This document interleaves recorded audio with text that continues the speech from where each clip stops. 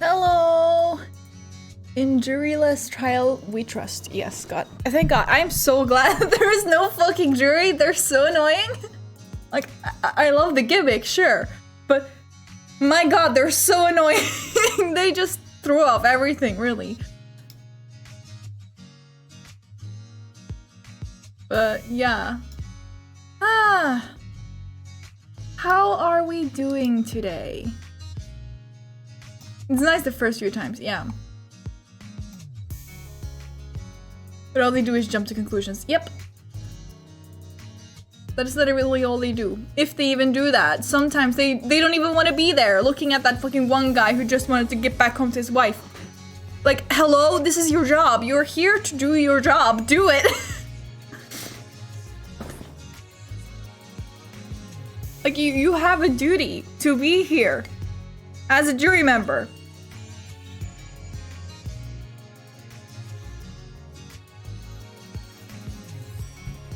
He's just so quirky, you know? Like, I don't want to be here. Why am I even here? Like, bitch.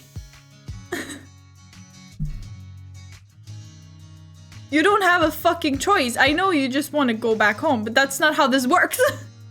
He had to earn money or his wife would beat him up. That's true. That's true.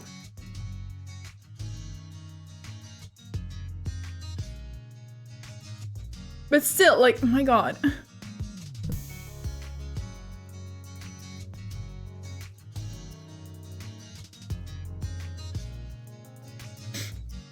Still, he was annoying. Why did you vote guilty? I don't know, man. Just get me out. That was pretty much his character, to be honest. I feel sorry for him. And they can never stick on topic, right? They always change the topic. And they're like, oh, that's why. It was never like this is my day. Like, that's not the fucking question. Hello? Also, this literally happened in your day. What do you mean? Like... In my day. Fucking shut up.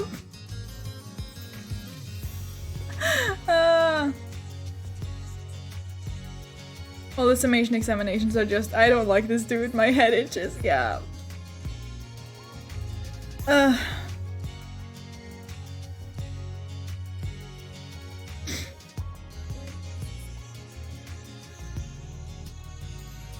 my God. I'm so intrigued by this, like, episode in the game, like, in general, because, like I said, it has one investigation part, then two trial parts, and then it ends on an investigation part. Is there even, like, another, like, episode that ends on investigation?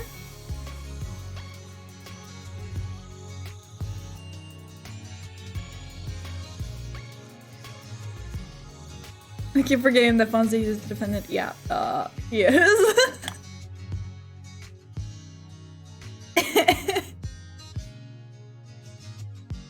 And we're up against Super Weeb Kazuma.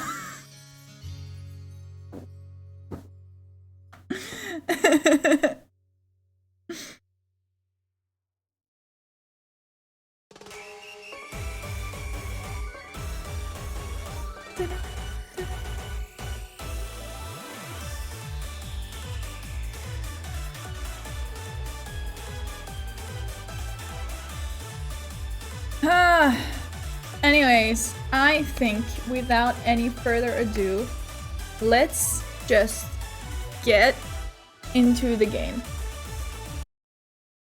Alright. My God.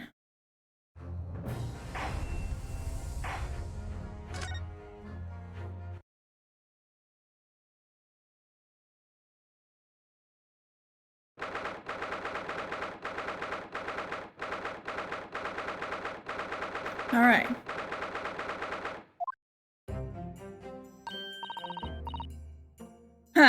Okay. Maybe I'm like, oh, we're going straight to Gina, are we? Oh, there you are, Ardo.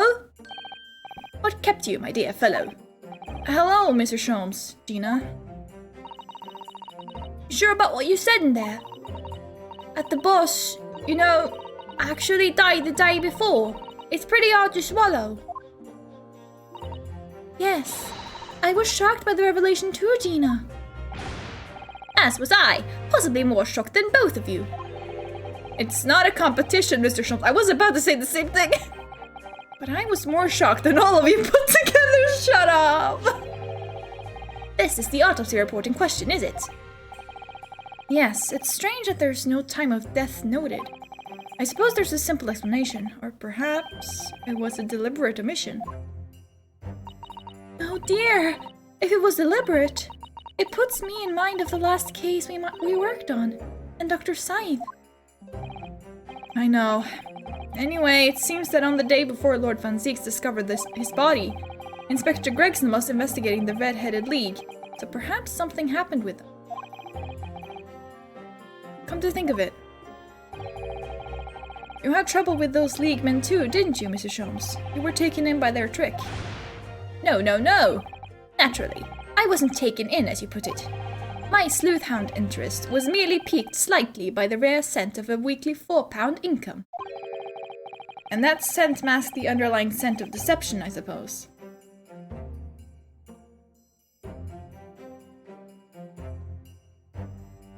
The only other chapter that ends in investigation in the entire franchise is the Kazuma death one, since there is literally no trial. Yeah, that makes sense. That makes sense.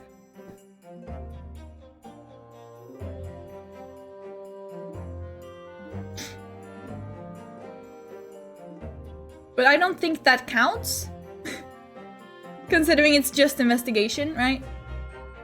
This one has both, but for whatever reason, we're gonna end on an investigation, which is really strange.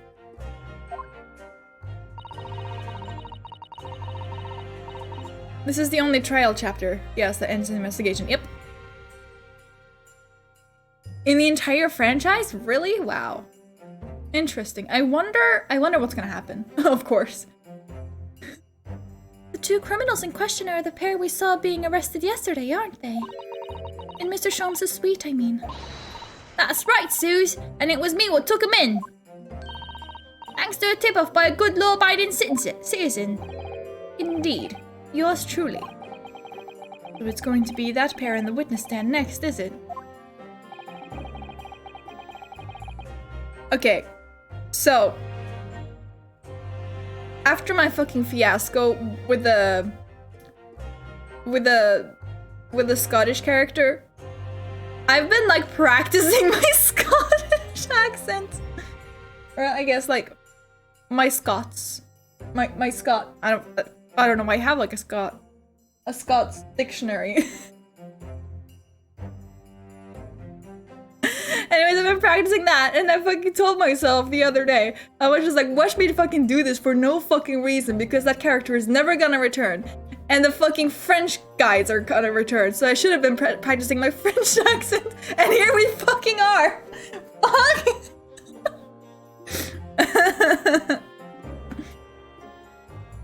Just make them Scottish!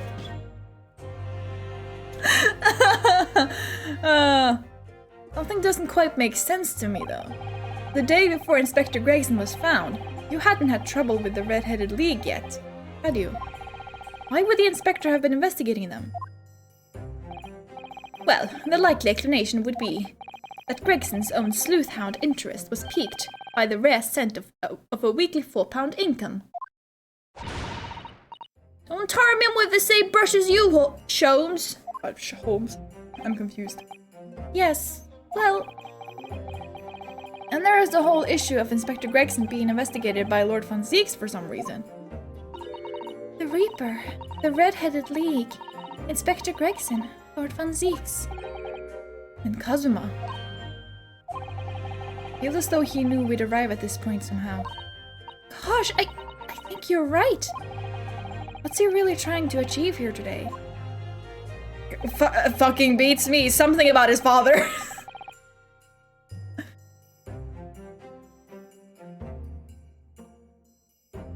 I think he is as convinced as we are that his father is actually innocent and he was framed for it all.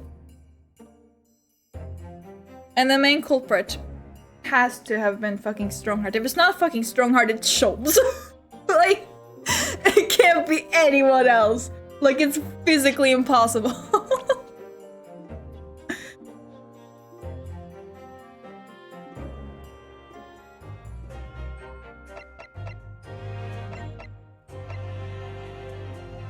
has to be him.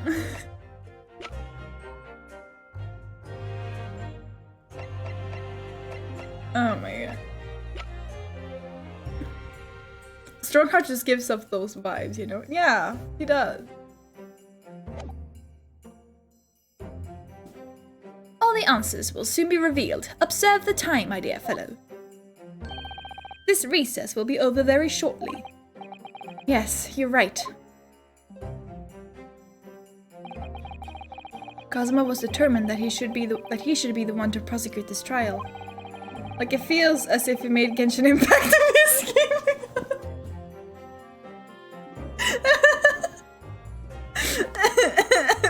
There is just something about that sentence that's really funny to read. And he was determined that I should take the defense. Just what is it that he's hoping to make me see, I wonder? I get the feeling we're a long way from the end of this trial yet. Yeah, so my suspicion that this episode is like split into two is probably true. Or it would be really fucking strange. Are you ready then, Mr. Sato? Yes. All right.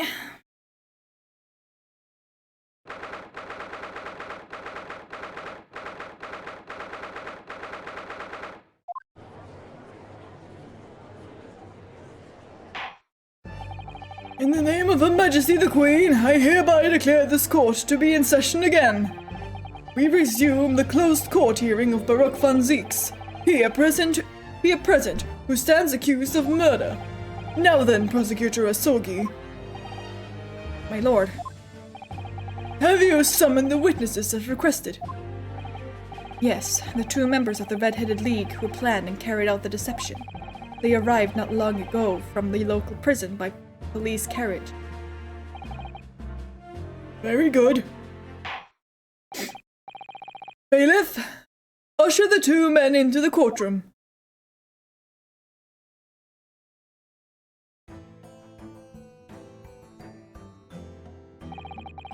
These two men are currently being held by the police on suspicion of attempted extortion. You may omit your occupations, but state your names now for the court. I am.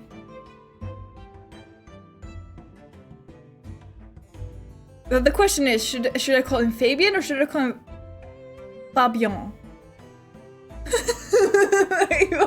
What? De Rousseau. A descendant of the great de Rousseau family from Nice, in France. Okay, so this guy is Italian. And my name is Peppino de Rossi. I am the third son of the great Familia de Rossi, the landowners from Napoli. The two men first became acquainted at a boarding school for European nobility. And those who graduate from Temsic are the future leaders of Europe. Are you saying that because he's eating spaghetti? No, because of his name. I didn't even notice the spaghetti at first, I'm not gonna lie. I didn't even realize. Oh my god.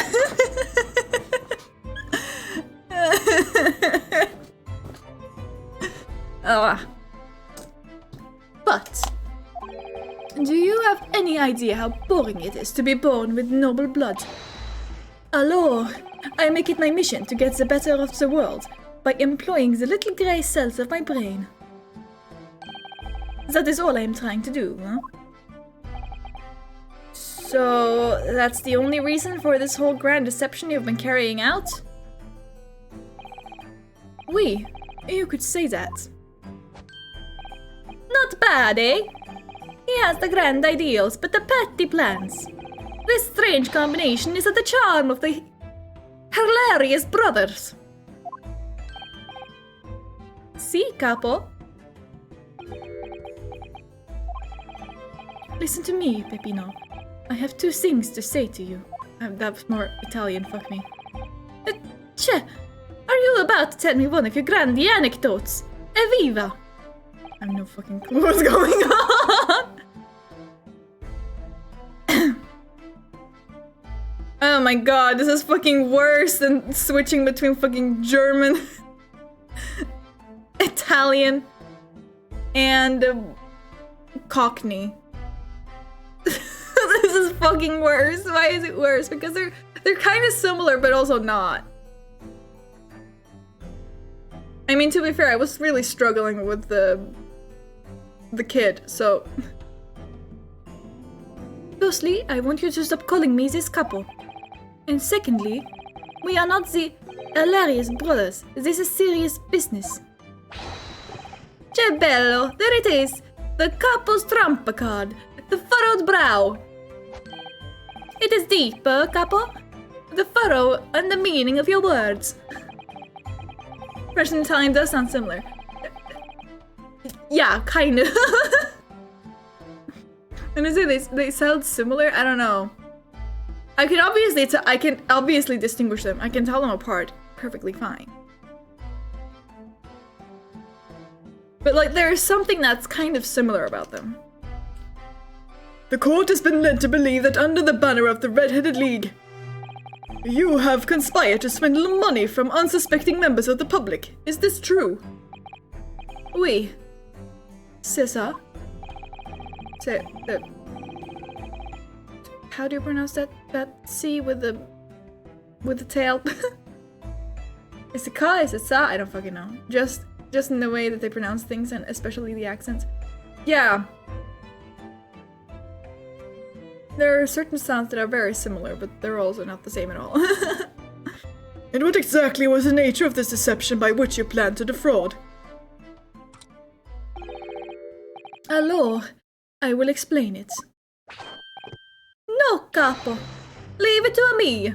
I'm just thinking Mario for I'm not gonna lie. As you see, we both had the vivid red hair, no? At school, we were teased for this without pity. The capo here, he was many times behind the schoolhouse, crying like the Trevi fountain. Where those dogs? On the day the world will respect us redheads. I can't do an Italian doing a French accent. Your inner crispy rat.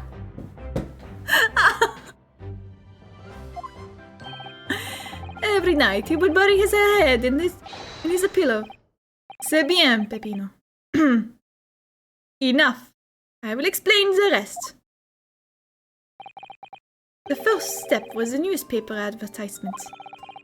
About 1 week before the plan was put into operation, we listed the same notice in every paper in London. I'm trying so fucking hard. I'm also thinking about this one, I guess, TikToker, though I don't use TikTok. I literally just see his fucking TikToks, you know, on YouTube all the time.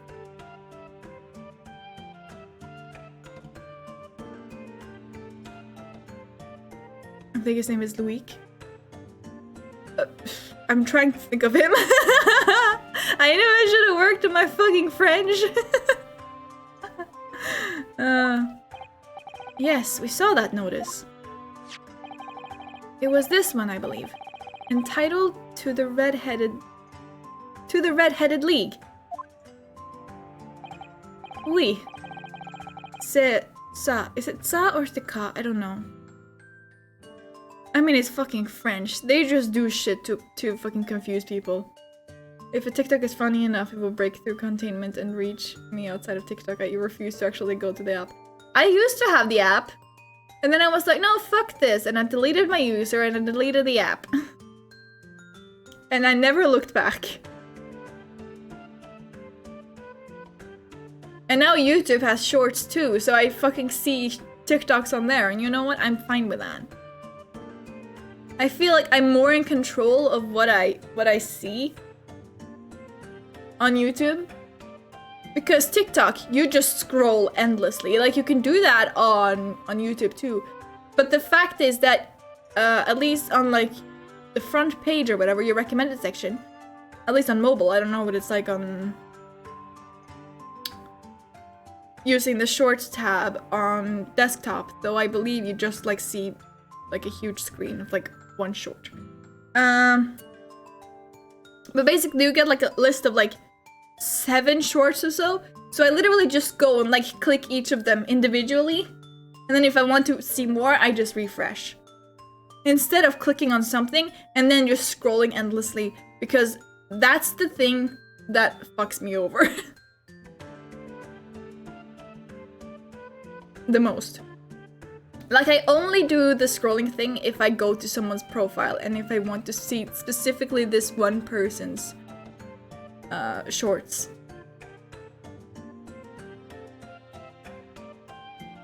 I am honored that you have seen it. It states that the only condition for joining the league is having flame-colored hair, and that if you satisfy the interview panel and are admitted into the league, you could receive a weekly income of £4. On the date specified, red-headed hopefuls gathered in droves at a park specified in the advertisement. And from each person present, this pair took an application fee of 5 shillings.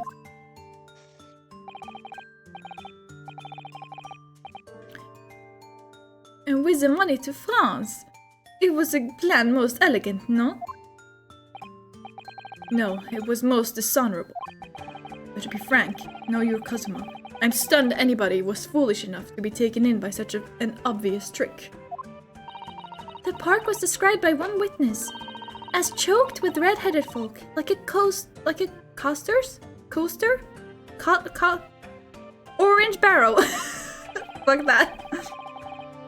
And the day on which all these men gathered to apply was the day before the victim was discovered. Crucially, these 2 men spoke face to face with every single person present that day.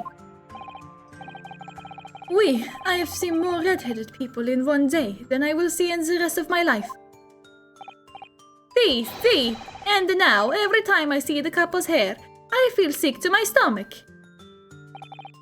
Anyway, why have we been summoned here today? Sorry? The date for our trial was not until tomorrow, I was told.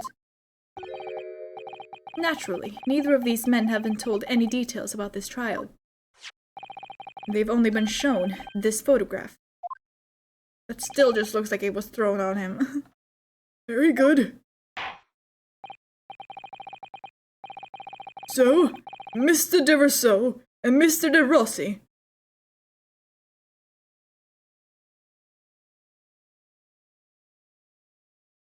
I get it. I mean, I don't, but their names are kind of similar. You will now give your formal testimony for the court on the subject of the gentleman pictured in this photograph. Of course, we are always ready to help with the law.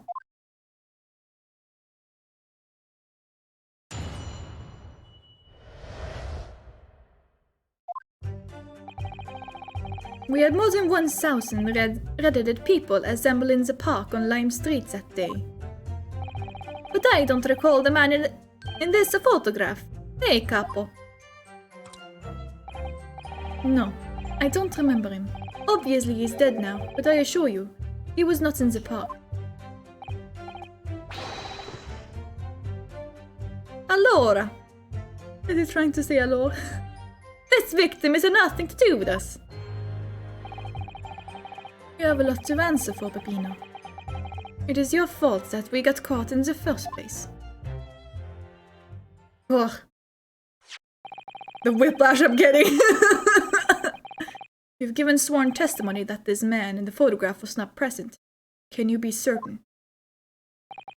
Oui, I am quite certain. We did not interview this man. Nobody looking like this came to the park, this I can promise.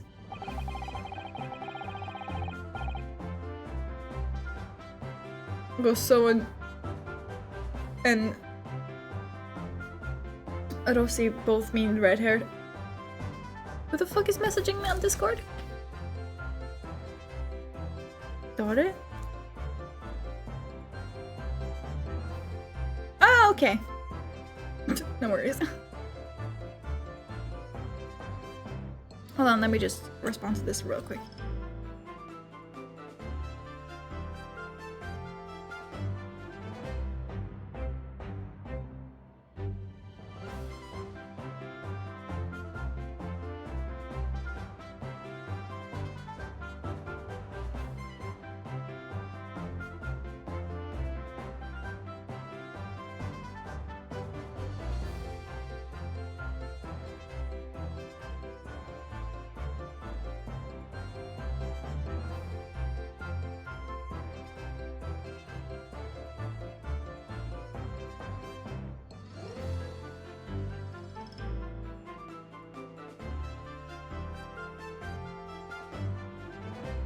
There we go.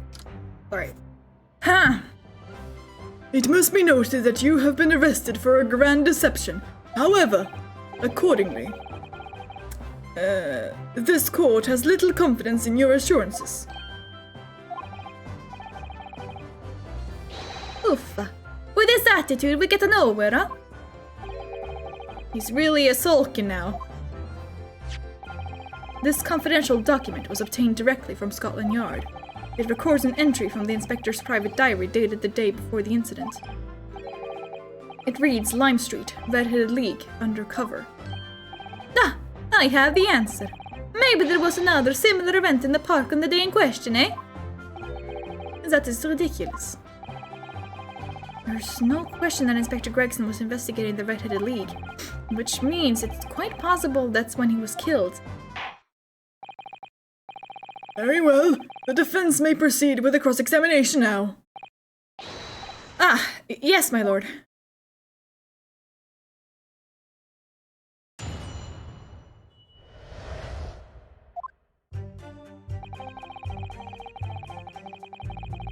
More than 1,000 red-headed people assembled.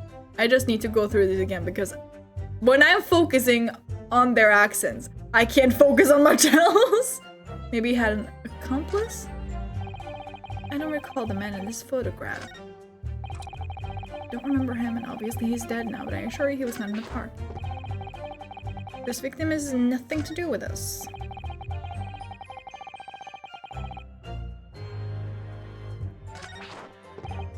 I'll just go through and press everything. That usually seems the way to do it. 1,000 people? That's a very big crowd. It was quite a spectacle. Cadets had come from all over the capital. See, the capo here, he has the magnetismo animale, eh? Nobody else could attract so many people. If I could be born again, I would be the capo. All those people wanted was the money, Peppino. The £4 per week. Are you suggesting that you spoke personally with all 1,000 applicants?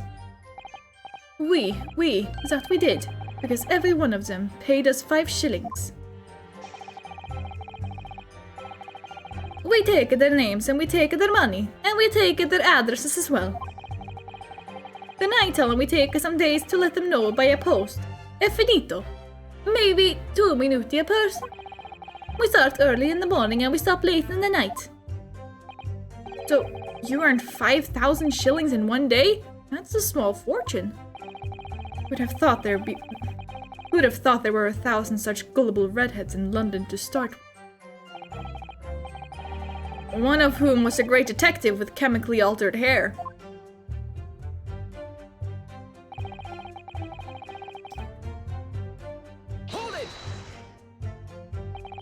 It doesn't look at all familiar. Hold on. Oh, let me just take a look at the picture real quick. Interesting.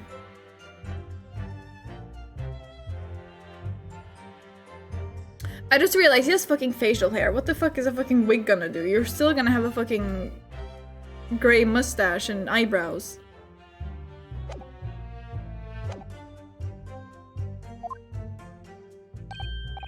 No, I don't think so.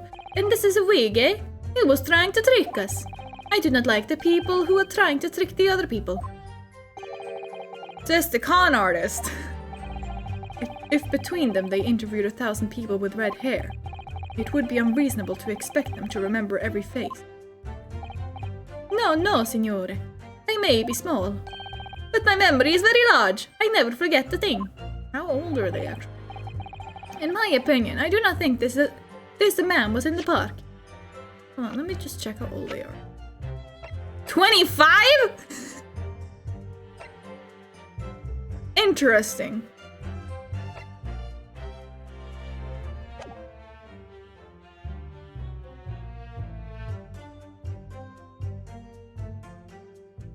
Everyone paid about £3. Damn.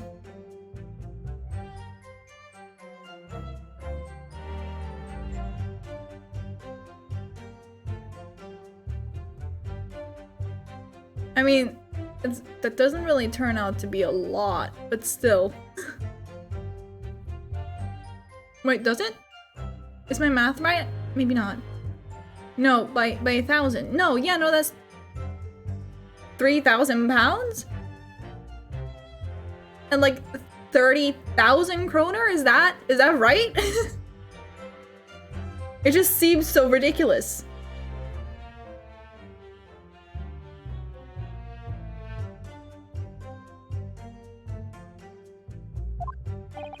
But he's not going to give the court a definite, it seems. Capo. You didn't see a man like this, huh? Hold it! But according to what you've said, you spoke with 1,000 or more people that day. That is like a whole month's salary for a semi-well-paid person. Yeah. Damn, that's crazy. Oui, that's true. My eyes were burning by the end of the day. Surely then you can't actually remember every single face. How are you so certain that this particular man wasn't present? Normally, the red-haired... Press! Thank you so much for the follow! Welcome in, welcome in.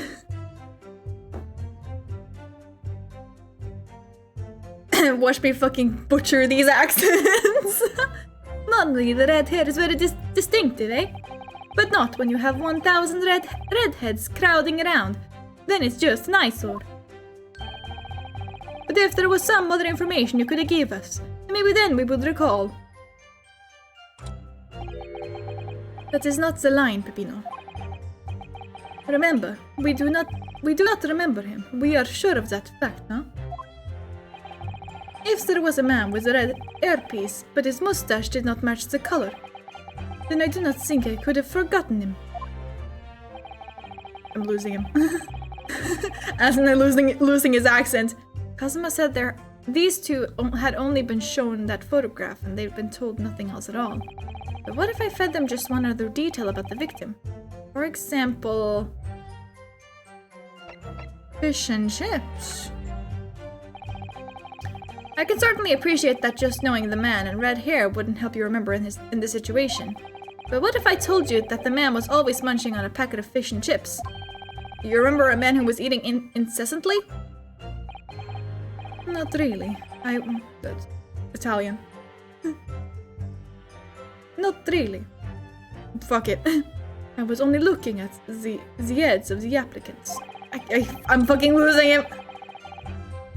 I wouldn't have noticed the fish and chips any more than the caviar and smoked salmon. Or spaghetti. Me, I love spaghetti. Really? I had no idea. Tell them again what you said before, Peppino. Si, capo, si. I say it again and again. I don't think it was the fish and chips. Let me do that again. We'll try something else.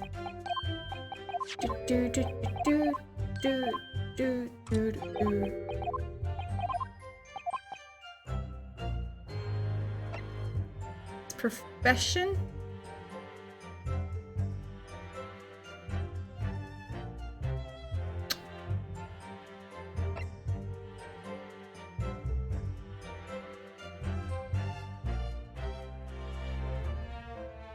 They took everyone's names! Oh yes, of course, you're right! I can certainly appreciate that just knowing the man had red hair wouldn't help you remember in the situation. But what if I told you that the man's name was Gregson? The man in the photograph is a Monsieur Gregson. Yes. Names, they are boring. I did not listen to any of them. Oh? It was not a real interview, huh? It was just for a show. Why would I remember the names? You... That's right. This changes nothing. The man in the photograph was not there. And we have already said. As we have already said. I see. It seems there's a little to be gained from pursuing this point further. Tell them again what you said before, Peppino. Si, capo, si. I say it again and again, okay?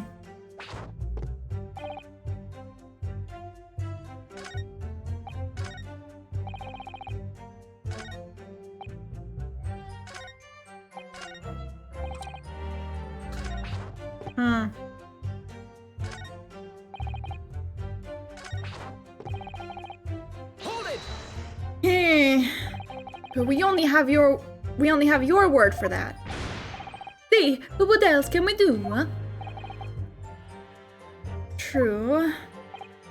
Oof, we are not having much fun these days. First we are arrested, then we show the terrible picture of a dead man.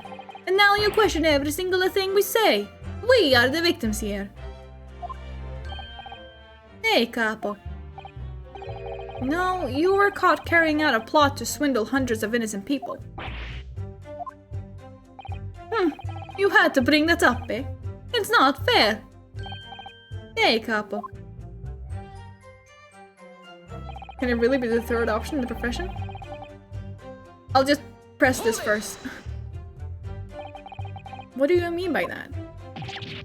Cavolo! You promised not to say, eh, capo? After we had taken all the money that day, we should have left the country.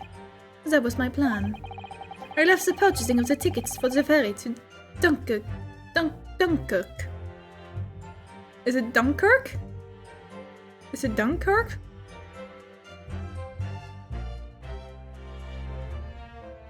To my companion here. But he bought them for the wrong day. Oops. See, but it's an easy mistake to make. The 31st. I have no sympathy for you. We were an whole day late for the boat because of your stupidity. And it's only because of this that the so-called great detective caught us. Capo, you know what I think? He said detective. No one's ever told them that this was a detective. This is the work of God. It's a holy punishment, eh? Pino, for the last time. This is not a holy punishment. This is only your fault. Nah! Don't blame God for your unholy mistakes. You are making me sick with anger. Maybe I make a mistake. But when it's time to eat the pasta, no one is a faster. It is Dunkirk. Dunkirk? It's the French spelling. Interesting, I didn't know that. Today I learned. And I've seen the evidence. They haven't told us much, we didn't already know. Okay, whatever. Do you think? Post Inspector's diary, it seems likely that he must have gone to Lime Street, and yet these two both claim they didn't see him. They don't appear to be telling lies. They're experts in deception, don't forget. Sounding plausible is their specialty. They may be lying simply to avoid being implicated in this case as well. If they were truly experts in deception, they wouldn't have been caught. Well, yes, you do have a point there. Seems to me like we need more information. Yeah, okay. So yeah, it is profession. Hold it! Go through this again.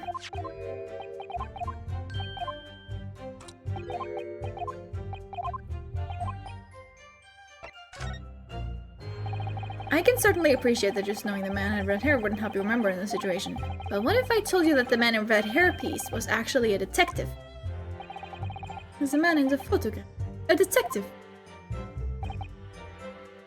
Yes. It would appear he found your notice in the paper suspicious and decided to investigate incognito. Sorry, but this changes nothing. Okay. Excuse me. Something to add, Mr. De Rossi? See, I am always adding something. Parmesan, olive oil, pepper. What I mean is, did you not agree with your friend's last remark by any chance? What did you just say? What about the detective? Yes, that. Keep your mouth shut, Peppino. You have said enough already. But why, Capo? What is the problem? There was a man who said, I am an inspector from Scotland Yard. What? Good lord! He just showed up like, I am an inspector? Order! Explain this vault face.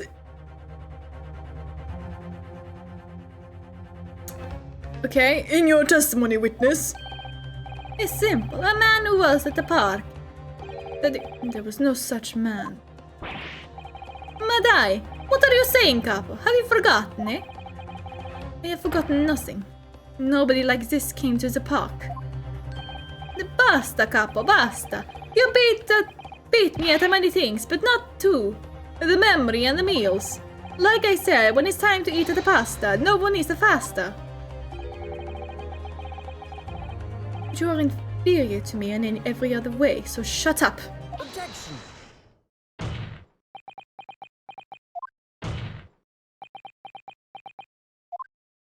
Oh my god, twinsies! What the fuck? Okay, the damage is done. Indeed it is, sir. Ah, well...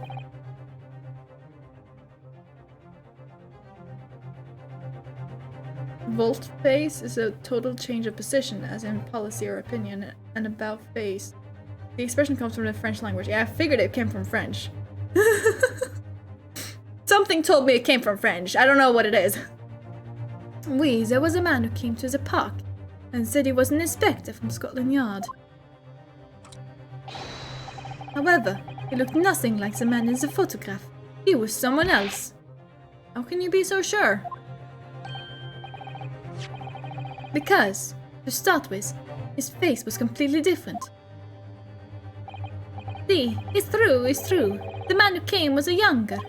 His face was clean shaven, his eyes were sadder, his chin was thinner.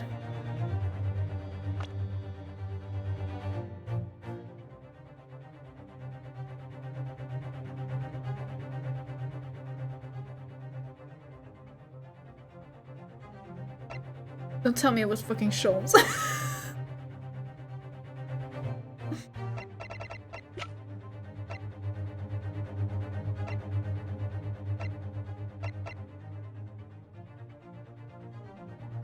No! Vigil! He was sadder, right? It's the missing husband, 100%. Oh my god.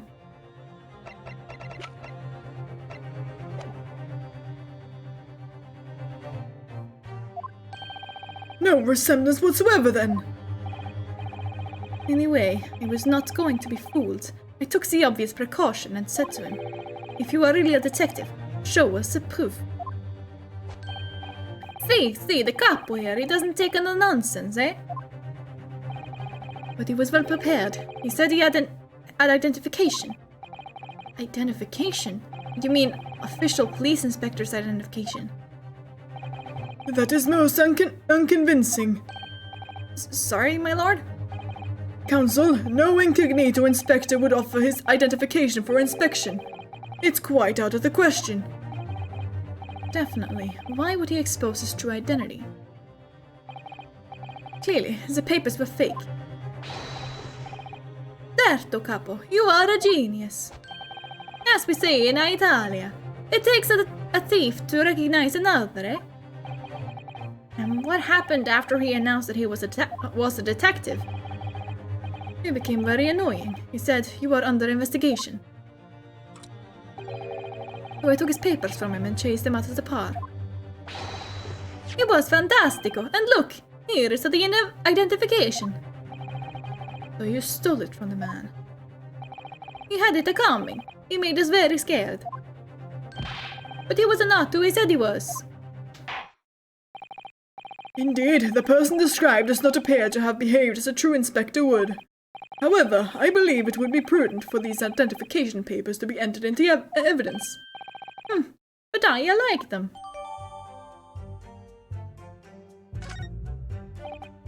Now, let us return to the witness's testimony. Okay.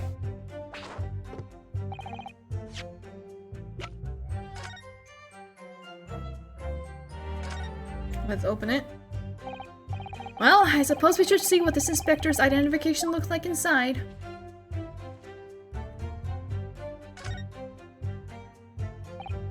Yes, it definitely looks fake, doesn't it? Out of interest, what name is given? Probably just something plucked out of the air. It's Tobias Gregson. Yeah, totally plucked out of the air.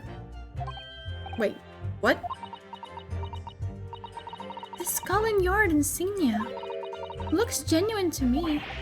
But how? And the department and identification number details are all correct as well. Since when have you known those? Do you mean to say... I know it seems incredible, but yes. I think this is a genuine identification book issued by Scotland Yard. But that's unbelievable. This is the real thing after all?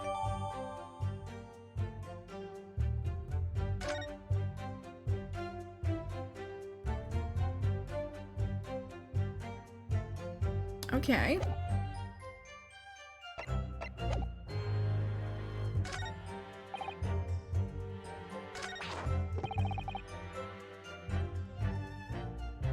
Why did it take me here? Well, because I pressed this, isn't it? And then it just took me... Okay. Took me further. Okay, that makes sense. That makes sense. I'm aboard now. Now what?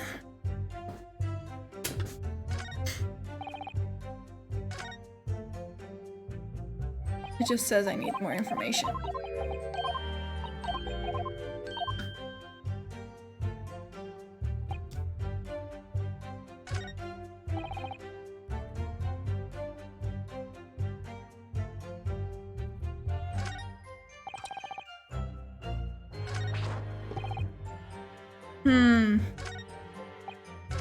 I guess I'll just press everything again and see what happens.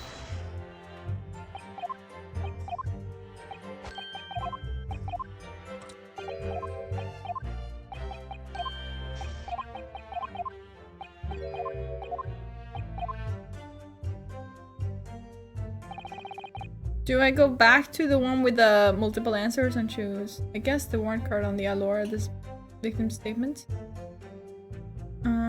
Since they have his warrant card? Okay. Okay.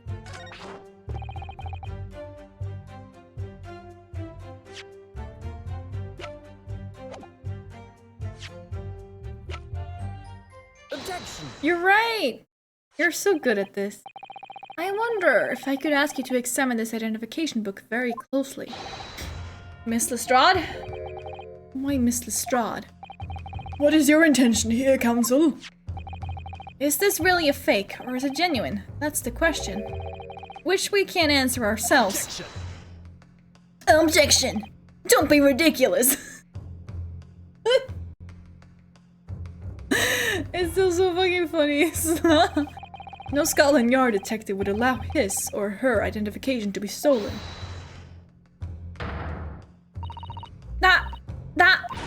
That is the buzz's! No question about it! Can't be. As I suspected. The undercover detective who attended the Red-Headed League's enrollment on the day in question was the real Inspector Gregson, carrying out an incognito investigation. Zoolog. Okay. Order! But if the boss at the night has his or someone who had his badge, yeah. But again, what was it? Who said? Kazuma said, no Scotland Yard detective would allow his or her identification to be stolen.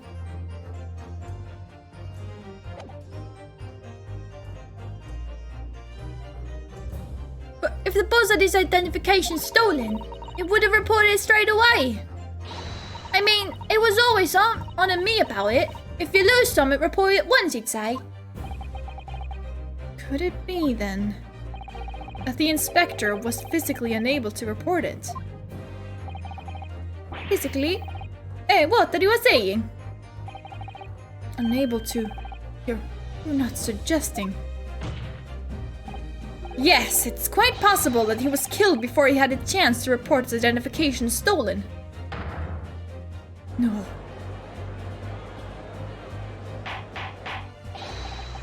Order! But how does that explain the wig?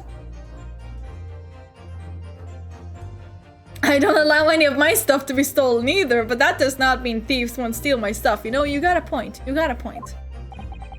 A defense posits that the victim was killed the day before his body was discovered at a different location. Do you two have anything to say about that?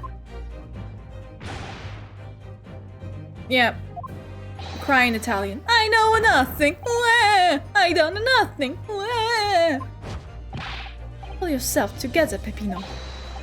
Mon Dieu, you can't behave a little more like a master criminal than... You can behave a little more like a master criminal than that, no? Now I wish I had returned to Italia. Stop crying, Peppino, please. Otherwise,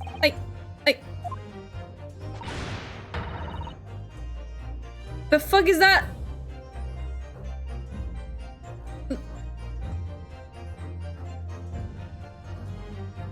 Lume? I don't know. Stop your whining and start talking. Well, I believe the court will need to hear your story in considerable... I know nothing. I don't know nothing. Peppino reminds me of that evil guy from Luca. You will tell everything, or face the worst possible outcome.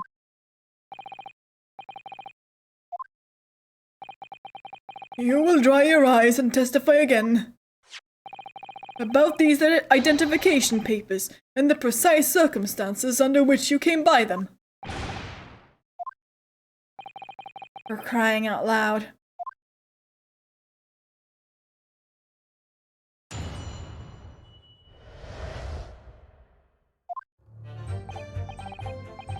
The truth is, we took him prisoner and kept him for the night at our secret hideout. Even though I didn't think he was a real detective, I was too scared to let him go that day, just in case. We took the man's identification from him and shut him in the room next to ours.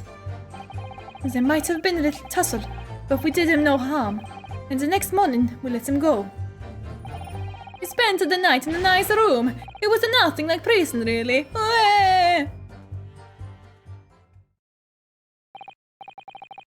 This is outrageous. You imprisoned the man. But no, it was not like a prison. It was very comfortable and calm and happy. Hey, capo. It was never part of my plan, I swear it. Oh, so you think it was my fault, eh? And that is why Vigil did not come home? Interesting. Just because I got the date of the ferry wrong, by one little day. I do not think it was your fault, Peppino. I know it. No. Per favore, capo. It is not fair. We shall have plenty of time for squabbling back at the prison, gentlemen. I don't believe this. How could he have been a real detective? Counsel for the defense, proceed with the cross-examination. Alright. So on the day before the incident, Gregson spent the night confined in this pair's hideout. It wasn't Gregson though. Use your brain, please. They said he had a different fucking face. And they're like, so Gregson. No, idiots.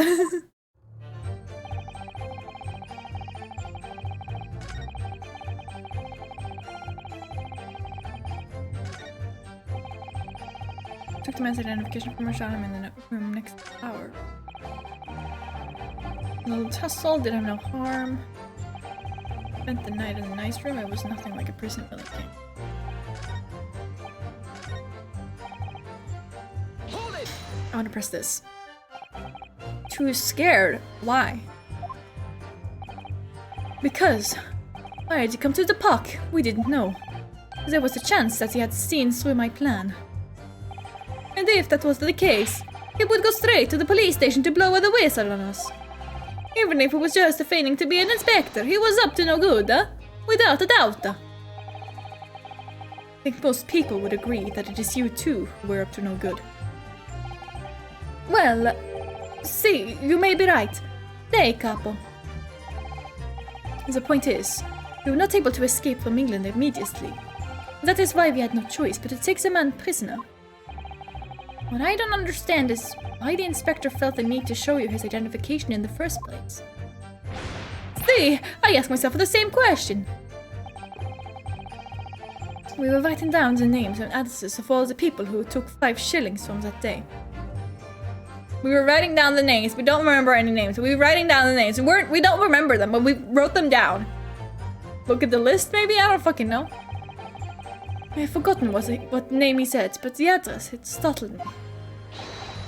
See, address, Scotland Yard, Homicide Division, he said. What? He probably didn't like your face, Peppino. Anyway, I was not rude. I just politely asked him why he had said it. And that's when he started to say he was an inspector. Not long afterwards, he took out his identification. What was Inspector Gregson playing at? Tell the court what happened next. You took him back to your hideout, you say. See, we did! Okay,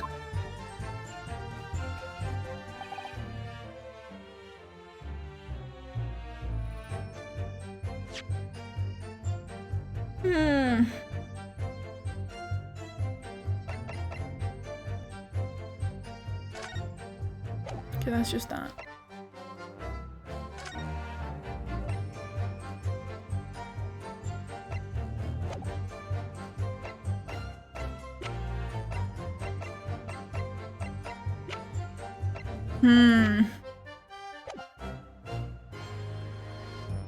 Hold it!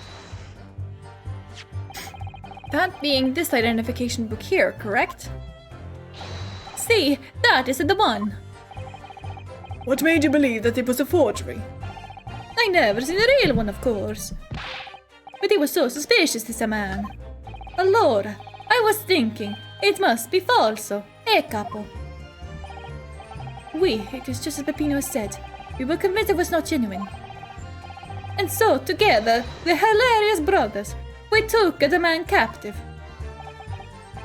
What we did was show him inside a locked room. Then we made preparations to transport all of the money. In for a penny, in for a pound.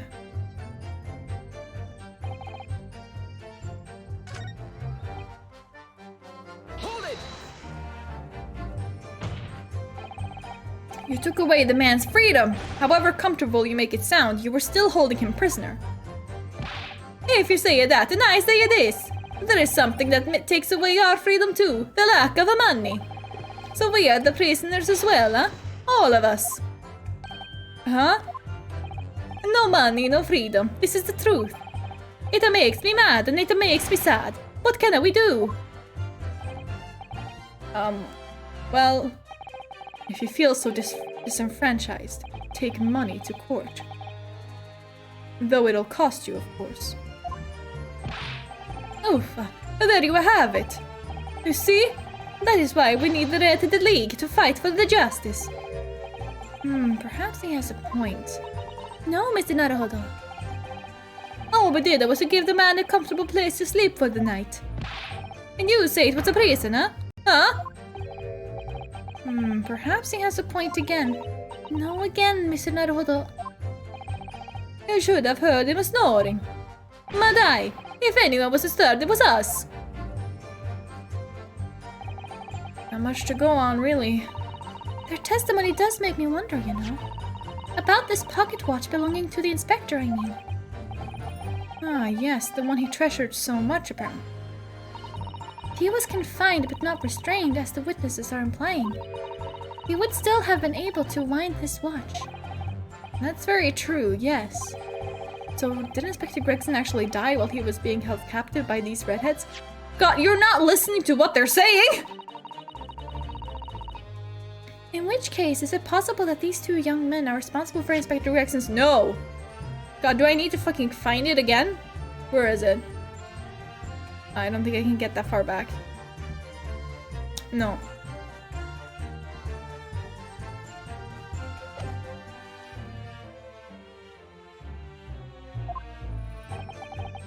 To be honest, I find that hard to believe. Perhaps we should try and find out exactly what happened.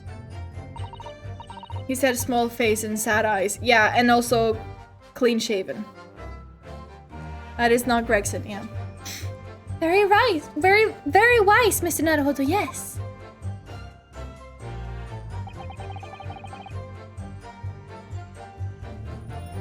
Press everything. Do you realize what you're saying? You have to believe me. I never intended for that to happen. And I'm sure the detective did not intend it either. Do you think? But there was nothing else I could do. See, nothing else. This was the first time for the capo. He was at the end of his wits. I have told you before, Peppino, that is not the way to describe a criminal mastermind. What about this hideout of yours? An old empty house behind the park on Lime Street. We rented this place for 2 days. It was an inspired idea by the capo here. An impulsive idea, I would say. No, not impulsive, inspired. Hey, capo. What am I supposed to say to that, Peppino? And it wasn't the house described that you confined Inspector Gregson, was it? You have to remember, I was under the impression that he was a pretender, not a real inspector. That doesn't quite add up, though. You didn't think the man was a real inspector. There would have been no reason to take him prisoner, would there? No, you're right. But we couldn't be completely certain. Even though I didn't think he was a real detective. Okay, scared to let him go. Men's identification, we did. Hold it! It's a tussle. What do you mean by a little tussle exactly? Oh, it was nothing. Just a minor incident. The falso inspector, he was the real piece of the work. Hey, capo. What happened? Oof, it was a disaster. We gave him a nice room, and what does he do? In the middle of the night, he tries to escape through the ventilatore. Can you blame him? We chased him, being Sue, and we caught him again.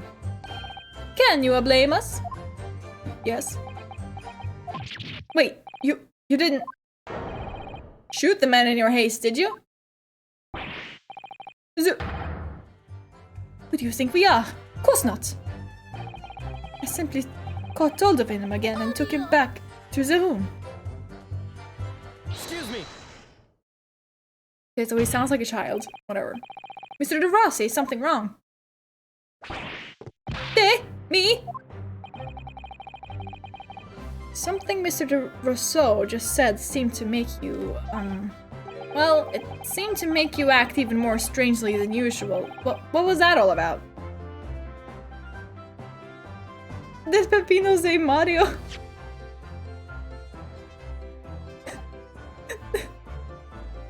I don't know. But it looked like the fucking Mario thing when he jumps up and like hits the boxes. Cavolo, at times like that, you don't want to have the capo after you, believe me. And I speak from the personal experience. Personal experience? That is enough, Peppino. There is no need to say more. The truth is, the night before we put the Red-Headed League plan into action, I was scared. He was not fair to the capo, but I tried to run away. It's a shame you didn't manage it. But the capo here, he came after me like the turbine, huh? And he dragged me back to the house, kicking and screaming. I still have the bruises to prove it. Nay, capo. Bruises, you say? Da, you wanna see, huh? You wanna see my fantastic bruises? It's enough now, Peppino. No one wants to look at any part of you.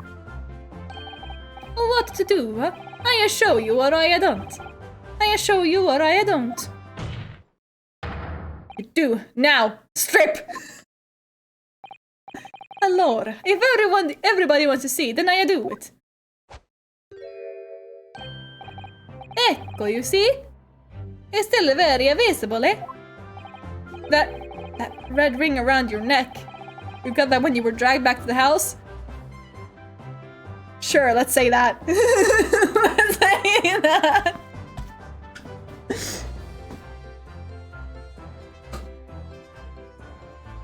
How the fuck was he dragged back to that? That looked like he was almost fucking strangled, right?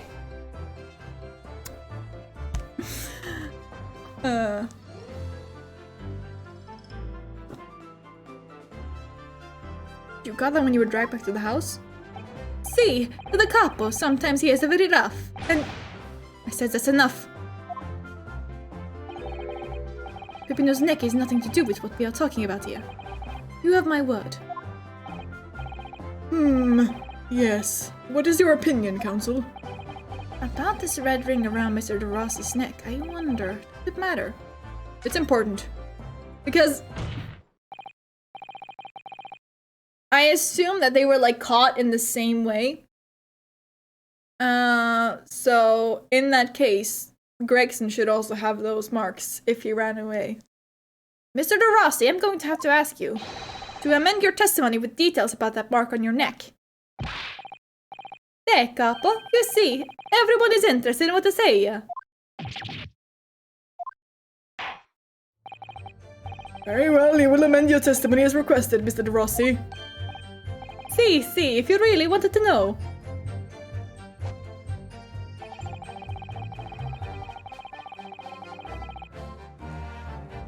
Oh, a collar, you say? Damn, I didn't know he was a freak like that! What the fuck? Fucking no holds barred. Hold it! Kinky? Yeah. Are you saying that red mark was caused by... See, a big collar. Made from the leather. A leather collar? It's just like, oh no. Fuck, I really don't care about these guys' kinks. I don't want to know anything. Is this true, Mr. De Rosso? Leave the man and his kinks alone.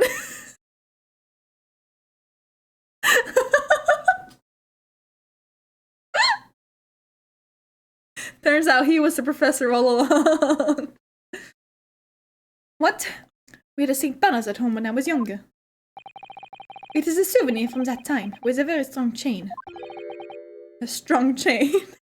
Cousin, are you interested? And you put that around your friend's neck? No kink shaming in court. I'm sorry. I was so angry that he was leaving me alone. I did not have to tie the chain to the leg of the bed, though. I would not have tried to run again. What the fuck is this?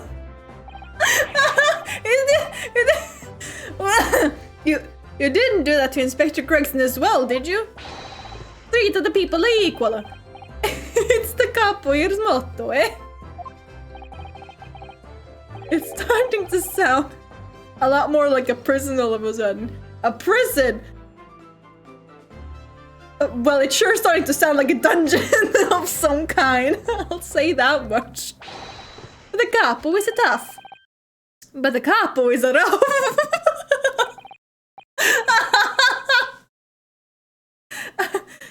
I shouldn't have done it. So, the following morning, when you released the inspector, he had the red ring around his neck, just like me.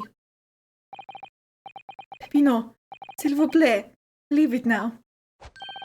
Now you know, the capo here, you don't want to tangle with him, eh? But for the inspector, it's not so bad.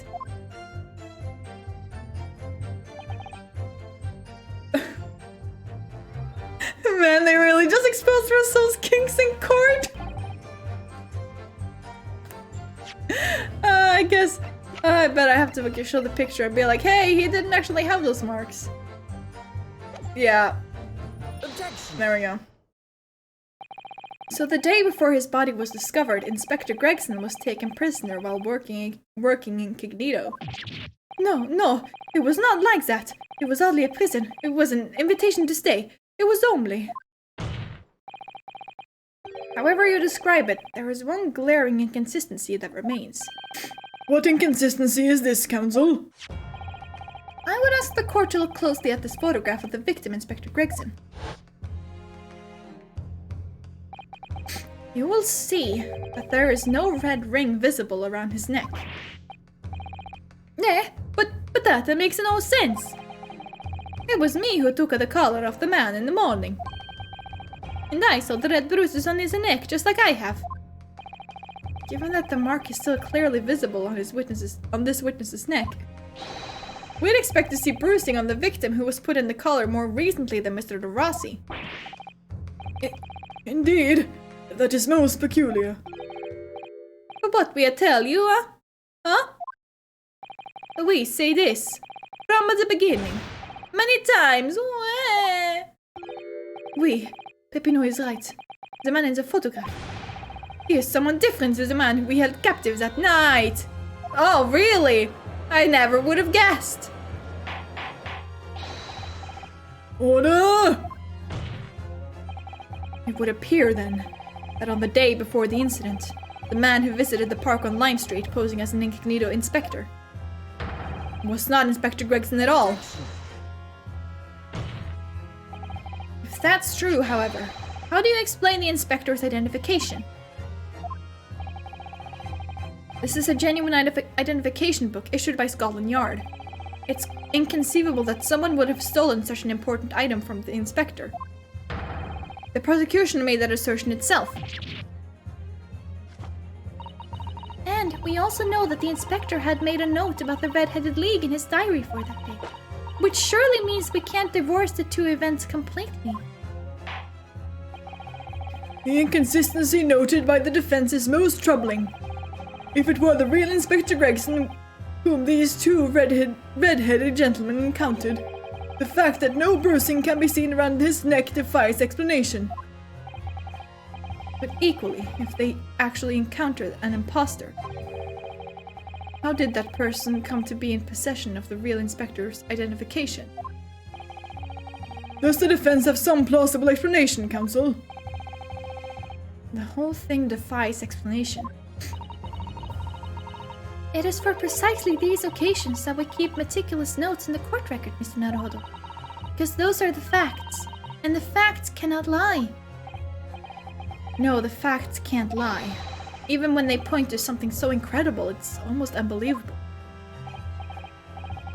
Well, my lord, the true identity of the person who turned up in the park for the Red-Headed League's enrollment is revealed by information in the court record, I believe. Good gracious! Very tantalizing, Mr. Naruhodo. So why don't you help us all to see whatever truth it is that you've apparently seen? Who exactly was this inspector that appeared before Mr. De Rosso and Mr. De Rossi?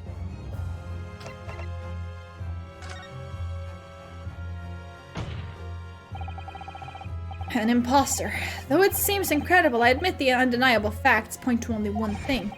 since no bruising can be seen on the victim's neck. The person who these two red-headed men took prisoner that day cannot have been Inspector Gregson. In other words, your whole argument up to now has been a waste of time.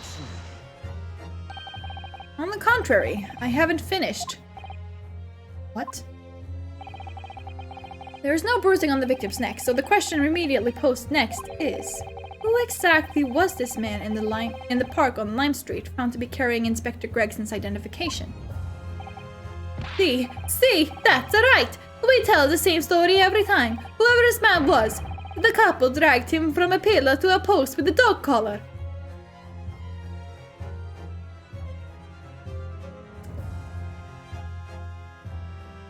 And I thought the time where they tied Athena up and she was like, Apollo, you don't like this, do you? You're not into this? I thought that was bad. What the fuck is this? I did not need... Mon Dieu, Peppino. I was not so harsh as you say, huh? So who was that falso inspector, eh? Who was he? Clearly, the defense has an idea about that. About the true identity of the man these two imprisoned that night. I must ask the counsel for the defense to elaborate post-haste.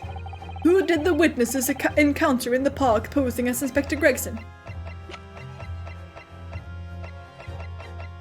Take that! It's surely no secret. This is the identity of the imposter. Really? On what grounds? Well, I said it was no secret, but... that part is! What? What? Huh?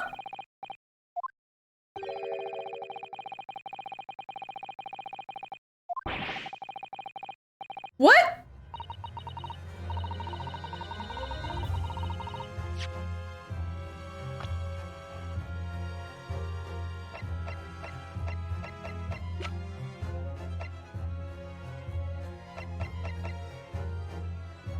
Oh.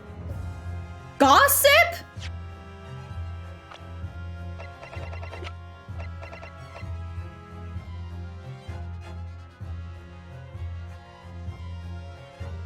What?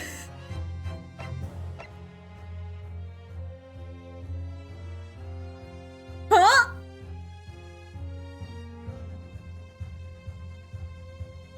What is happening right now? I have no fucking clue.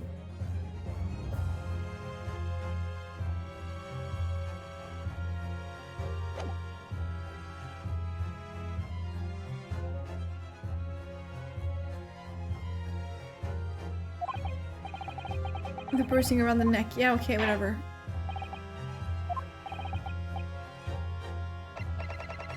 That just raises more fucking questions. What? Take that! Goodness me! Isn't that... One of the witnesses who was in the stand in this very courtroom earlier today. A nameless man whose only occupation appears to be peddling hearsay to passers-by. Objection! Objection! What on earth would a street seller be doing with the police inspector's identification papers? Witnesses, is this the man or not?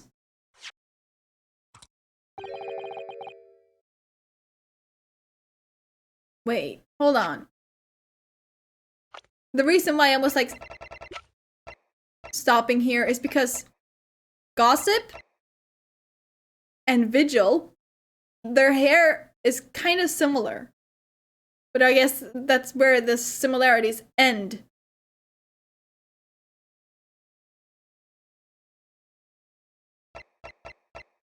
But like, if it's not that, then nothing else makes sense.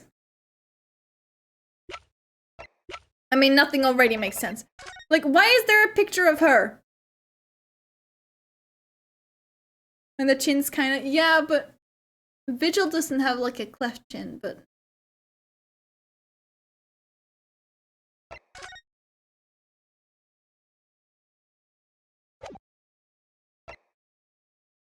like, why would there be a picture of her?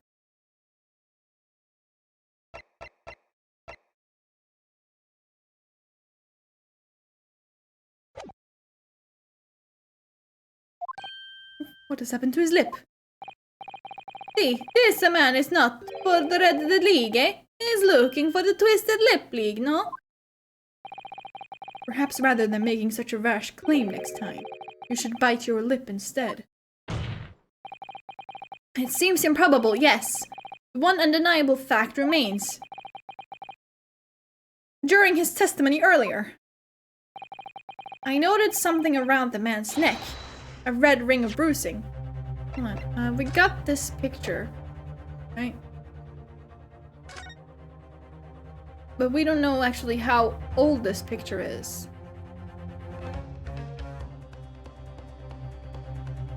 I'm guessing Vigil rented that room and was investigating the true professor. Yeah, I'm guessing so too.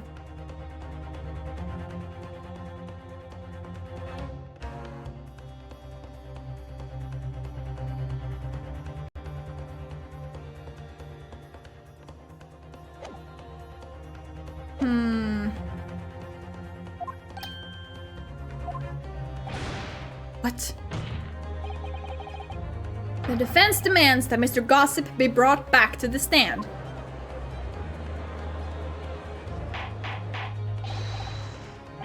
And either Gregson helped him or was like, the fuck is this? Yeah.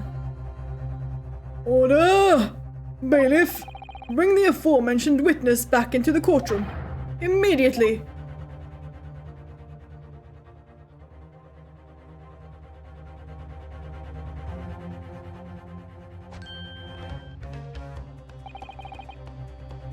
Look, we are matching! And Rosso is over there just like, fucking shut up, please! Leave me and my kinks alone! Well, I never. An undeniable ring of bruising indeed. And identical to that of the witness beside him. I'm still not gonna give him a voice, I just don't feel like it. Now what's going on here, eh? I've always had this me. It's a birthmark, isn't it? In it. Yeah, sure it is. A birthmark, you say? I assume the reason you've been recalled to the stand has been explained to you. Something about an inspector again. And I'm telling you, you've got it all wrong as usual. You're denying all knowledge of it. Well, of course I am. Are you trying to kill me with all this nonsense, eh? Well, at least you'll have more stories to peddle back on Fresno Street, won't you? Now, we're going to need you to testify again. You, Mr. De Rosso and Mr. De Rossi. I'm sure you'll cooperate, won't you? Do we have any choice? We are in big trouble, eh, Capo? Gossip does not want to expose his sub-kink either! Stop! That's quite enough. Dilatory chatter. Proceed with the testimony.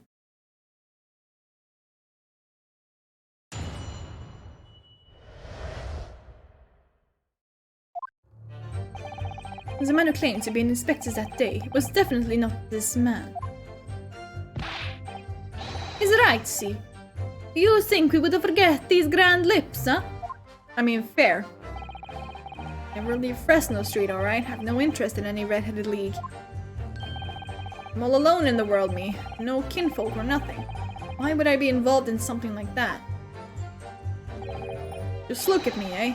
Does it look like I could carry off a disguise with a face like this? It would certainly appear that we have the wrong man. What have I been telling you, huh?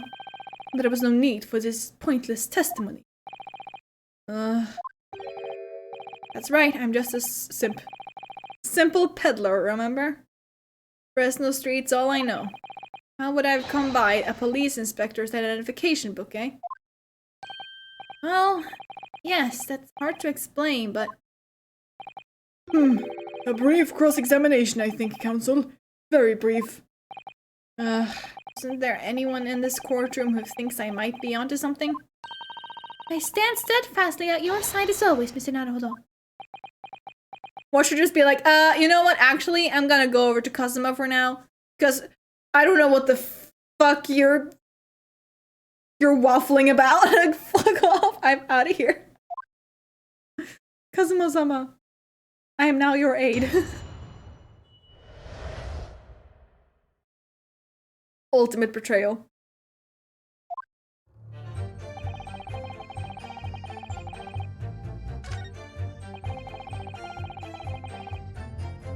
Susato slowly slides into the gallery, yeah.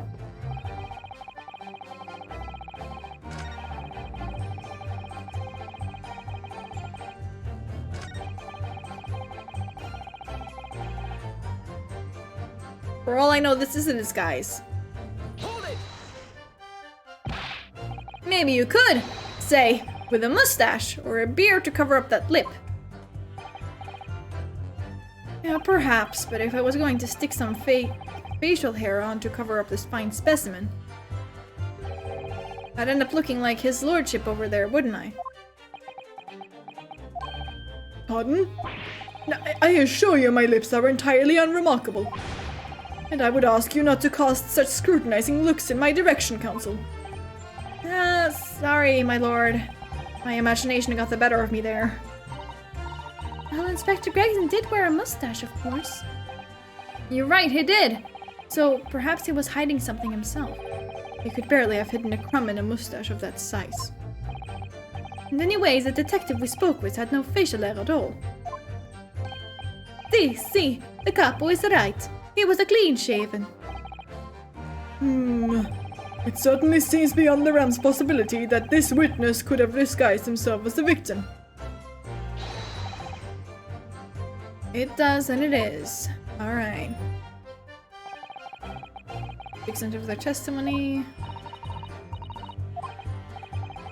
Mr. Gossip says this is undeniable. It would be all but impossible to hide those lips with any disguise. Perhaps yes, but nevertheless, the mark around his neck is equally undeniable. And it's identical to the one that Mr. DeRossi suffered. That's true, but why does this whole disguise idea just keep playing in my mind?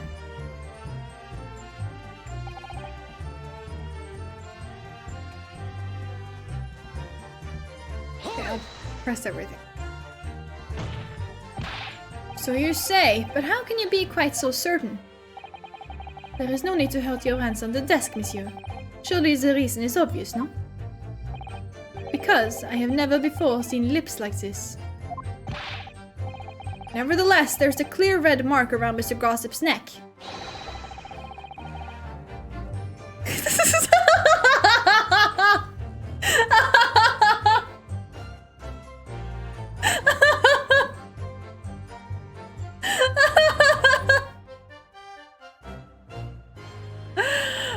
So true, bestie.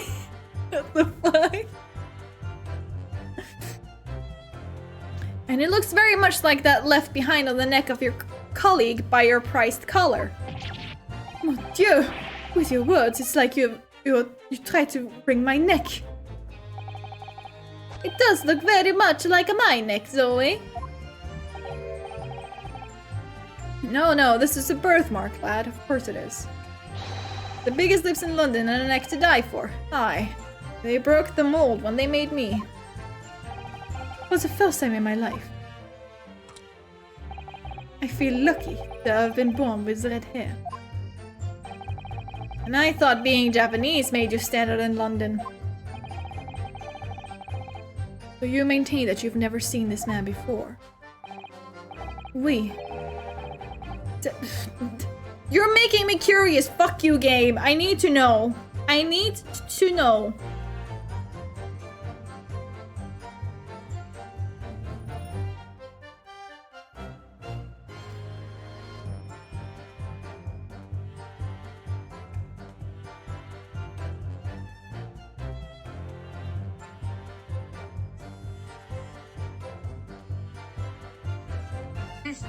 Sa, okay, cool. That's all I wanted to know.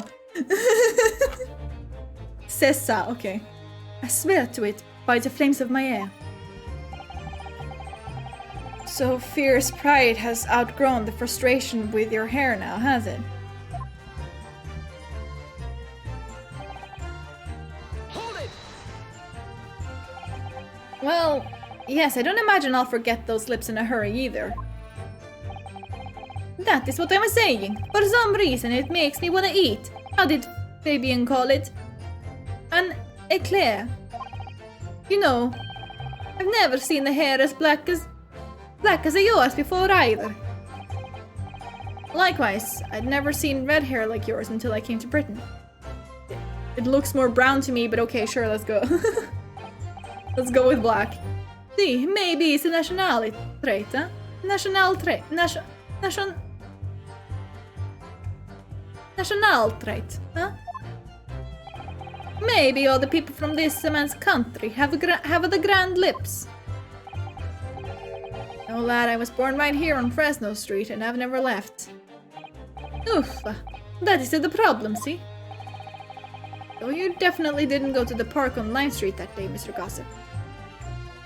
How many times do you want me to say it, eh? Hold it! So, you'd heard of the Red-Headed League, had you? You don't get a name like Gossip for nothing, eh? It's my business to know what's going off in town. I sold a tasty tidbit to a fair few redheads that came past me. Just between us, I even got Sandwich to cough up for it. Well, he does have a very red nose, if that counts. Who knows? But as you can see, my own hair's not got a hint of red in it. And in any case, Fresno Street's my patch. You won't catch me sidling off to some other part of town. No, sir, not likely. Excuse me. Okay. Mr. de Rousseau. Oui? Can I help you? Did Mr. Gossip's word just now lead you to remember something relevant, perhaps?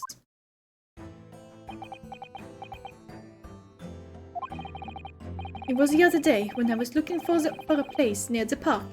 In a small house or something. To be the headquarters of your Red-Headed League, yes? I visited an housing agent on Lime Street, and there I saw him. This man was paying money to the agent. What? Mr. Gossip? With the housing agent? Oui, he had some kind of contract in his hand, and they were clearly discussing terms. But no, you're mistaken, chum. I never left Fresno Street, like I said before. You've mistaken me for someone else. Someone with the same face. No, the capo is right. I remember it too. He was paying the man with the banknotes. But notes. Like I said, that wasn't me. I was curious why this man with the dirty clothes had so much money. So I looked at the name on the papers. And what name was written? Mr. Gossip? No, this man. He lies. He tells you that he has no name. But in fact, his name is Hugh Boone, huh? He's better than Mr. Gossip, I think, see?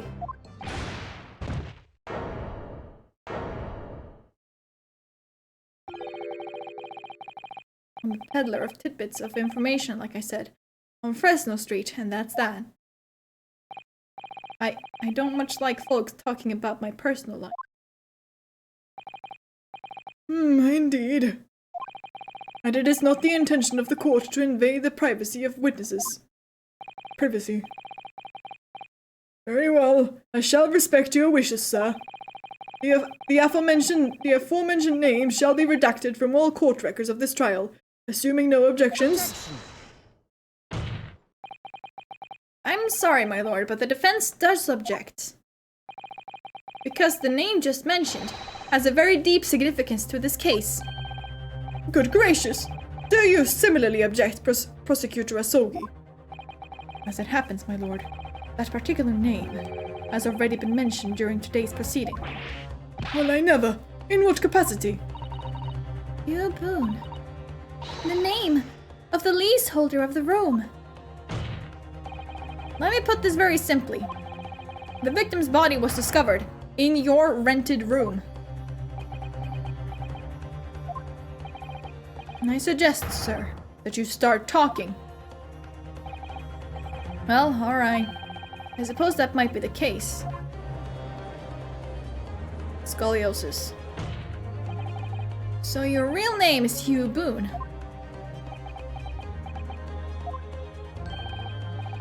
Just between us, I don't like to blow my own trumpet, but there's no finer peddler of tidbits in town. I happen to be able to afford a grubby little room in a falling down backstreet townhouse. I don't know who the fuck is who at this point. I'm so confused. What do they want?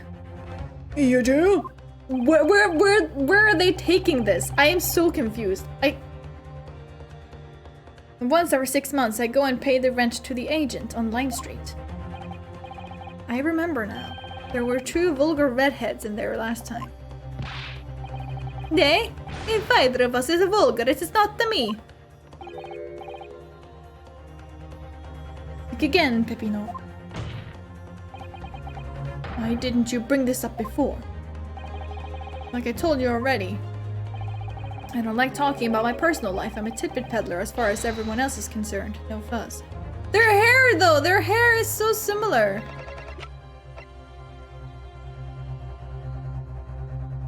Like, it's... like, I can obviously tell that it seems very much like a stretch. But also, their hair is really similar.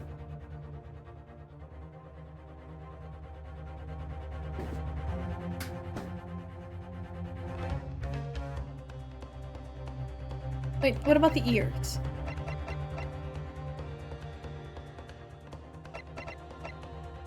I don't know.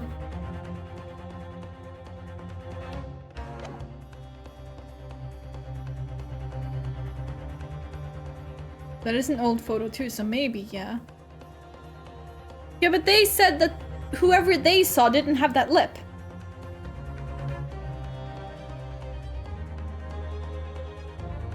Maybe he's just a master of disguise. We don't fucking know.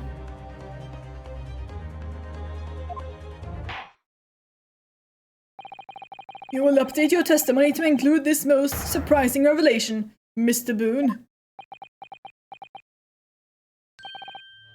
I must. So the leaseholder Scotland Yard has been looking for since the body was discovered has been here under our noses all along.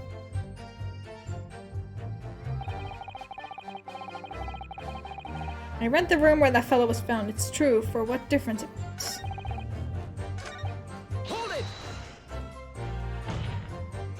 So, you live in that room, presumably, do you? No, I don't live there. What do you think? There's no bed, is there? Just a desk. Then, why would you want to rent it? Also, again, the picture. Why the fuck is the picture there?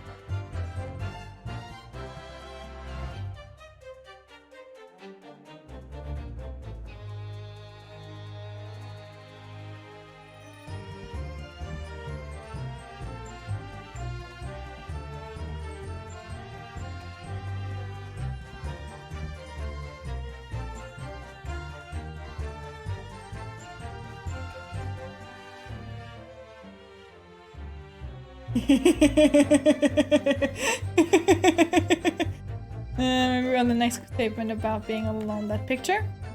Maybe. Maybe. I'll try that.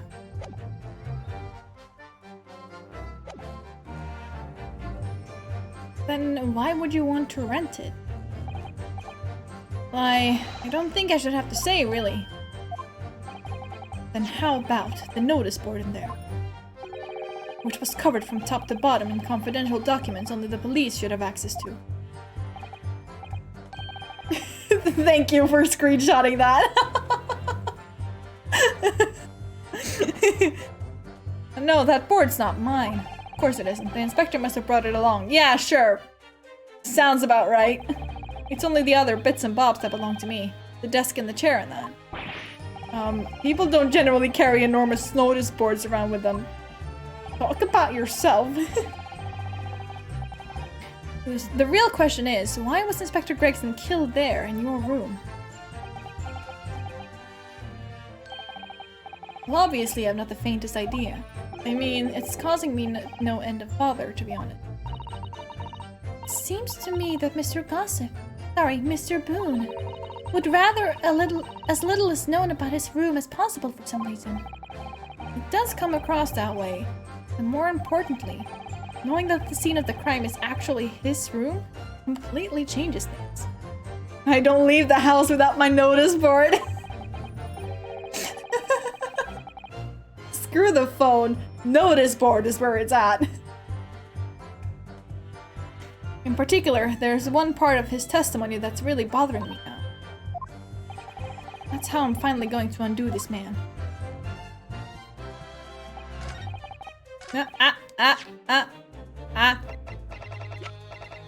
Objection! It is. You're right. If you have no kinfolk, as you put it, then explain why it is that among the sparse furnishings we found this photograph in the room. I presume, as you've been renting the room, that this photograph belongs to you, does it not? Hold on, how old are these people actually? So she's 36, he would be 40, and we don't know his age. Okay.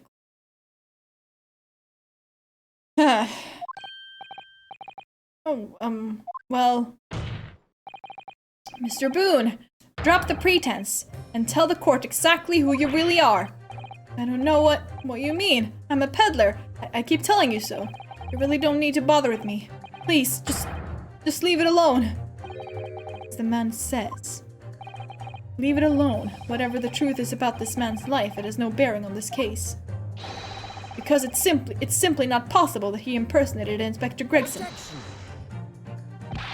How can you be so sure?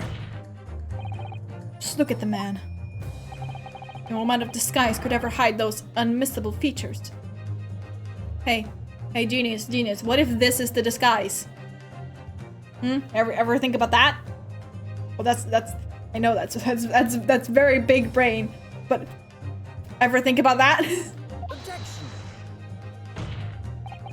But what if we were to look at this the other way around? What do you mean? Yes, counsel, what do you mean? Well, there's no denying that Mr. Boone's lip is very prominent indeed. But consider the possibility that his prominent lip is itself part of an elaborate disguise. Oh. Then, hiding that prominent feature, in other words, revealing his true face, would make an utterly impenetrable disguise. Just tell the fucking French guy to just grab onto his lip, like literally, just... Wouldn't you agree, Mr. Hugh Boone?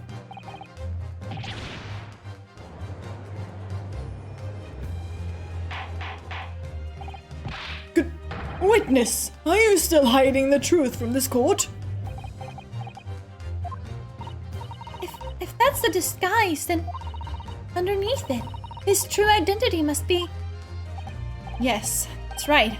There's really only one person he could really be. My lord, the defense believes it can reveal Mr. Boone's true identity to the court. No, please, no. Very well then, counsel.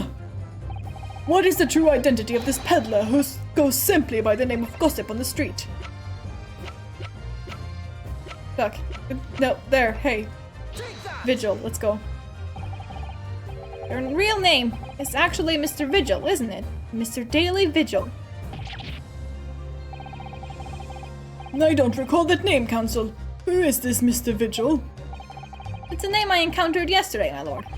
It has to do with a certain client of Mr. Herlock Sholmes. A young gentlewoman came to the detective, asking him to locate her missing husband. The woman in this photograph, in fact. This is Miss Vigil.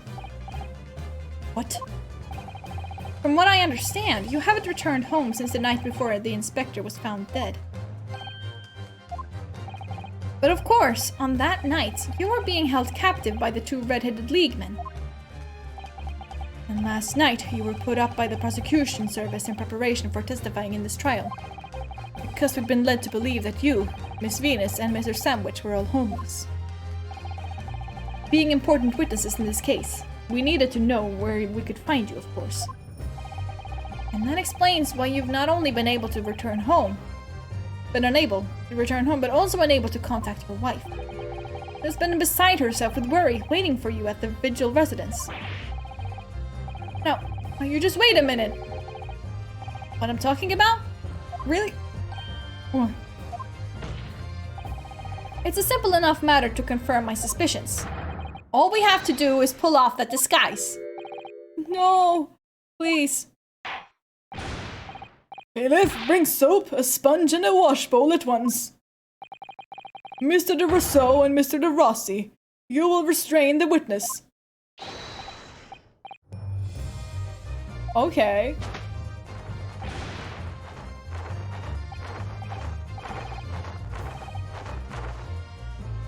Oh, Rousseau is so into this. Greetings from Prez. Hello, Prez.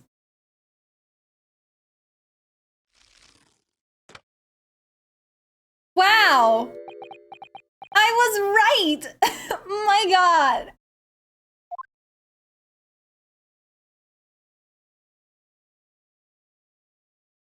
How are you doing, Prez?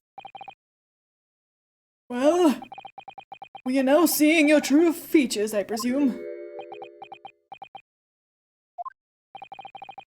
Lift your head, sir, so the court can see your face.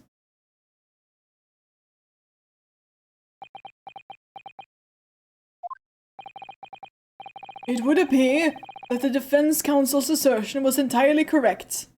Damn, he got changed quickly, yeah. This has all been a very elaborate deception. I'm doing pretty good myself. So, witnesses, tell the court, have you seen this man before? No, I don't believe it, but... See, that is an old question.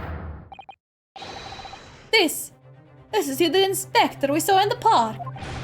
Extraordinary! On the day of the Red-Headed League enrollment, the man claiming to be Inspector Gregson who appeared before Mr. Rousseau and Mr. de Rossi in the park was you disguised as the inspector. Or rather, was you posing as the inspector with no disguise at all? Well, except for I assume red hair, but you know, other than that. Mr. Vigil was formerly employed as the chief warder at Barclay Prison. The chief warder? Then your career had promise. Why, you would quite possibly have become the future governor of the prison. What on earth have you been doing peddling tittle-tattle on Fresno Street? Well, it's been 10 years since Mr. Vigil worked at the prison. 10 years.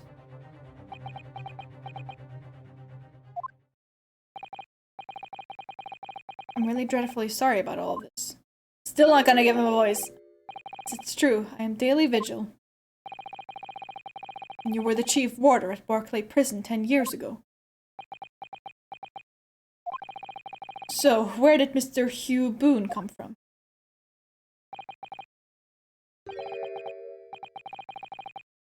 Boone is the other me. It's a name I invented. Well, evidently there is a great deal under the surface here. I have no idea what's going on. Well, yeah, it'd be like that. How do we even fucking summarize this? Kink shaming? No, I'm kidding.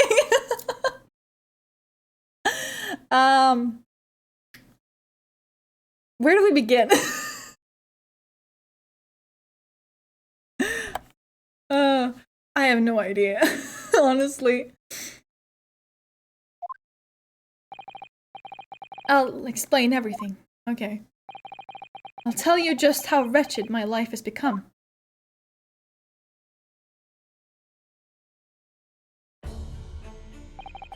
As you say, it was 10 years ago now that my employment as Barclay's chief warder came to an end.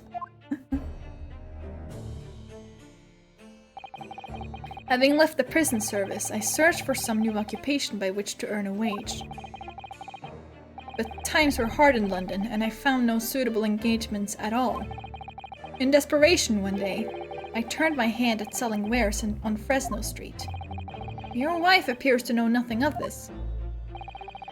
She still maintains that you are the chief warder at Barclay Prison.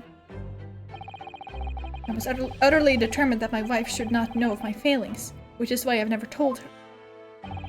I opened an account at the bank under the name of Hugh Boone, and I rented the cheapest room I could find on Fresno Street. The scene of the very crime we're investigating. Yes, that's right.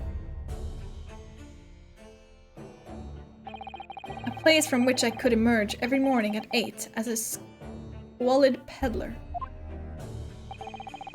and transform myself back every evening at 5 into a well-dressed man about town before returning home.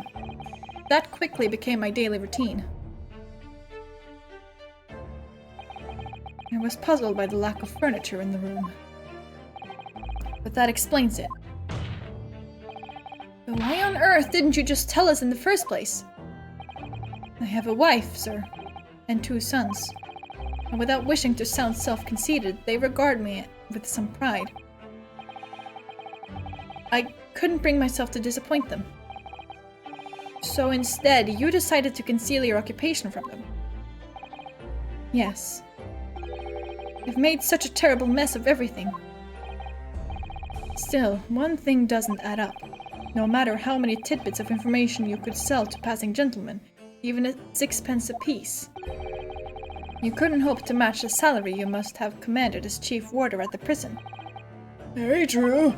To have kept your family in comfort despite 10 years of somewhat misbegotten employment.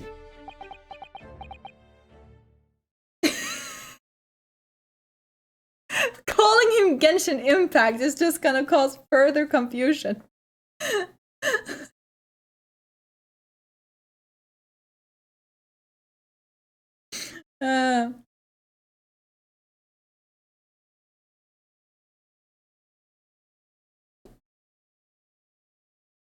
But yes, a Japanese man by the name of Genshin,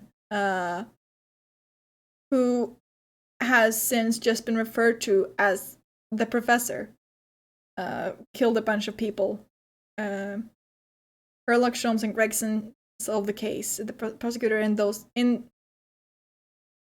this case is the son of Genshin. The defendant is Barak van Zieks, who is usually the prosecutor here. He's known as the Reaper of the Bailey, because every time someone gets an acquittal, they basically end up dead afterwards anyway. And yes, and the professor killed Van Ziek's older brother. Yes. His name is Genshin Impact. Kazuma Soki deserves better. His name is Genshin Impact. Thank you so much, Fleur, for the summary. Really appreciate it. That was all thanks to Inspector Gregson. What? Inspector Gregson? What on earth? It was some years after I'd invented Boone and begun my other life as a street seller. He, the inspector that is, recognized me one day. You mean to say the victim was an acquaintance of yours? Yes, Clint Van Zieks is the older brother who was murdered. Let's see. So here we have Clint. Oh, it doesn't work here.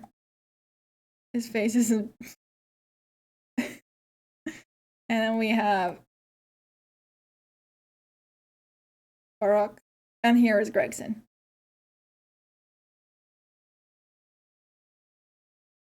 It's not close enough. I can't fuck up their faces like I did her. Still so fun. I assume I can't do this to this either, can I? Not really.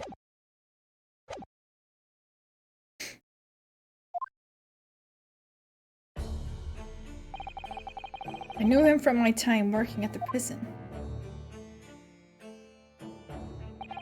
When he saw what I'd become, he was deeply troubled for me and my family, and from that day forward, he visited me on Fresno Street with increasing regularity. Then, one day, he asked me if I would carry out a secret assignment for him. Also, about this guy, He was dismissed 10 years ago. Chief Warder Daily Vigil is relieved of his post with immediate effect for having violated Clause 132 of Her Majesty's Code of Conduct for Prisons. All rights to redundancy pay and other financial benefits are fully revoked. And the reason for dismissal is aiding and abetting the escape from this prison of convict blank, redacted, just prior to his execution. Details of this escape are still being investigated. Full cooperation with inquiries will be expected. Indications are that the jailbreak plot was conceived prior to the convict's incarceration. It's believed that the convict engaged in some form of negotiation with prison staff in order to secure assistance. Full disclosure of information regarding these negotiations will be demanded.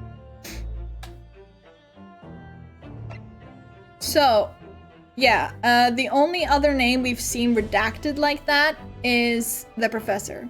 So, I think it's pretty safe to say that he helped the professor escape. Just prior to his execution. Which, by the way, didn't really happen. Like, they said it happened, but it didn't because someone saw him rise from the grave and then he got shot. It's really confusing. It's a lot that's happened.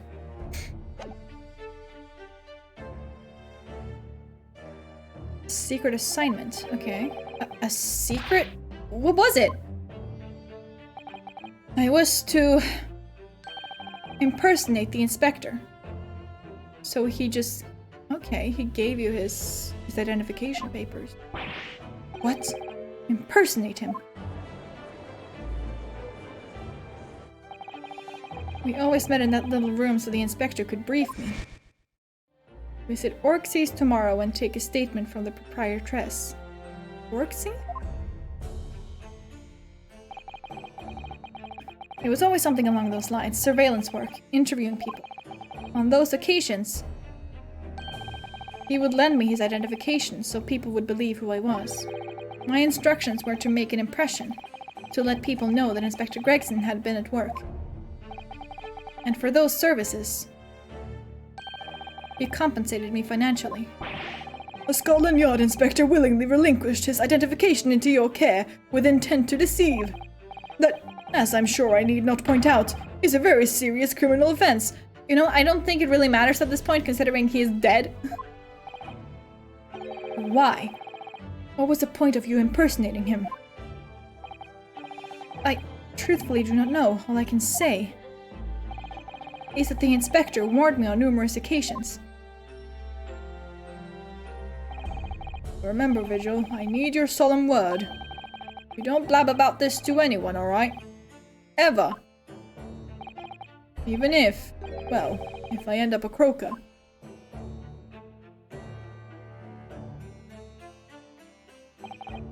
In time, he started to bring papers with him to the room as well. It became something of a second office for him. So, in fact, the person who declared himself to be Inspector Gregson at the park on Lime Street was really... Yes, it was me, acting on the inspector's orders.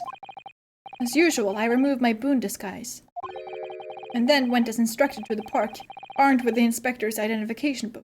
Little did I know I would end up fucking chained up the entire night.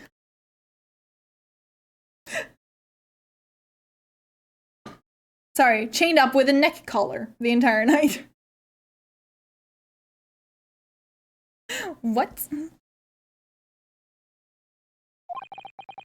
It never occurred to me that the bruise on my neck might give me away. Try that hand pose? It hurts? Next time he does it, I'll do it. Well, It would seem this confession completely destroys the defense's case. What? Explain yourself, Prosecutor Asogi. My learned friend's assertion was as follows. The victim was killed at another location on the day before his corpse was discovered, at the hands of these two red-headed leaguemen when they imprisoned the inspector. But no, that can't be. What the fuck is that? Do y'all think he's, you know? What the fuck is that? Ew. Owie. Ow. Ow, ow, ow. After all, it wasn't the inspector who went to the park that day, it was me. Goodness. Finally, we have clarity. We had nothing to do with the murder of the inspector. And merci, Monsieur de la Défense. Whatever, for proving it. What? Oh no.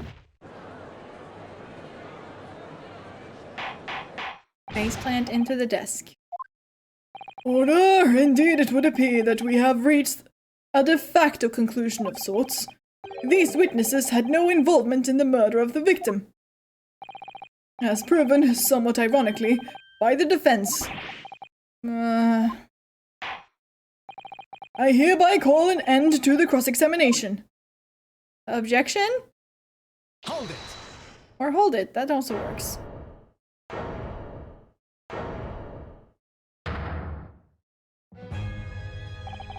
Yes! Pardon me, my lord. With your permission, I would like to pose one further question to the witness. Kazuma? What question, counsel? Concerns the events of 10 years ago.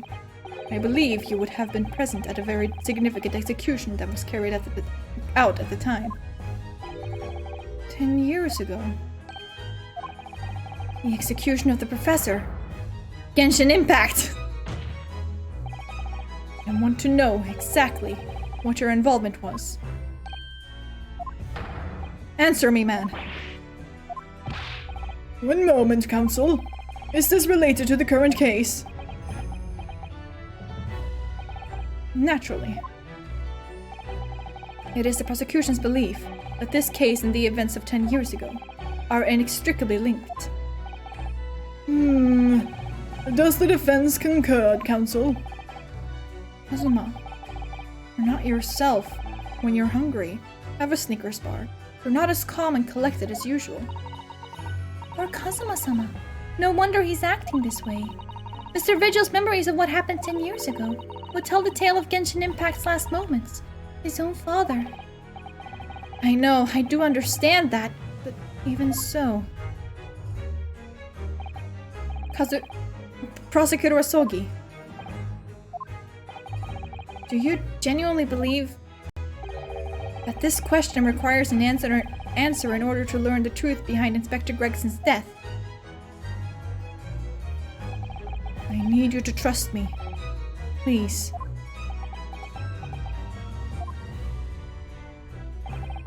Very well. Then the defense has no objection. I see. In that case, you will answer the question, witness. The truth is, I remember very little of that time. You've forgotten. I'm sorry to say, yes. As I said, I resigned from my role at the prison 10 years ago. You resigned? But for some peculiar reason, my memory of the events leading up to that moment is extremely hazy. Does that not strike you as strange, Mr. Naruto? Sorry? Well, 10 years is a long time, but to have forgotten the reason why he left such an important job. Yes, you're right. And not only that, Mr. Vigil's claim contradicts what we already know. The human spirit is a fragile thing. It's broken all too easily. Which is why we have a tendency to wrap it up for protection. Sorry? The human spirit? I'm afraid I don't understand what you mean. When we experience pain and suffering that we feel unable to bear, we block it out, obliterate it from our memory, seal it away. But it never truly leaves us. If the seal is broken, the memories resurface. And when they do, that fragile spirit may finally be crushed. But I really don't... Kazuma-sama. But if it must be crushed, then so be it. Because the truth will not stay buried. It's coming out, one way or another. Right. Now I understand. It's clear what his intentions are. He means to expose the truth, at any cost. Your experience is not universal, Kazuma.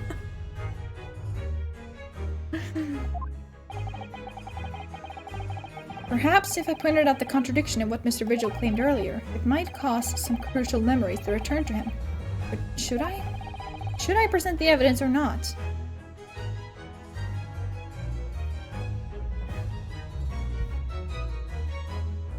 I want to try and say leave it, and he's gonna be like, no, I can't leave it. I have to do it. Bet. Fucking bet.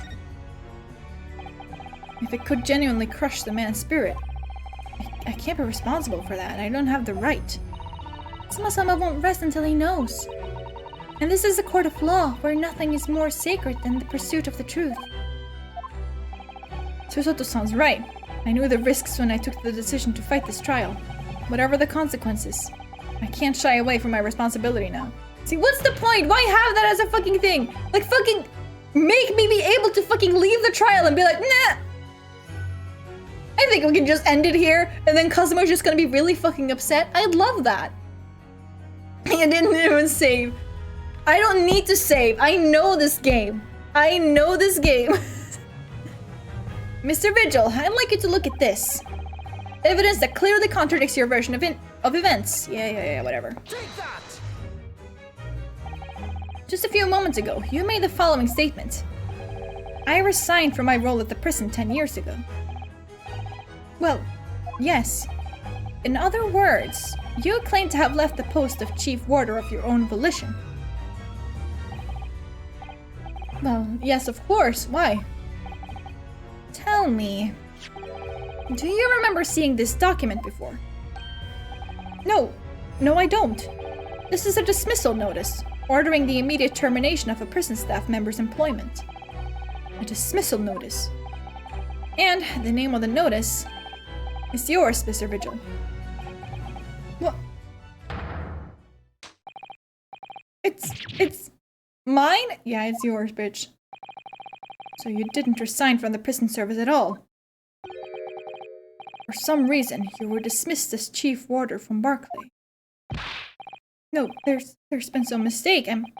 I'm sure. I'm sure I tendered my resignation. This dismissal notice is nonsense. Isn't it? If you were forcibly dismissed, there must have been good reason. Clearly, you did something. Mr. Vigil, it's time to break the seal and have you remember.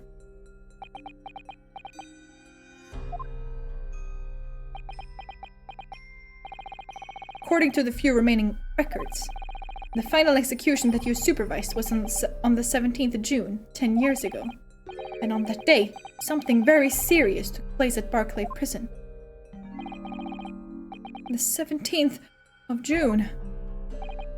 Was that the professor's execution? Professor. As you were the chief warder at the time, it stands to reason. Is Mr. Shrek coming to testify? Oh, yes! I can bring back my Scottish that I've been practicing. And it sounds fucking awful still. That you would have been present throughout the proceedings. It does sound familiar. And yet, that execution never took place. The convict, ostensibly executed earlier that day, later re-emerged from his grave.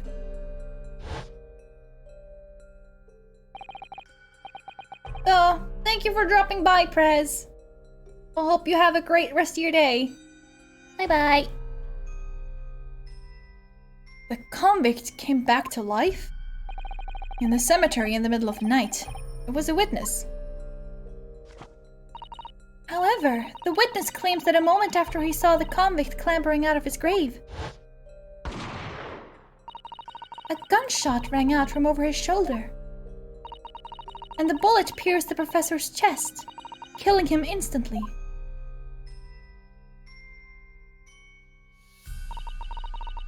Those may have been the professor's actual last moments. Yes. Seeing as you were in charge of overseeing executions at the time, you must know the truth about what really happened. It's in your head, somewhere deep down.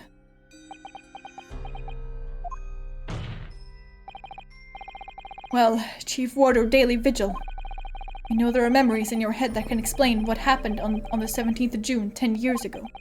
And now it's time for you to drag them up.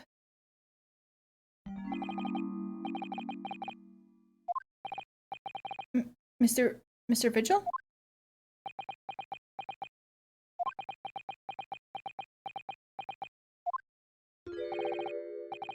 Yes, the whole prison. It was complete chaos. The prisoner escaped. He was killed in the cemetery. The shocking news ripped through Barclay like a hurricane. What? What? Order! Do you mean to say, Mr. Vigil, that your memories of the time have returned? My head, it's like some floodgates have been opened. The images, the screams. Oh my goodness. Papers. There were reports, articles, about a man who'd seen a ghost. Yes, Enoch Drebber. But surely those reports were exaggerated. There were traces at the scene. Traces of what? In Lowgate Cemetery at plot number 139. Blood. Lots of blood. That's where the man was buried, of course. Obviously, something terrible had happened there. The depths of conspiracy and depravity from which this tale is emerging are quite staggering. I've reviewed the police records from that time extensively. A thorough investigation was conducted by Scotland Yard to ascertain how the convict managed to escape in the first place. And the conclusion reached by the investigating team was that a member of the prison staff must have been involved. Are you suggesting that a prison warder abetted the man's bid for freedom? Yes, and I was suspected of doing it. Hold on. I'm really curious about the last fucking part. I'm not gonna lie. I just want to see how long this is. How long have I been going? 2 hours. Okay. Well, we're just getting started anyway on this part, so...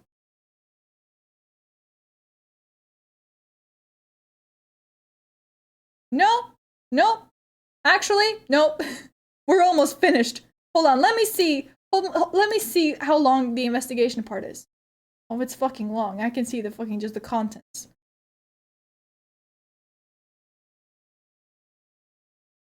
Interesting. Maybe I should get started on that.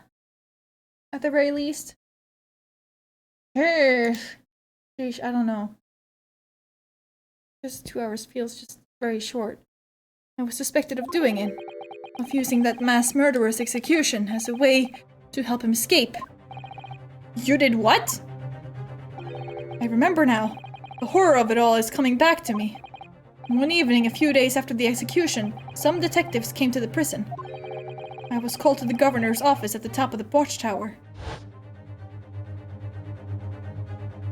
Oh. I'm sorry, Daly. This is a serious business. It's gone already. But I cannot help, you know. As chief warder, you were responsible for overseeing the execution of Foray. Fuck. I can read everyone's but his. Well, it seems the fellows of Scotland Yard want to have a few wee words with you about it. You better pack your things, laddie. You're to attend in person. As soon as he told me that, my mind just went completely blank. And the next thing I knew,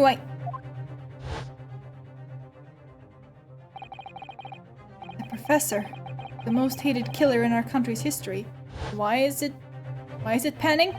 And I let him escape. I'm finished. My life is over.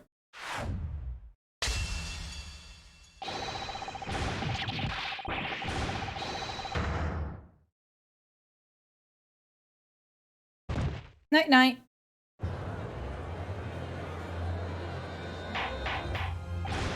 Order! Bailiff, fetch a doctor at once.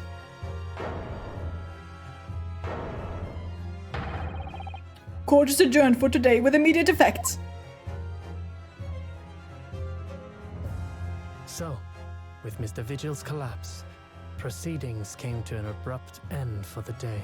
Once again overshadowed by the legacy of that notorious killer, appearing like a cursed ghost ship on a foggy ocean. Lord Van Zeeks, Mr. Vigil, Kazuma, and Gregson.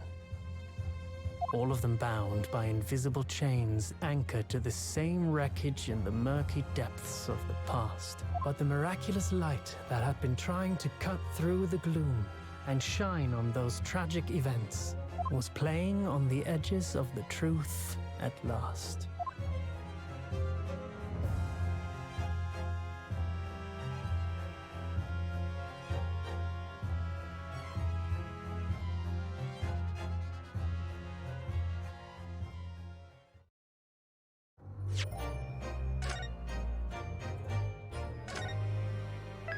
I am so intrigued. I just want to continue, to be honest.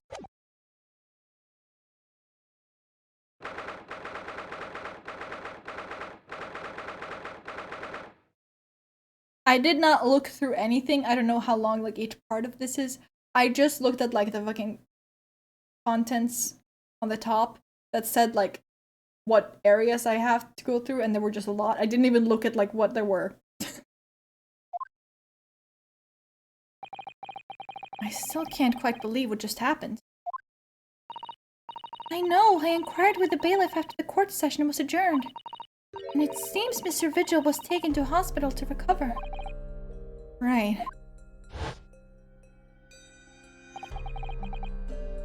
Years ago now.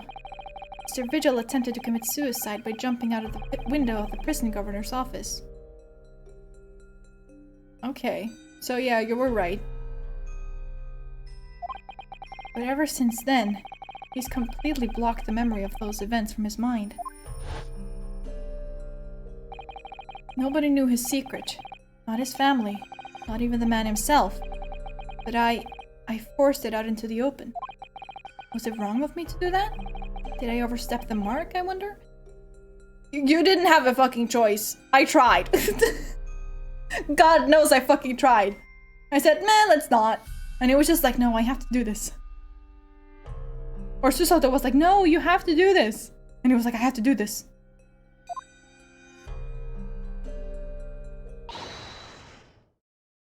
Oh, Iris. Oh, Iris. We're miles away! Anyway, I've brewed a fresh pot of soothing tea for you. Oh, thank you. You and Susie have an exhausting day so far. I've had an exhausting day so far, haven't you? Oh. Thank you, Iris. How thoughtful of you. Do you happen to know where Mr. Sholmes is? When we came out of the courtroom back into the defendant's antechamber, he disappeared. Oh, no, I don't know. Just suddenly sprang to his feet and left. All he said was, I must leave. Wonder if he's pursuing the mystery of Inspector Gregson's death. Well, you know what Hurley's always saying, don't you? There are mysteries in this world that should perhaps never be solved. construction of a solution comes only at the expense of the destruction of something else. What does that mean? He knows very well that when you open someone else's old wounds, you often open your own too. But he just can't take his own advice and leave well alone. Solving mysteries is too important to him. That's so true. But that's what I like about Hurley after all. When are we gonna tell her that her father is dead? I suppose that's a lot of a great detective in some ways. So then, let's have tea, and then I'll give you a hand. Oh, do you have time, Iris? Yes, I finished this month's manuscript at last, with barely a day to spare before the deadline.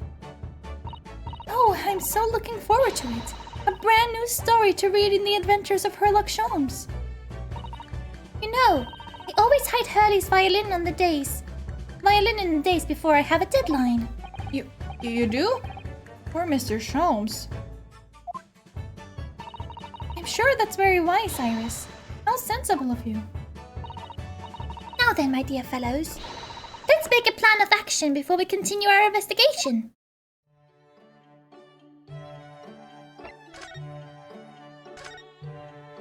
It's right there. It's not very well hidden, is it?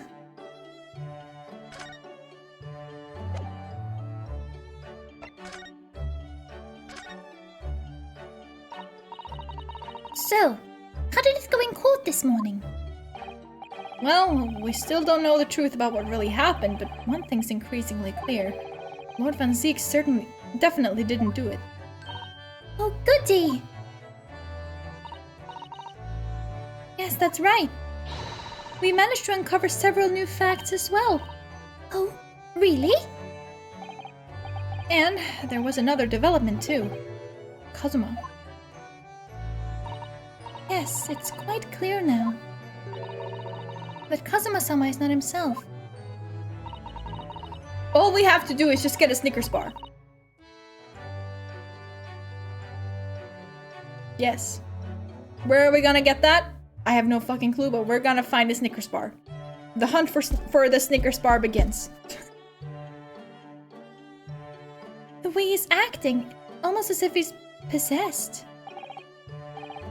It's almost as if he's convinced that his father didn't do anything wrong and was framed for the whole thing.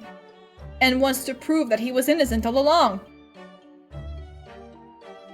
Oh, sorry, did I hit the nail on the head? I know, I mean, at the end of the proceedings earlier, he was like a bloodhound the way he was chasing down Mr. Vigil's forgotten past. He's not normally so mercilessly persistent. God, put two and two together, please, I beg of you! What's going on in his head, I wonder? I really need to sit down with Kazuma and try to understand what he's going through. Yes, talking! Let's go! Snickers were invented in 1930, so we just need to wait a few years. Fair. I guess.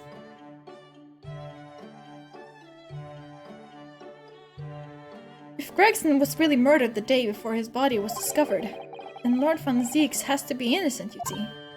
What? Day before?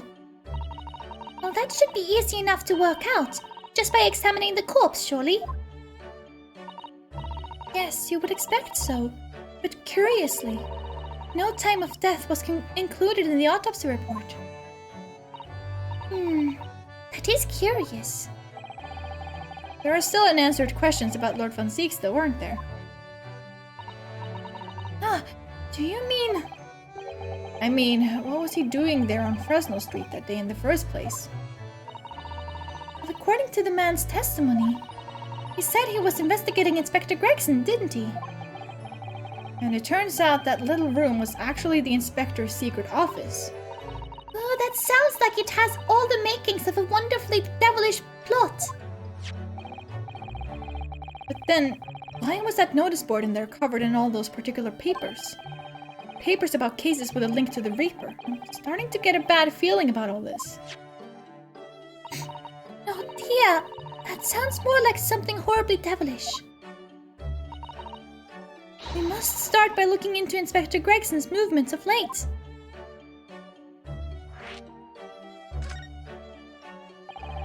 I never imagined I might have to be investigating an inspector's movements.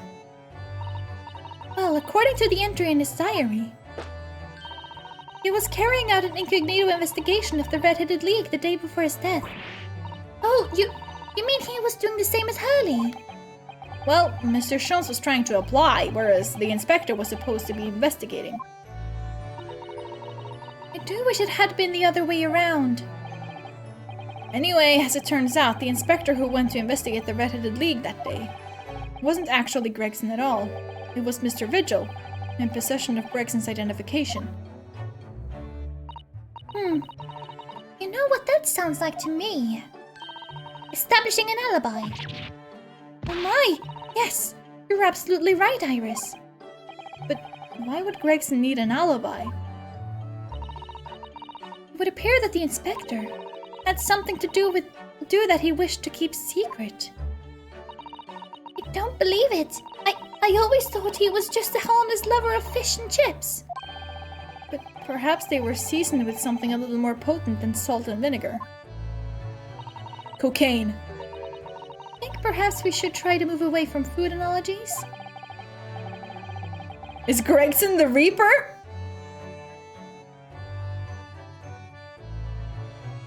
Now, why would that be? Well, anyway, Flor van Zieks felt the need to investigate Gregson. Yes, I agree. We must try and find out what he knows.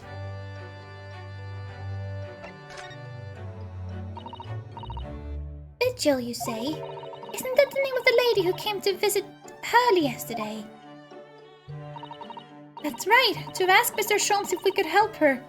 If he would help her to find her missing husband. Only Mr. Sholmes completely passed the buck to us. Actually, didn't you say that Mr. Vigil had been taken to the hospital? You know which one? It just sounded convenient. I think I've had that thought myself, but I couldn't make sense of it. Why would he then be dead? Ah, it's St. Sinner's. Well, of course it is. I'm starting to wonder if all the other hospitals in London have closed down. But that's amazing, Bruno! You found the lady's husband already. Well, I suppose I have, by accident. And 10 years ago, while Mr. Vigil was a chief warder at the prison, he was responsible for overseeing the professor's incarceration. No! So when the convict escaped, he was held responsible and immediately dismissed. Sometimes I really don't want to grow up. There was more. For 10 years after that, while he was ostensibly working as a peddler, he also had another secret job. He was paid by Gregson to be his stand-in to impersonate the inspector. To impersonate Gregsy? But why? I have absolutely no idea. Ginny was right. I'm starting to think all adults are up to no good now. Including you, Bruno. I haven't paid anyone to impersonate me. That means he has ties to the professor and to Inspector Gregson, though. So I do think we ought to pay a visit to Mr. Vigil, don't you? Back to St. Sinner's, then.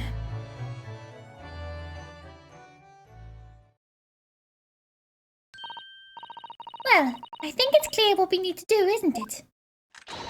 Let us investigate, my dear fellows.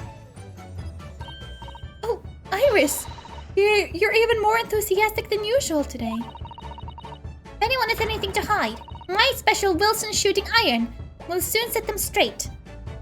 We are keeping your father's death a secret from you, though, so I guess they are up to no good. Yeah, you know what? You got a point. That water pistol? It's stuffed full of piping hot extra special blend of mine. And I'm quite sure it will be very effective. You better be careful not to hide anything. Careful not to hide anything, you already are, my guy. Well, it feels a little strange that Mr. Sholmes is nowhere to be seen, but still, let's go and see what we can find out. Yes! Alright.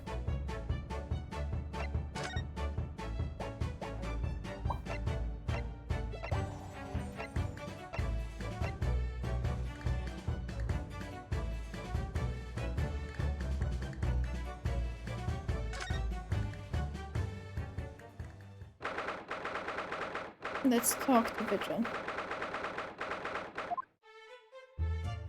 Or not. He's not here. Prison?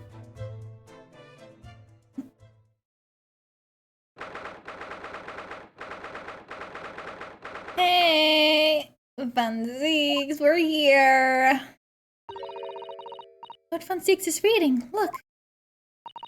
It doesn't seem like he wants visitors, does he? But he must have noticed that we're here, surely. I don't think he wants us here. What do you Nipponese want? That's no way to greet the lawyer who's trying his hardest to prove your innocence, is it? Perhaps not. I apologize. So, what can I do for you, Mr. Naruhodo? Lord Van Zeeks, speaking earnestly. Oh, the fog will lift over London for the first time in months tomorrow. This does feel very, very strange. I must say, I was impressed. Oh, well, thank you. Not by you, by your fellow Nipponese. Your prosecutor friend. Oh, I see. Yes. It's sardonic, don't you think? For a man such as me, so loathing of the Nipponese, to be entirely at the mercy of the two of you. Yeah, I can't imagine what kind of a joke he would feel this is. I suppose. It's retribution for having played the part of the Reaper all these years. Played the part? No, not move. Converse. Thank you. You once told me that you gladly allowed people to believe you were the Reaper, because it helped reduce the amount of serious crime that took place in London. Keeping quiet and playing the part benefits the cause, a cause I myself am committed to pursuing. Then why would I choose to say anything? But the henchman of a criminal killed by the Reaper attacked you only the other day, and that was just the most recent of many attempts in your life, wasn't it? Someone is clearly profiting from your silence about all this. Someone is using you. My bet? Lord Strongheart. I've said this pretty much the entire game. Believe me, ever since the Reaper first appeared, I've been doing my utmost to expose him. Or rather, expose the organization. It's a whole organization. It's inconceivable that all those accidents were orchestrated by one man. No, I think... Well, yes and no, 100% Strongheart. He is at the helm. He is controlling the entire thing. If he was the one that personally did... Like, if he is the one that personally is the Reaper, I don't think so. But that he is the one in control, absolutely.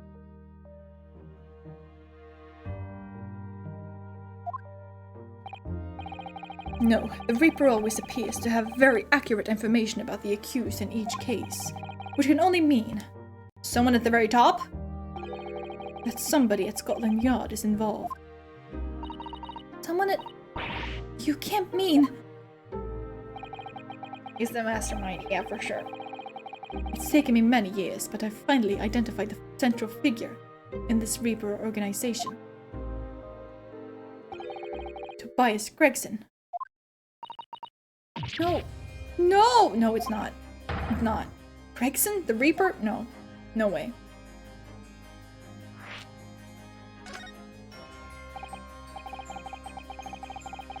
So the reason you are investigating Inspector Gregson is because... Dun dun dun! You intended to expose him as the Reaper. As I said, the Reaper of the Bailey is no single person. It's a highly secret organization with close ties to Scotland Yard. But there's no doubt that Gregson was a key member of that organization. I don't believe it. Are you saying that that he was behind all those awful criminals meeting that... Gregson didn't do the dirty work himself. He was a tactician. His job was to covertly investigate the marks and plot their assassination. No. In order to do that without arousing suspicion, he regularly needed a firm alibi. Which is where Mr. Vigil came in, posing as the inspector. Vigil knows nothing of the Reaper, but the room he rents on Fresno Street was almost certainly the headquarters of the operation. Gregson would have met the assassin there for briefing. But we don't actually know who carried out the killings then. Actually, I do have a name. You what?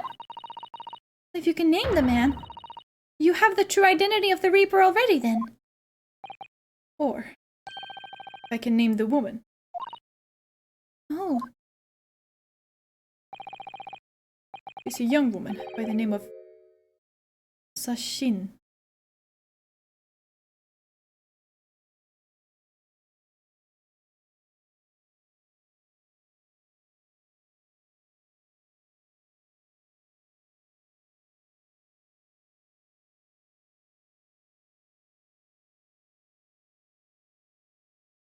Asa Shin. Asa, I believe, means morning. Shin means death. Morning death? Wait, what? Shin. Miss Asa Shin. And also assassin. Assassin. The true name of a terrifying killer I know only too well.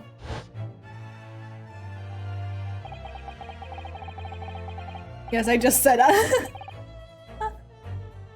She came to Japan posing as a visiting student and murdered Dr. John H. Wilson. Then, just when it seemed that diplomatic protection would help her escape Japan and conviction, the mysterious woman was herself murdered in a small summer beach house. And that woman was actually the Reaper of the Bailey?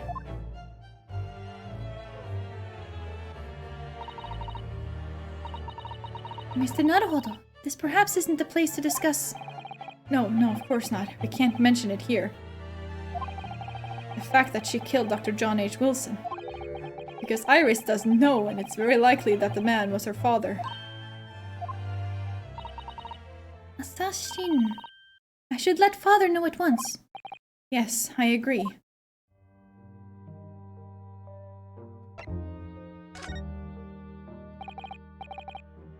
Kazuma, isn't it? Kazuma Sogi. You say he's a friend of you. My best friend. He's the whole reason I got to come to Britain.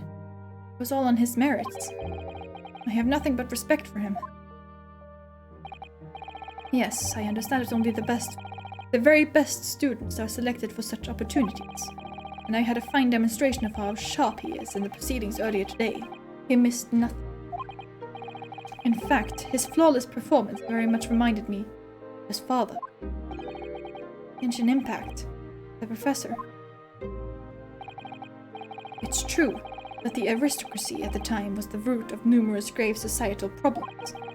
They were abusing their power, playing with the common man as pawns in politics and economics and war. In many ways, Sogi was carving out a canker from society that we British couldn't deal with ourselves. I see. But that's precisely why it makes no sense. Clint Van Siex was a noble and upstanding man. He wasn't corrupt.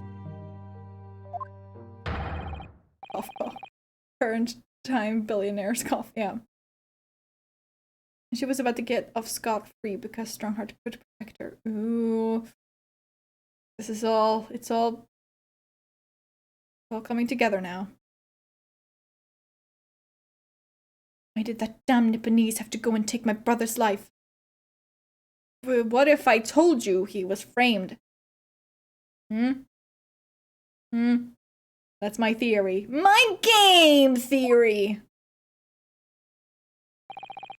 In spite of having once saved mine. He saved your life? How did that happen?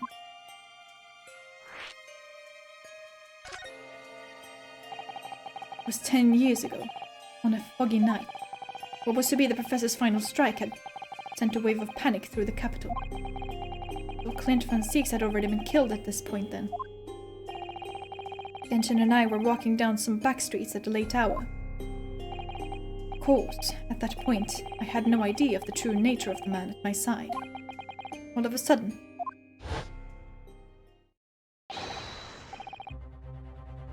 make a peep, you're coming with us. We were surrounded. All of our assailants were armed with pistols, their faces obscured by scars. Clint was not only from noble heritage, he was a brilliant prosecutor as well. The scum of London hated the sight of him, and they had no sympathy of his younger brother either. I've been targeted several times before already. Look at Tiny Baroque. Yeah. Yes, Van Zieks alright. We've got him. I could hear them murmuring amongst themselves. I knew they were after me. But just when I thought my time had come. If I let them kill you, Clint would never forgive me. It was the Sogi's voice, just a whisper in my ear.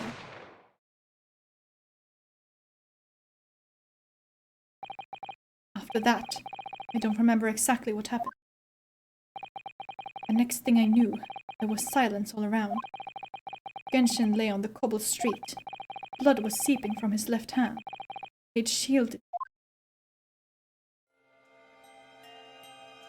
So, why do you think he was the one that killed your brother?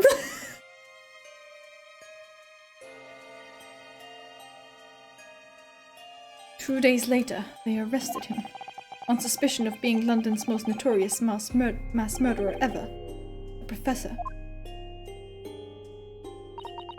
How awful for you!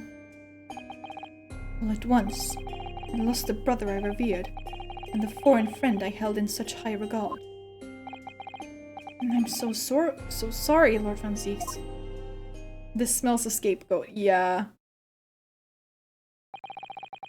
The end of my miserable tale. I never thought I'd recount it to anyone. Well, thank you for confiding in me. The Professor, the Reaper, and Inspector Gregson. I wonder just how intimately related they all are. I still can't quite believe that Gregson was essentially the Reaper.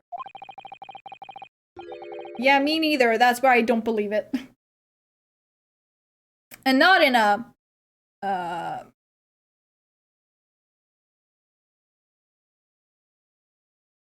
I'm looking for the word. I can't find it. What the fuck? Whatever. Not in a denial kind of way. That's it. Just because, no, it's physically impossible. I'm not in denial about anything, it's just physically impossible. Giving assassination orders to Giselle Brett. Mr. Naruhodo, let's go and inform my father. I'm sure our government will want to hear about this new information. Oh, that means I get to meet your daddy, Susie. Hooray! Yeah, you still can meet yours. Yes, alright. Let's head back to the Great Waterloo Hotel then. Bye, bestie! See ya.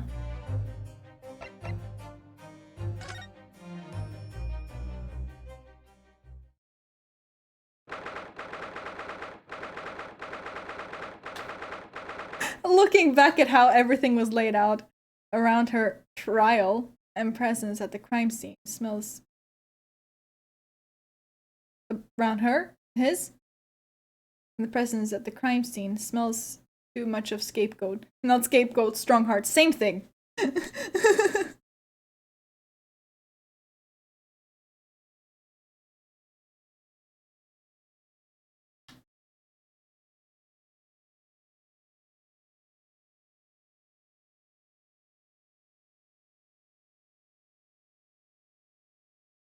Or do you mean Giselle's trial?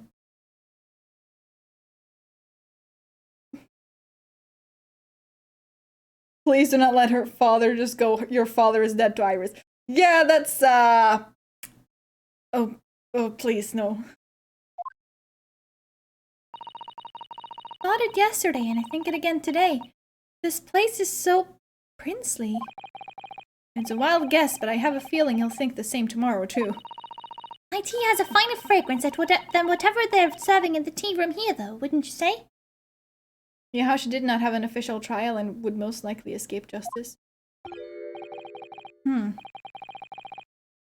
Now, look who we have here. This is an unexpected pleasure. Ah, Father! Oh, is this your daddy, Susie? How lovely! What a charming young lady. And you are. Oh no. Ah, really?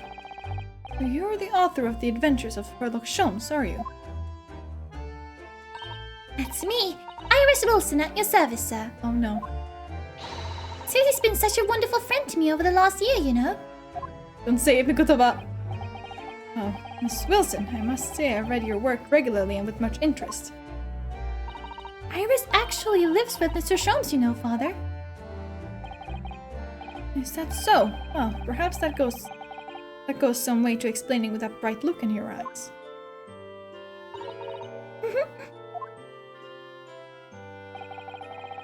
You wouldn't be smiling so airily if you knew just how bright she is, believe me. Now then, young Naruhodo, it was a pleasure seeing you in action earlier. As an invitee of the symposium, I was allowed to observe from the gallery after I twisted some arms. And I must say, it was a truly exemplary performance. Oh, well, thank you very much. Although I'm fairly sure you omitted by Kazuma in the end there. No, please don't misunderstand. It was you who impressed me. Really? You didn't miss a step against Asogi. And we all know how capable he is. Really, to have matured into such a fine defense lawyer in less than a year is quite extraordinary. It's very kind of you to say so. And really nice to hear. What I saw in court today confirmed what I'd been hoping for. The favor I mentioned yesterday, Naruhodo. I trust you haven't forgotten. Oh, no, you did mention something, didn't you? But first, we have something to report, Father. Of course. Shall we take tea while we discuss matters further? I wonder where Judge Jikuku has got to.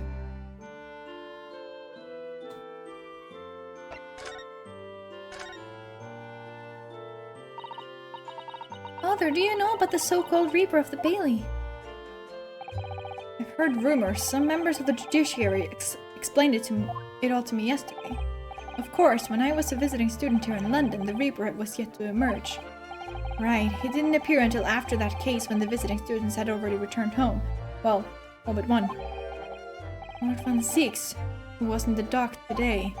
That was Barak, the younger brother of Clint Van Zieks, I believe. That's right, and he's known throughout London as the Reaper, as you've heard. But the truth is, it wasn't him behind all of those mysterious deaths. It was somebody else. I see. So what you're saying is there's been a professional killer at work here. Exactly. Someone by the name of Assassin, in fact. I beg your pardon? Did you say Assassin? You mean that Giselle Brett woman who was responsible for killing my great friend? Oh no! A friend of yours was killed! Oh no! Professor Mikotoba, I think perhaps we shouldn't discuss this right now. Because the friend the professor is talking about is Dr. John H. Wilson. And that's not something we want Iris to find out about. Not like this, anyway.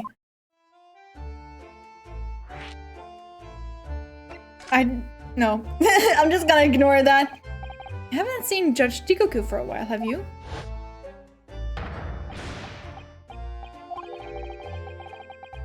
That guilty is still ringing in my ears.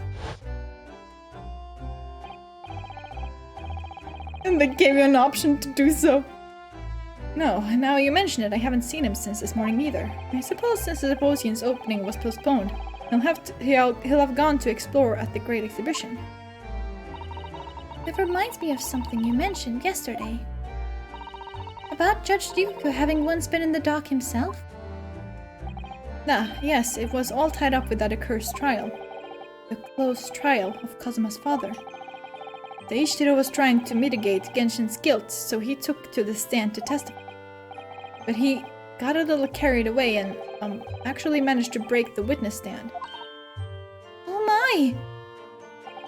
He also said some contemptuous words about the British Empire, for which he was charged. Oh dear.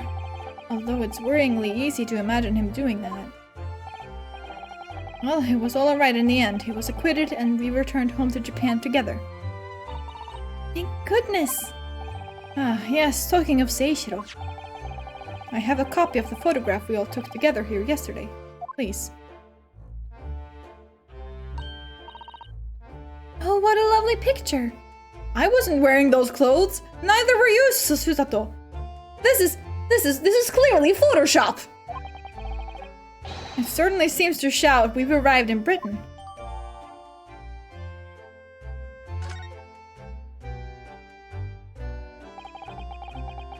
None of us had any idea what was coming when we took that, did we?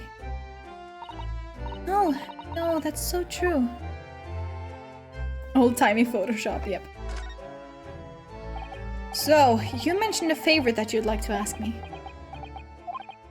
Well, this fateful trial that you're fighting, one way or another, it will be over before long.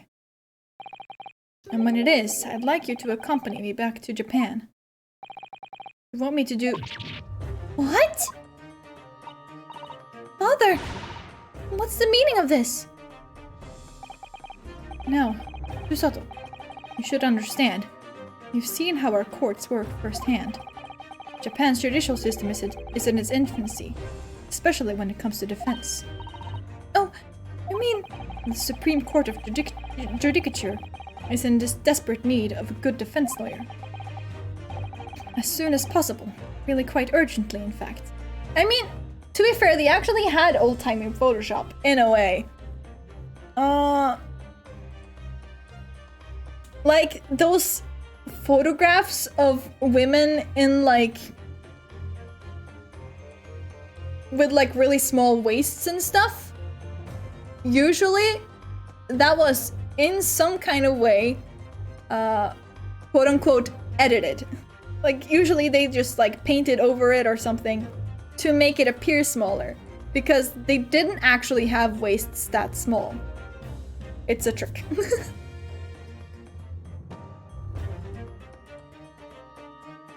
The Ferris had Arthur Doyle fooled? The what had who?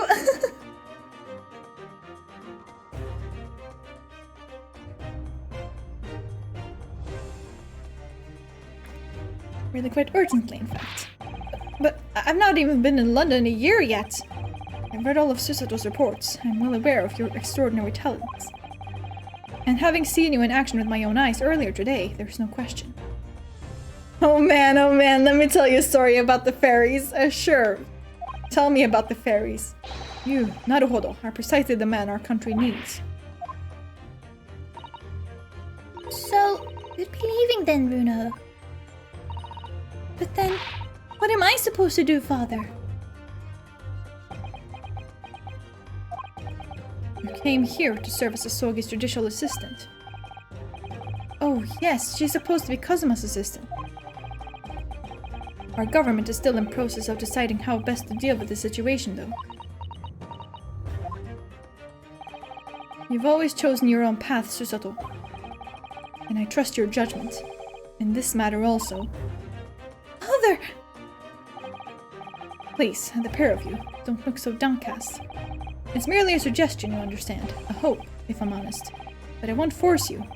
All I ask is that you consider it, and come to a decision by the time this trial concludes.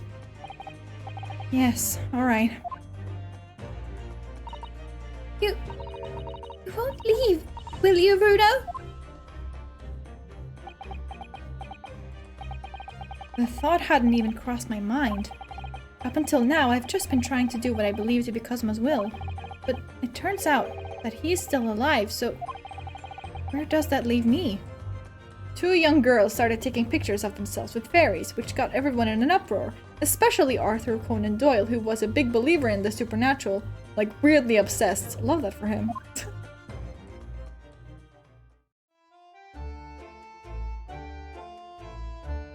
Can I just leave? Can I just like, okay, bye. Don't need to talk about the last thing. Actually, I do wonder if I can do that.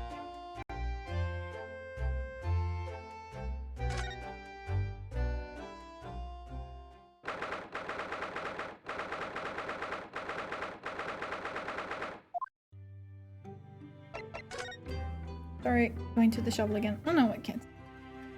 It's already been examined.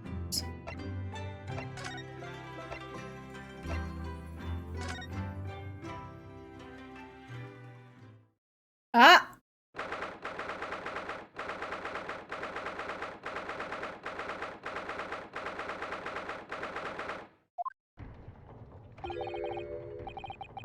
No arguments, Prosecutor Asogi. You will continue with the trial exactly as I instructed. Is that clear? Perfectly. It's Kazuma-sama. Defying Lord Strongheart by the sound of it, he never did know when to back down.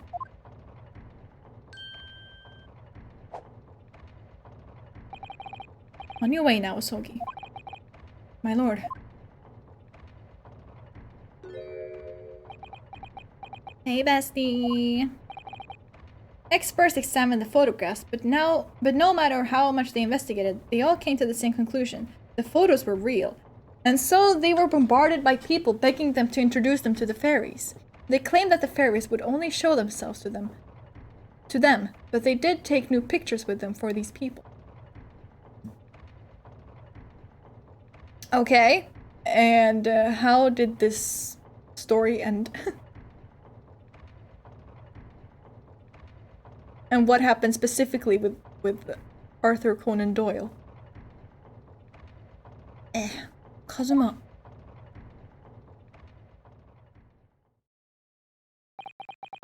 He left without saying a word.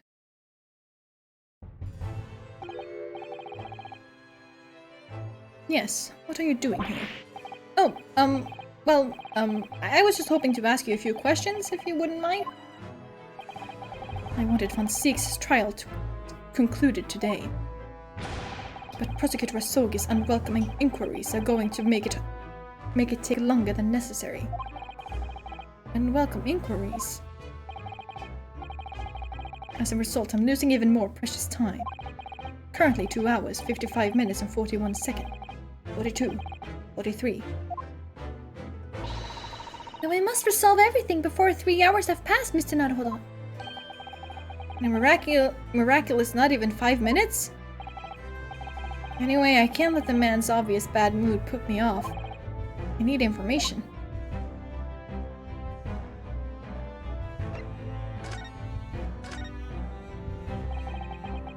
Does Prosecutor Asogi believe that Lord von Zieks is the Reaper? I wouldn't know. It was 10 years ago, in that fateful close trial, that Lord von Zieks made a name for himself among the judiciary. But the next trial he fought, he lost. It meant the ringleader of a criminal organization was acquitted, thanks to all the jurors being under duress. But that's awful! The man's freedom was short-lived. He lasted just 3 days. Yes, let me see. He died in a rock slide at his place of work, I believe.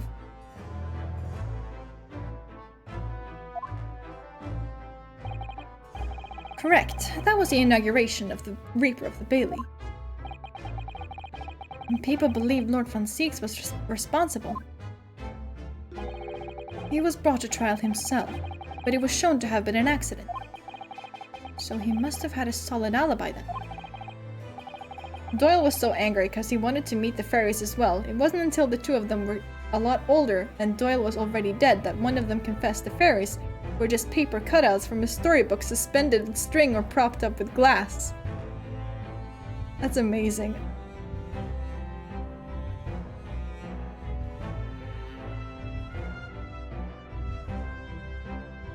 I'm so sorry to Doyle. But I also love that they fucking just managed to trick so many fucking people.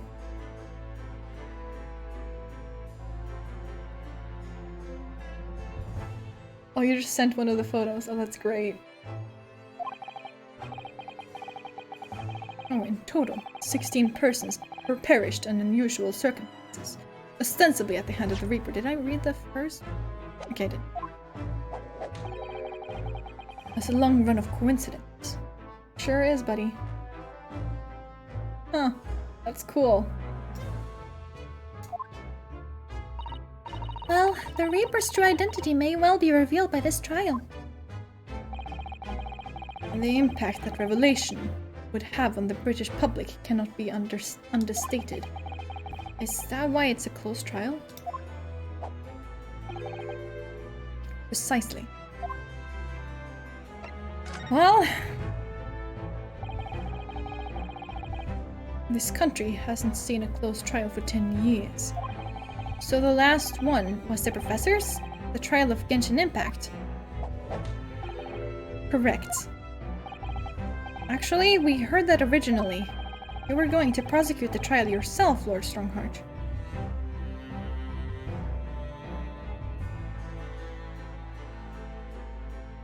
The impact on the British people cannot be stated, says the Reaper. Oh yeah, no, I am so convinced this man is the Reaper. Well, I'll be more fucking surprised if it's fucking Gregson. Honestly.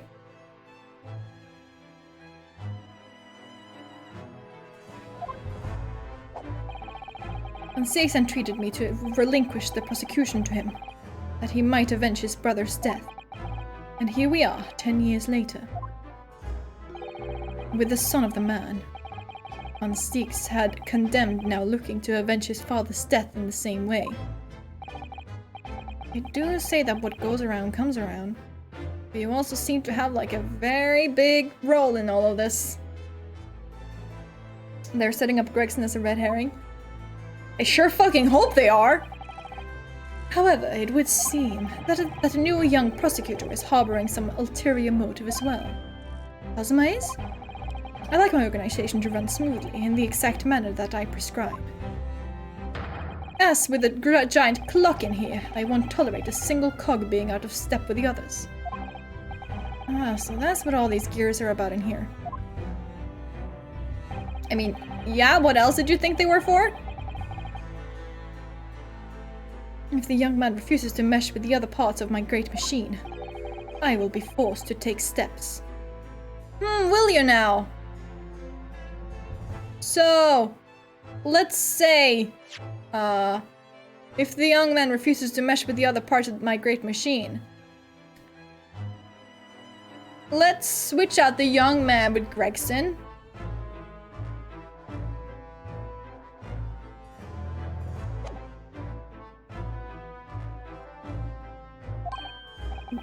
What do you mean? Oh, we're just calling him Mr. Reaper. Just because we're just like so convinced that we got this game figured out. If there's gonna be a fucking bigger plot, I'd like to see it try. Plot twist, I mean. And not that this is actually a plot twist, because it seems fairly obvious. So I'm very curious to see what happens here. That's something with which you need to concern yourself. In any case, all your questions will be answered tomorrow.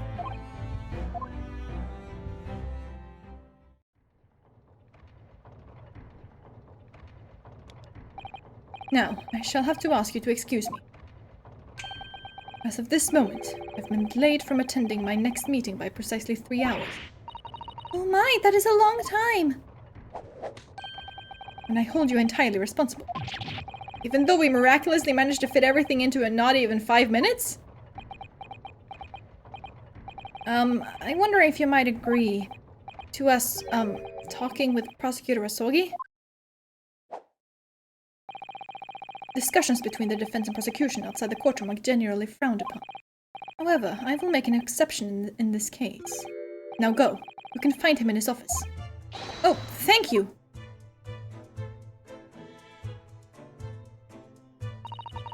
go see him at once. Mr. Naruhodo. Sure thing. Almost my best friend in the world. But I'm really not at all sure I know how to talk to him at the moment.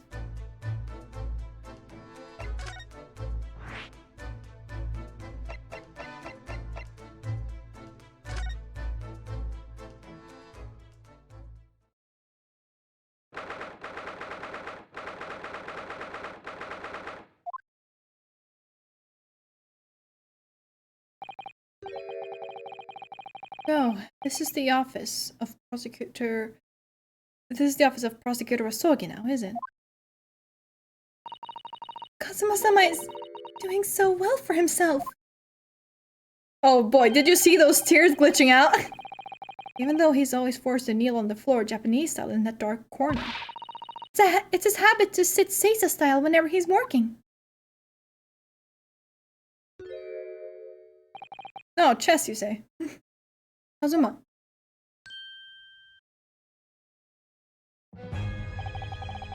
Thought it wouldn't be long before you paid me a visit, Ryunosuke. I was right about what I said, wasn't I? Sorry? That you have all the makings of a great defense lawyer. Well, I always believed that you would fulfill your dream of advocating in the British courts. I just never imagined for one second that it would be as a prosecutor. Seeing you stand in a foreign courtroom, so gallantly realizing your dream, Kazuma-sama. I'm truly happy for you. And I am truly thankful to you, Judicial Assistant Mikutoba.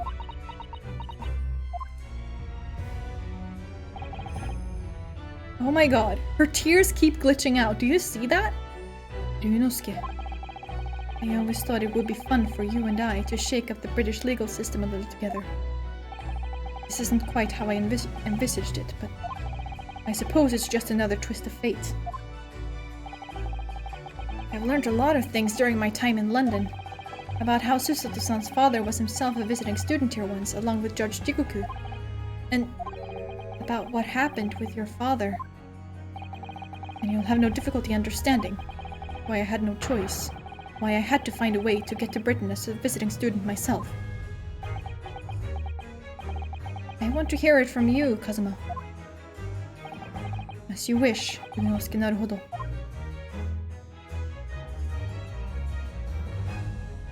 We're on a... You're using my full name? Okay, sure. It's getting on for a year now, since what happened on the SS Buria. We were heading across the oceans from Japan to Great Britain. When a bizarre series of coincidences led to those tragic events. I thought I'd lost my best friend forever.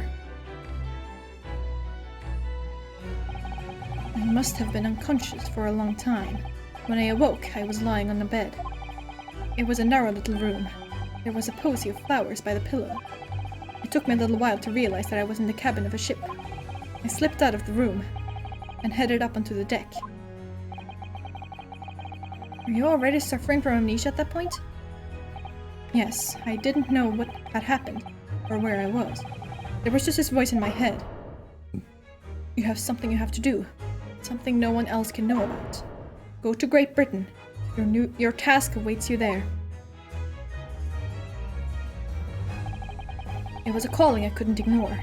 It compelled me relentlessly. Sorry.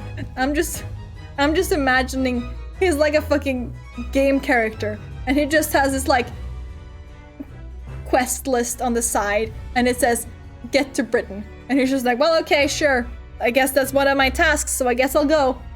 Like you're just like, it's like you're starting up a new game and you literally just get like plopped like right into the game world and you just have like get to Britain on the side.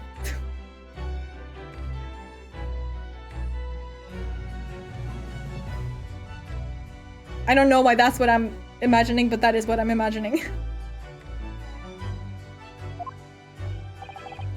Out on deck, I saw that I was in a huge steamship, and we were docked in a large port. Must have been Hong Kong. There was like a small quest marker over the ocean. Yes. Yes, it must have been, presumably just before they were due to carry your body off the ship. I had no idea of the situation, but I did have the feeling that this was in some way my last chance.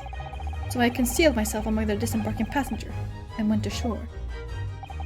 Then I disappeared into the crowded streets of that foreign port city, so I could plan my onward journey to Great Britain. But the ship was already going to Great Britain. You could have just stayed there. I mean, to be fair, you might have been noticed by us, but who cares about that?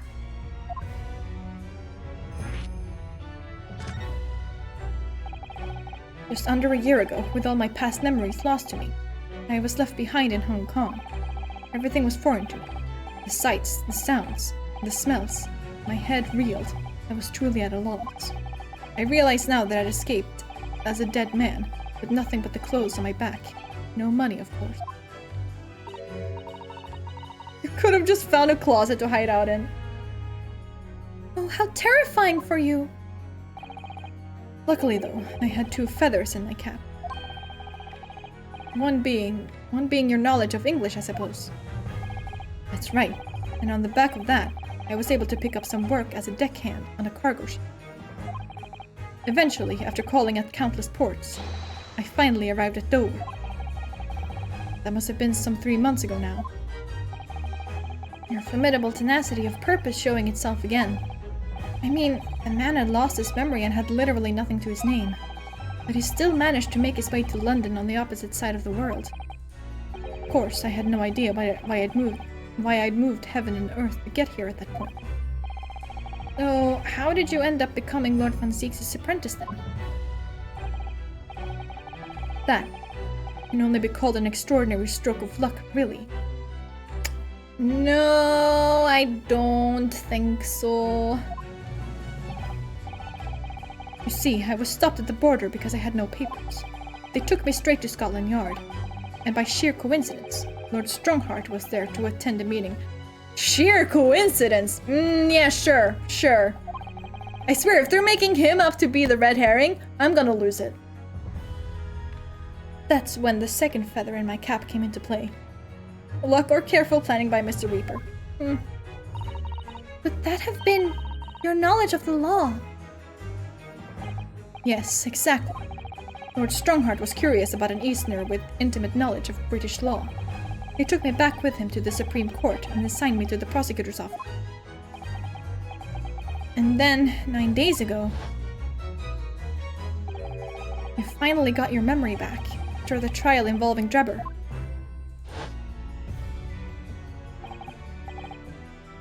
Yes, I did.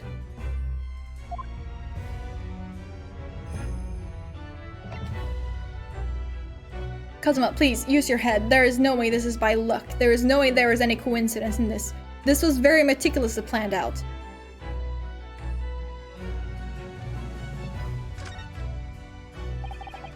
Ever since I first met you at Yume, you talked about your dream. Haha! That's funny.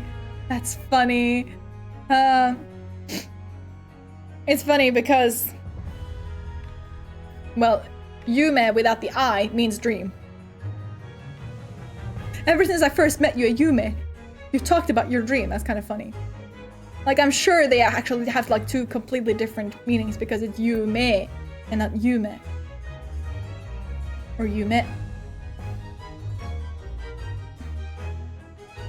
But it's still funny. Mark my words, Rinosuke, I'll be chosen as a visiting student and make my way to Great Britain someday. Did you know the entire time about what happened to your father here? 16 years ago.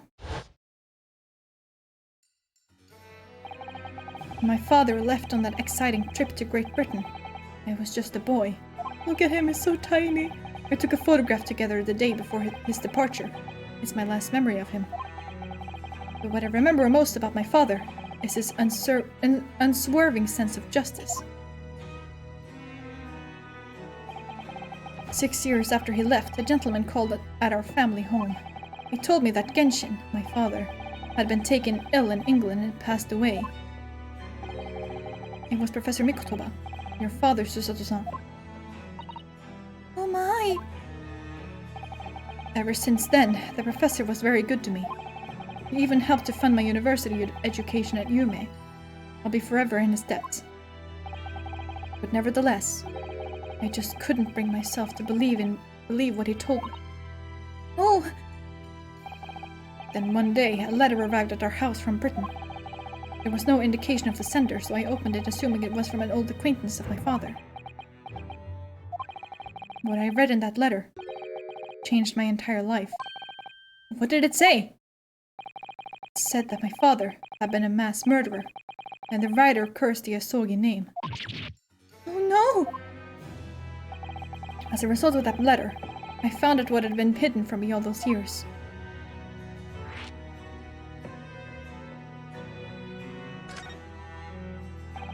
Presumably, the letter was sent from a relative of one of the victims. If whoever it was had been a member of the judiciary, they could have been present at the closed trial. The letter revealed that my father had been sentenced to death, executed for being a killer. I'm so sorry you had to find out that way.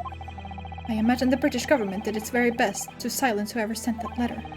But someone who knew the truth and couldn't bear the resentment was always going to be a problem. But still, it could have been written by anyone. Why would you believe such a thing?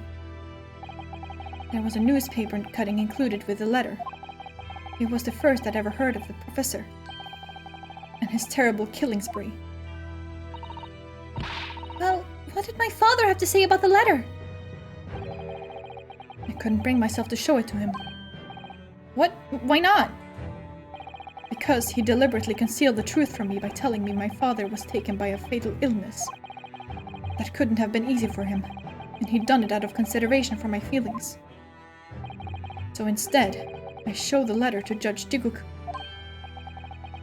To the other visiting student. He faltered for the briefest of moments, but then he just laughed the letter off. But in that moment, I saw it on his face. He was undeniably shocked, shaken momentarily, before recovering his poise. A year later, my bereaved mother succumbed to the strain of grief, and she too passed away. That's when I made up my mind that one day, without fail, I would cross the seas to Britain and seek the truth for myself. The truth about my father, Genshin Impact. And I wouldn't let anyone stand in my way. Oh, Kazuma-sama. I can't unsee her glitching tears now. It's like whenever she fades in and out, it's like the tears stop being transparent or something. What we learned today in court turned things completely on their head. It was an impressive piece of lawyering. Ryunosuke Naruhodo. Lord Van Zieks isn't the Reaper, you know. I almost don't want to believe it myself, but it turns out that Inspector Gregson himself, the victim, was... It's clear that the Inspector was behind the Reaper's activity all along. What? You mean, you knew? Nah. The real question is, who's been giving orders to the Inspector? Okay, this I might be more behind.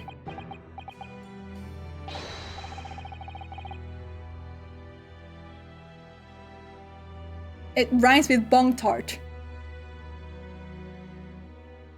Yes, Baroque Van Zieks is the real Reaper.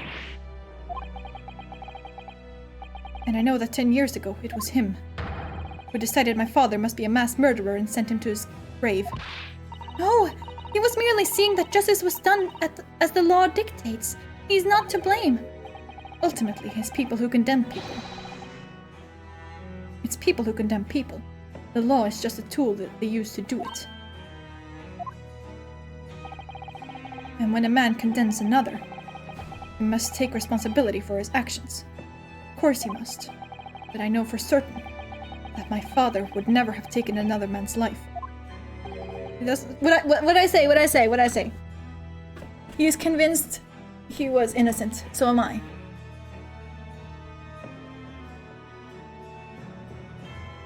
All we know is that the Reaper loves pigeons. Who could that be? We don't know that the Reaper loves pigeons. Kazuma. On the contrary, my father's life was taken by the Reaper.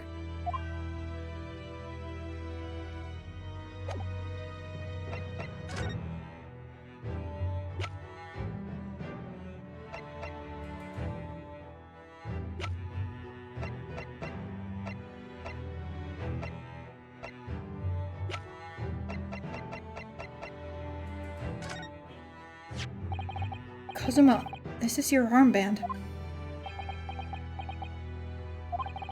Actually, I think it's yours now.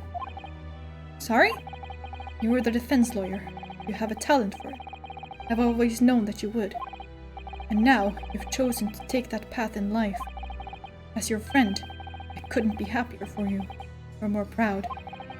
Kazuma, do you keep hold of that? Besides, I'm a prosecutor now. That armband would have no meaning for me. Well, if you're sure. Thank you, my friend. I'm just gonna show him everything I have.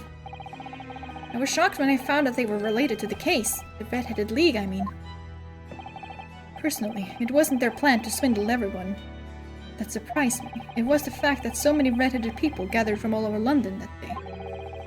A certain great detective being among them. I expect those two are in their cells as we speak, wishing they'd never dreamt up their little plan. Maybe they're busy plotting their next one.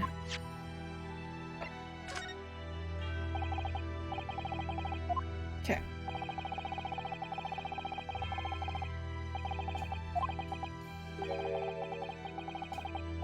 No, I'm gonna show you everything I have. I don't care.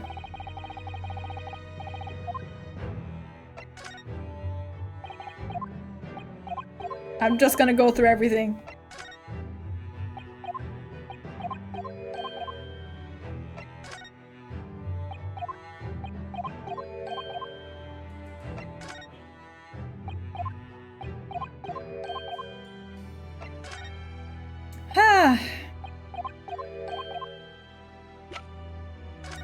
Just in case anything. Reaper. At last I get to take my revenge. Kazuma. Lord von Siegs isn't responsible for your father's death, and he's not the Reaper. He's the defendant and deserving of a fair trial. You mean like the one my father had? It's a closed trial now, too. The conditions are exactly as they were 10 years ago. And even if it ruffles some feathers, I have a plan to show them that man for what he really is. Kazuma.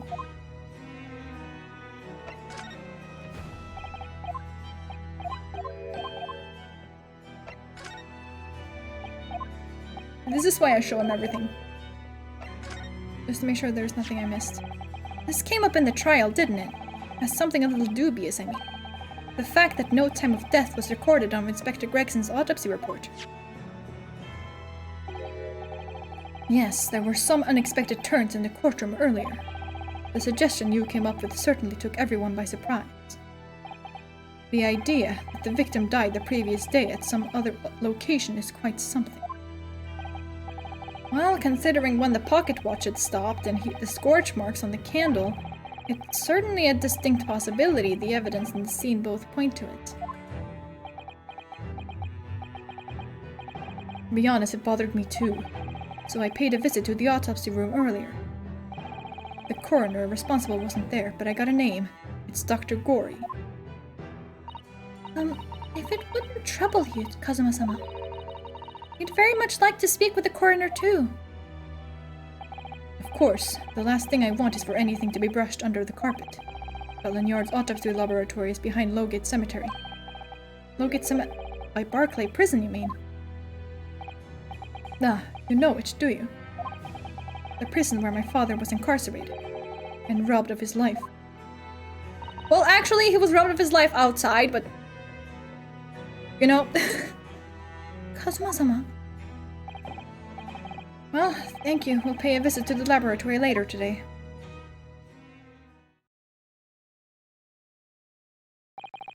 Ryunosuke, I want to thank you. What for?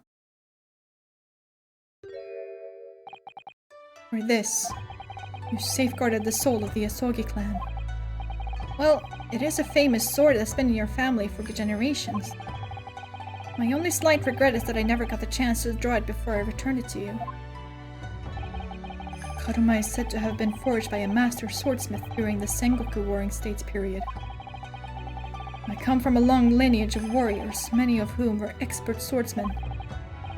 Well then, you're a chip of the old block, I'd say.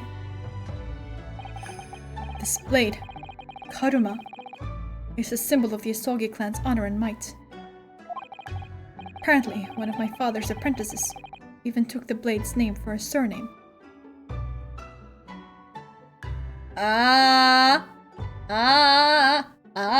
Karuma! Karuma! Really? Karuma?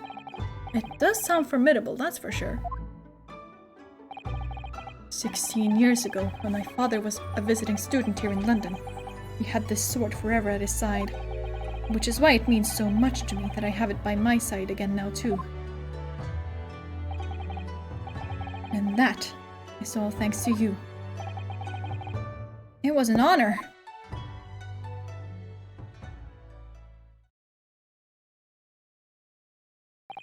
Now, I have preparations to make for tomorrow. Perhaps I said a little too much.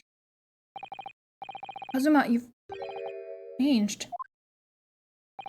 No, Ryunosuke, I haven't changed at all. It's you who's changed. I can completely understand your resentment of Lord Van Zieks given what happened, but the fact is those events in this case are, well, unrelated. Is that what you want to say? How can you be so sure? No, I don't think they're unrelated at all. I think they're very much related. But I think this is also just throwing us for a loop. And just... red herring. How can you be so sure? What do you mean? Never mind. That man is the Reaper, and it's for that reason that the inspector was killed. I'm going to prove as much in court tomorrow, by whatever means necessary. Can't let you do that, Kazuma. I know you'll do what you have to as a lawyer, but I'm sure I don't need to tell you that I won't be taking any prisoners in the courtroom. Anyways, back to the Karuma thing. In Japanese, von Karma is just Karuma. Manfred von Karma is Karuma Go.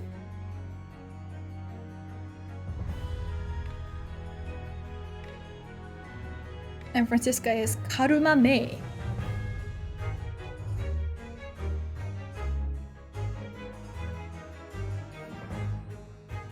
But I'm sure I don't need to tell you that I won't be taking any prisoners in the courtroom. I would expect nothing less.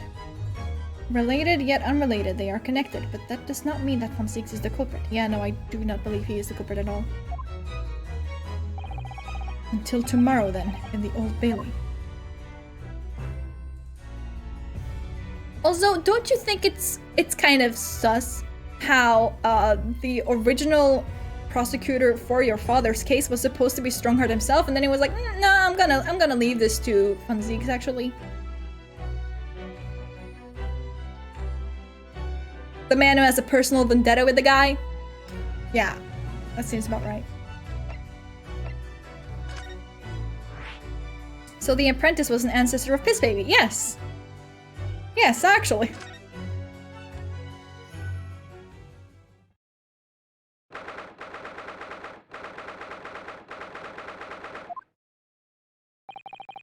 This place really is creepy, isn't it? Well, being a dead room, it's probably full of the spirits of the dissected. But actually, there's a rather pleasing scent of roses in the air. Well, being a dead room, the coroner probably needs a bold scent like that to mask the odor of death. Iris? Do you think we could change the subject?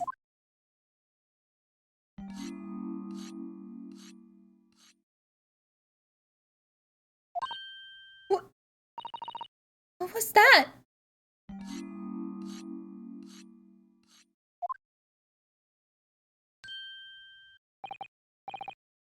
You saw the terror thing? Yeah. Dr. Gory?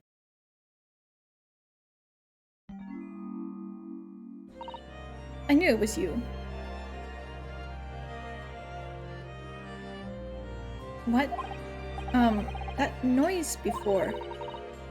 I'm sharpening my tools. I'd be dead meat if I didn't keep a perfectly keen edge on them. Right. Following the collagen fibers in the dermis. An expertly sharpened scalpel. Cuts like cheese.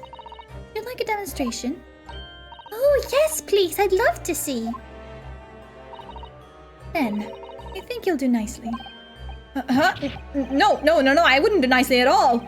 I mean, maybe some other time. Was that a Tut? Well, we came here to ask questions, so...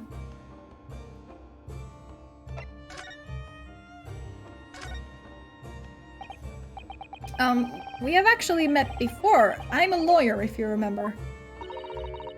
You're not dead yet. What?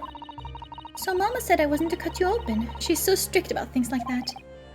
Well, good. Dr. Scythe has some scruples, at least. Oh dear. It looks like she's not interested in talking to us for the time being, anyway.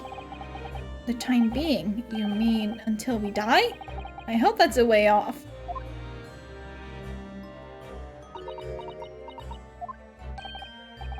Sorry, but I wasn't planning on dying anytime soon. Surely there's some less drastic way of making her listen.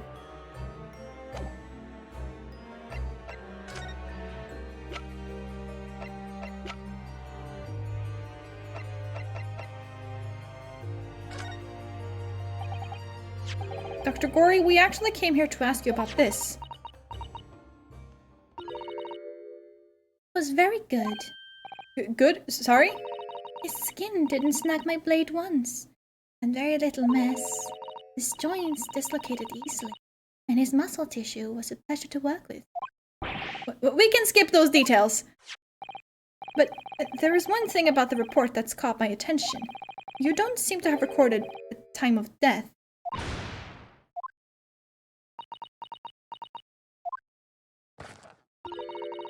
That's not my fault. Oh, that made me jump. And please, tell us what had happened.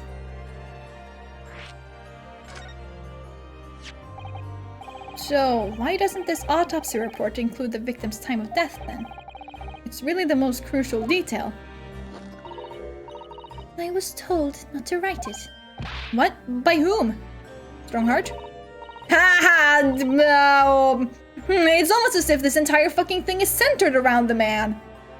Mayor Strongheart, the Lord Chief Justice. He came here. Lord Strongheart came... He said that from the witness statements about the gunshot and the other evidence, it was obvious. The man clearly died at 5 p.m. on 1st of November, when the gunshot was heard. But that's not the time of death you wrote on the report. You didn't write anything. Was there some reason you didn't include it?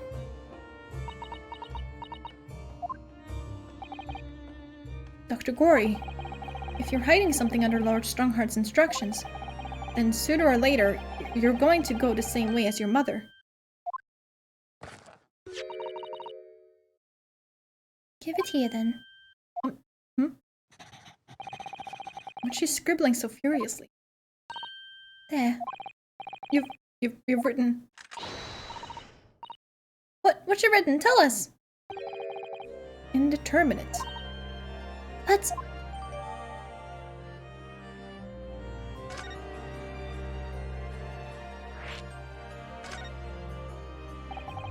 What do you mean by that? Why was the time of death indeterminate?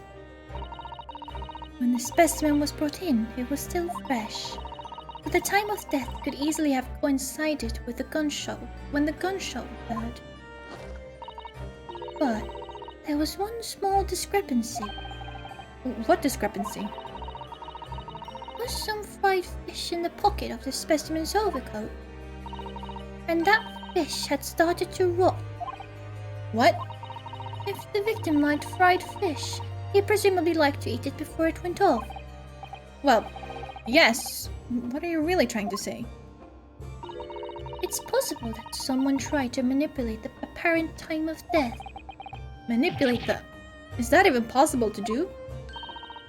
Theoretically, if you were to chill the body in ice, you could delay the onset of putrefaction. And if the overcoat wasn't on the body at the time, Then only the fish would have started to rot.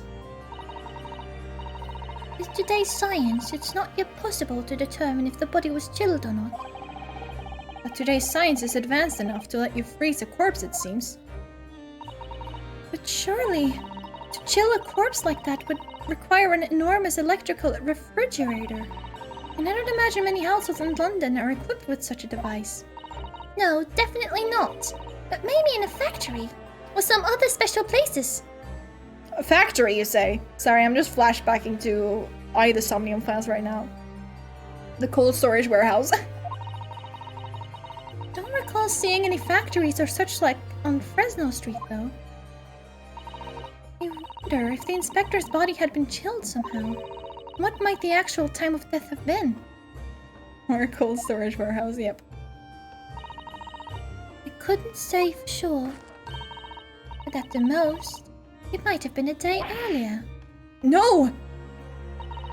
In other words, It would corroborate your previous deduction, Mr. Naruhodo. That Inspector Gregson was killed the day before his body was discovered, at a different location.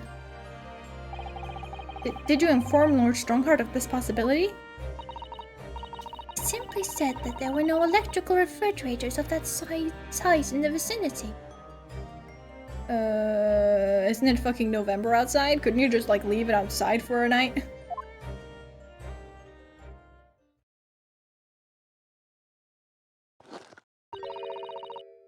You don't mind, then? Sorry?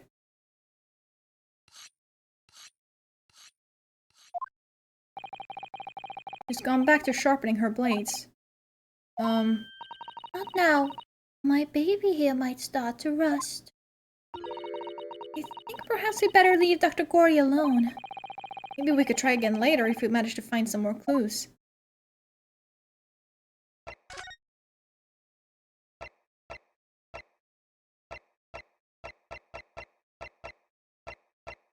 I get the feeling I need to talk to Mikotoba.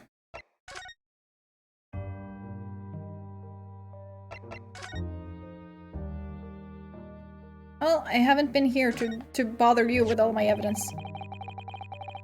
I think you know that this is worn by people in my country to show that they're defense lawyers, don't you?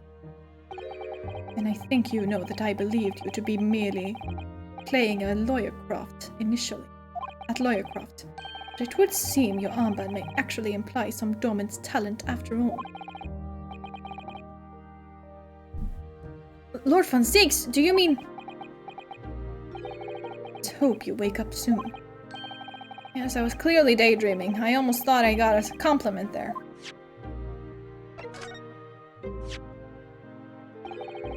It's not for me. That's not why I was showing you it. Suppose it was a black-headed league. You would have no hesitation. None whatsoever. Sadly, my own hair could be no more described as black as it could red. What colored league should I then join? The dilemma. People are troubled by the most unexpected problems at times.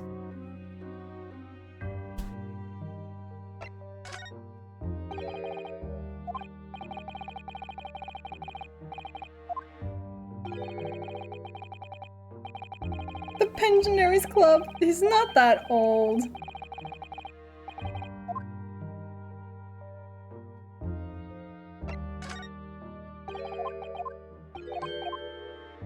Let me just show you all of my fucking evidence. Just like, look at this, look at this, look at this. See if anything catches his eye. Work with Kazuma.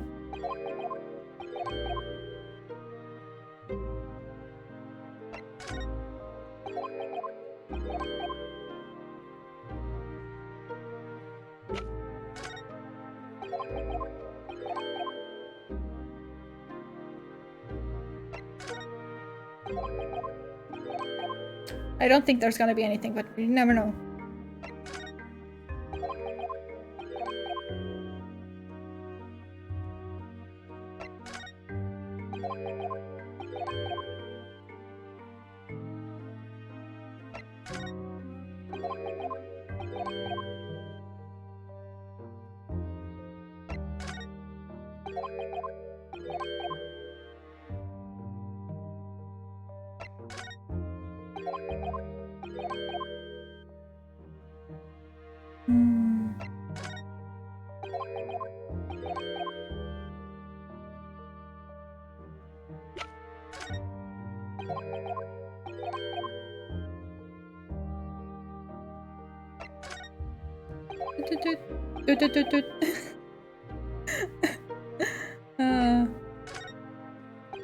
Okay, cool. That was a fucking waste of time.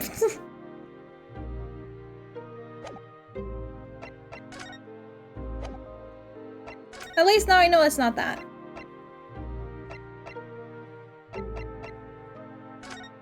I haven't been here yet.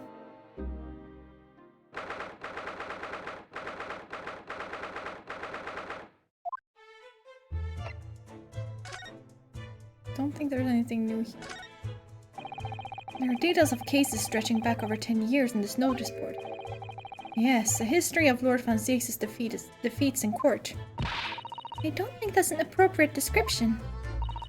Although, when you consider everything on the board, it's certainly true that all these people had a background of dubious dealings. And in the end of those, the board itself concealed the inspector's own death. Oh, wait. It really doesn't bear thinking about.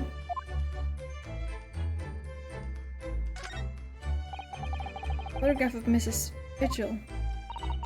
Realizing the identity of this lady was a very great clue to exposing Mr. Gossip's true identity.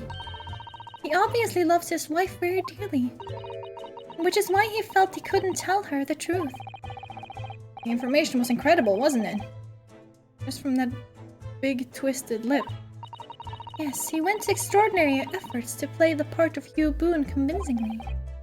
Although it didn't really seem like it was much of an effort to me. When you say it, I have to agree. It's almost as if that was Mr. Vigil's true character. People really are very hard to fathom at times. But yeah, no, these aren't anything. I can't go to the fireplace. Door isn't anything. He isn't anything. This revolver, just who does it belong to? We know it's of the type issued to members of the police force and judiciary. But Gregson's own gun was found on his person. And of course, Lord Van Zieks has admitted to losing the firearm with which he was issued. Such absent-mindedness, not dissimilar to you, Mr. Naruhodo. I'm starting to think the cold, hard prosecutor and I could become friends after all. And I wish you every success! Thank you. Never imagined this little figurine would turn out to be a watch winding. I suppose it's a policeman because the pocket watch was a gift from Scotland Yard. It seems there was much more to Inspector Gregson than we ever realized. He was clearly a brilliant man. It's the fish and chips that threw us off. I feel as though it ruined his image. I really don't think we should blame one of Britain's staple cuisines. But think about it. Imagine if it was Mr. Sholmes. How would you feel if instead of that old briar pipe that's always in his hand, Mr. Sholmes had a bag of chips? Rather disappointed, if I'm honest. Exactly! Let the man eat fish and chips. Sorry, let the man eat regenerating fish and chips. It catches your eye as soon as you enter the room, doesn't it? It's such a bright color, it certainly makes an impression, yes. They can't possibly commit any crimes, can they? I mean, redheads stand out like a sore thumb. I'm afraid with our jet black Japanese hair, we stand out almost as much here in London. Oh yeah, jet black. Well, doesn't look jet black to me, but okay, sure, whatever. I suppose that's true. You mustn't think of committing any crimes, Mr. Naruhodo. I wasn't!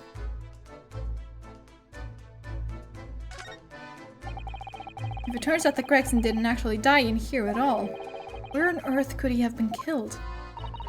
Well, one way or another, we must find out, for the inspector's sake. You know, you look awfully pale again today, Mr. Naruhodo. Ugh, sorry, when I start thinking it all through, I conjure up some horrible images in my mind. Your imagination is the culprit here, then. Most certainly guilty.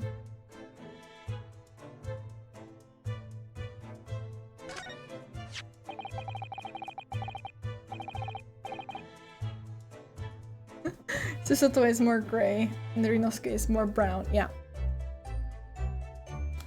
Using a candle as a timer device, very ingenious, I must say. Yes, the culprit arranged it so that the firecracker would be set off at 5 o'clock, and then left. So that a loud bang was heard at precisely the moment Lord Van Zieks arrived, yes. If only I hadn't picked up that gun from the floor. Something you probably told yourself once upon a time, I imagine. Yes, I've learned that lesson by bitter experience. I would have turned and run a mile for sure. Which may not have done you any favors either. True. Okay, nothing here, I guess. Vigil? Still not here? Nope. That's nothing. Anything over here? Crutches? Nothing of interest, really.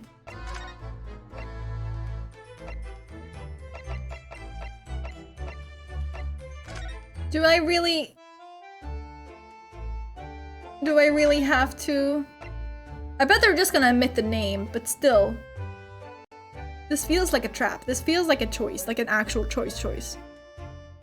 You know what? Fuck it, I'm gonna look it up and just see.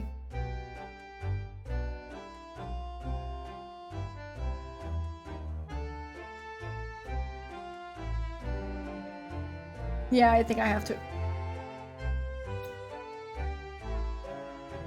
Iris is smart, she will know. I've just remembered something. Biscuits! This hotel has the most delicious looking biscuits. That was rather out of the blue. She's doing this deliberately. I think I'll go and see if I can purchase some. I wonder, would you like to come too, Iris?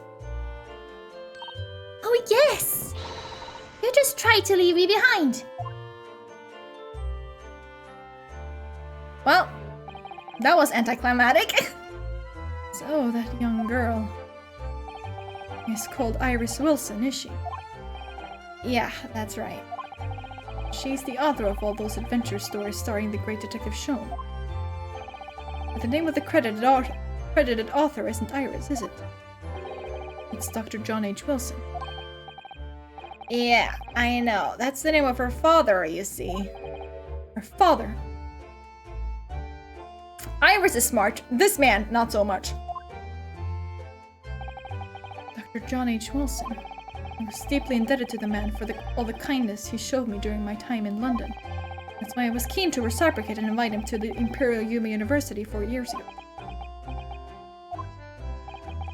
But he was murdered last year by Giselle Brett. Why would the hand of the Reaper stretch all the way to Japan?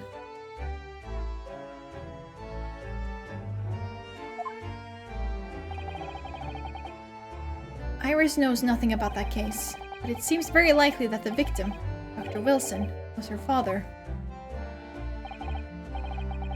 Well, I can't say that we ever spoke about his family, so I don't know if he had a daughter or not. But I think I can say with some certainty, he was never the great detective's partner. Huh? So, it could have been another Dr. Wilson, you think? How many John H. Wilsons are there? girl. John and Wilson are both common names, after all. Still, it's probably best not to mention this to the young lady until we can be sure. That's what we thought, yes. We're back with cinnamon biscuits. Oh, they smell delicious, Iris. I think cinnamon will go very well with the tea they serve here, don't you, Susie? Yes, I'm sure you're right, Iris.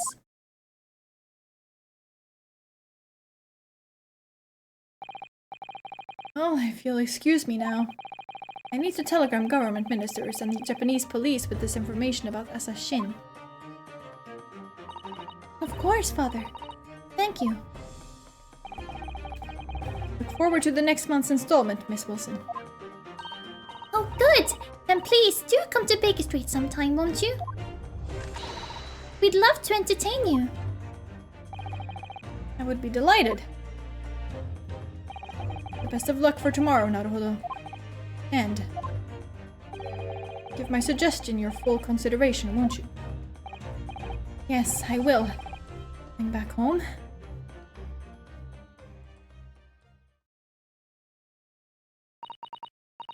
No.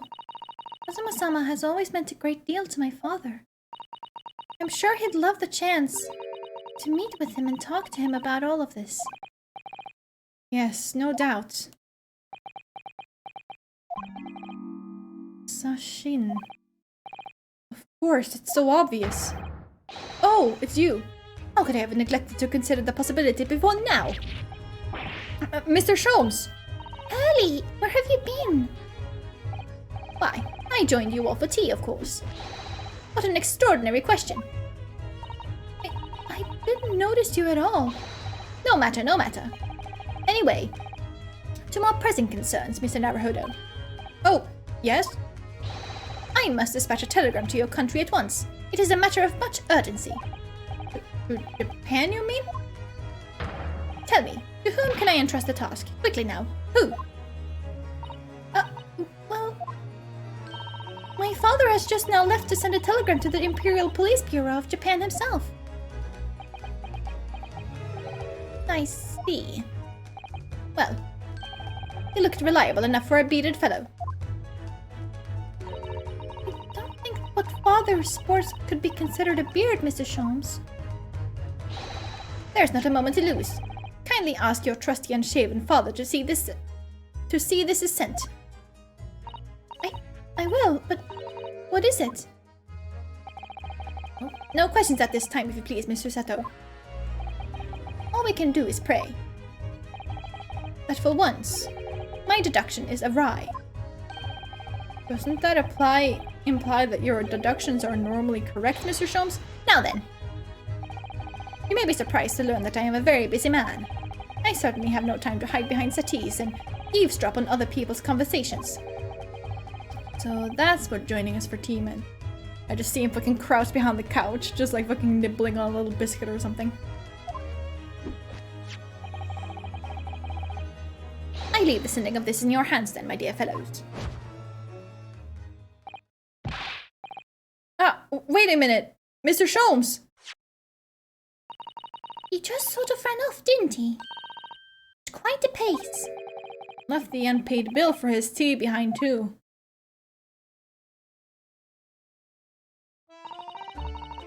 We must catch up with father at the telegraph office at once. And I'll run and call us a cab. Straight away. And there was me thinking everyone would be clamoring to pay Mr. Sholmes' bill. Oh.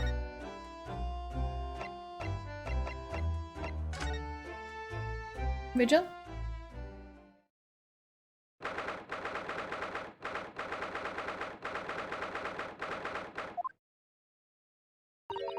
This is the ward where Mr. Vigil was brought, apparently.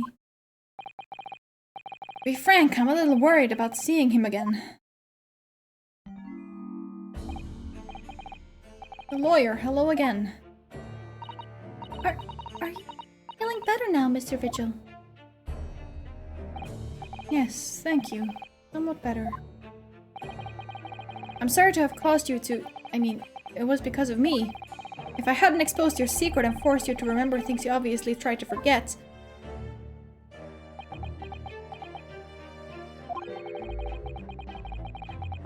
The prosecutor was here until a few moments ago too. You just missed him. Oh! Ozma beat us to it. He said much the same as you. He was very apologetic. But the truth is, I brought all of this upon myself. Please, don't think like that. Okay, that. What the fuck is he doing? He's like going like around and... Oh yeah, okay. What? Yeah, no, that's not comfortable at all.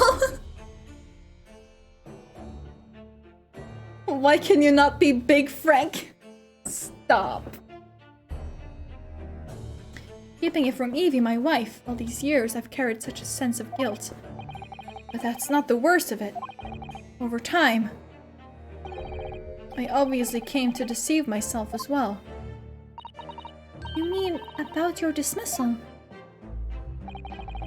Looking back now, I'm beginning to think that perhaps Inspector Gregson didn't stumble across me by accident at all. I mean, he compensated me so generously for acting as his stand-in. He was clearly concerned for my well-being and doing what he could to help.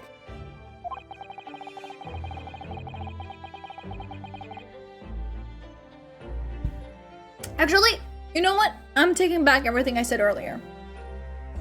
When we were talking to Kazuma and he was like, when he was like, Gregson is the Reaper, and that he is getting orders from someone else, and I was like, I can get behind that. I can't. And the reason why is because of this.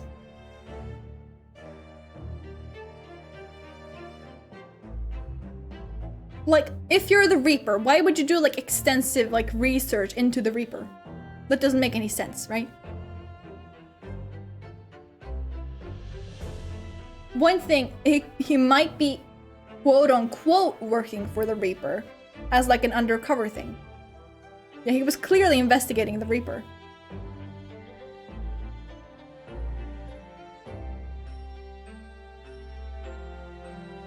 I think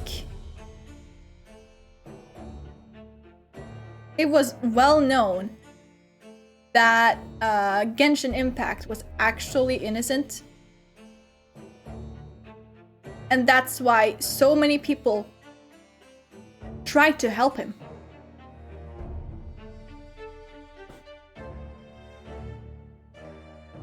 Like that coroner who like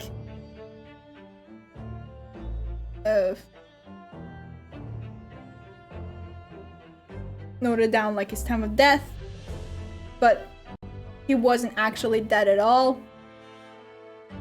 And she was also probably working together with Vigil for whatever reason.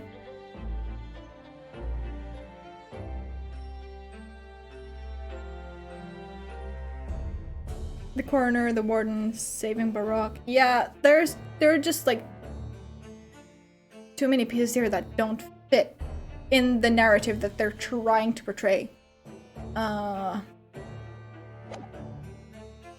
yeah.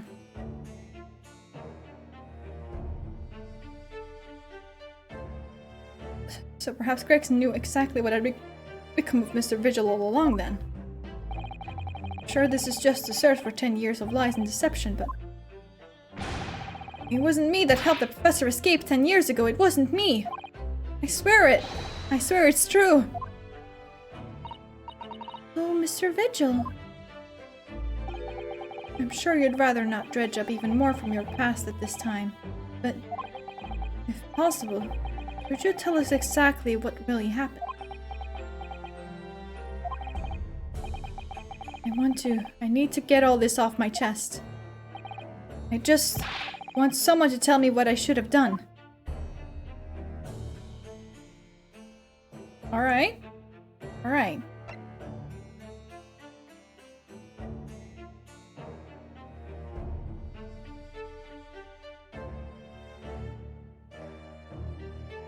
Another idea. There was another inmate at the prison at the time that was actually known as Professor. I don't know where I'm going with this. I'm just rambling right now. And that's why he says, no, I didn't help the professor escape, because they didn't know him as the professor. They knew him as Genshin. Or something like that. I don't fucking know.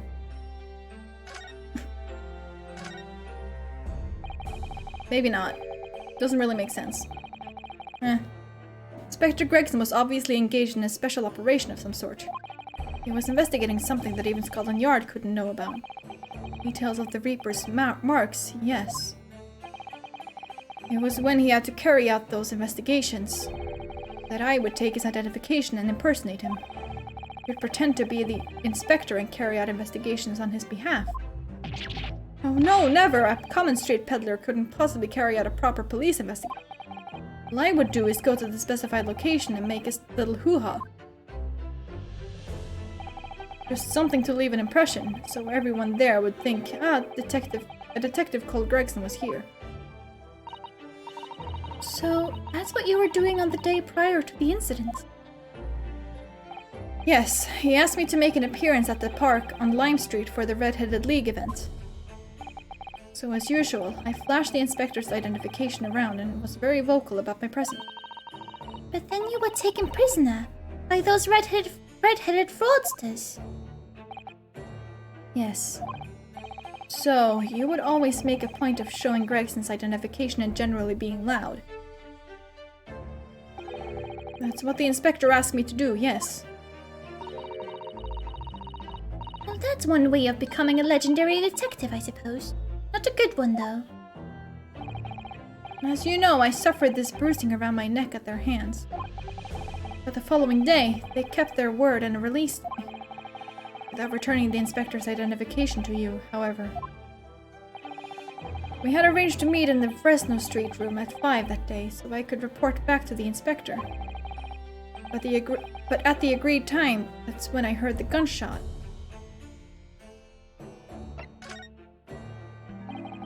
It was at midnight on 17th of June 10 years ago. That was the time scheduled for the execution. But the professor's execution never actually took place, did it?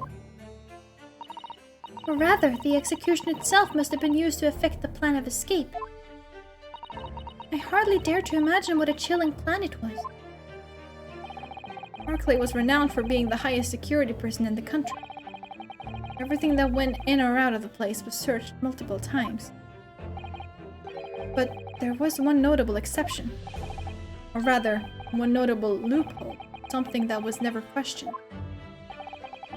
I have a feeling I know what that loophole was now. The coffins into which the bodies of the executed convicts were placed, correct? Yes. Once the coroner had confirmed the death of a condemned convict, the body was taken in its coffin for immediate burial in Lowgate Cemetery just behind the prison. The chief warder first had to sign the necessary paper.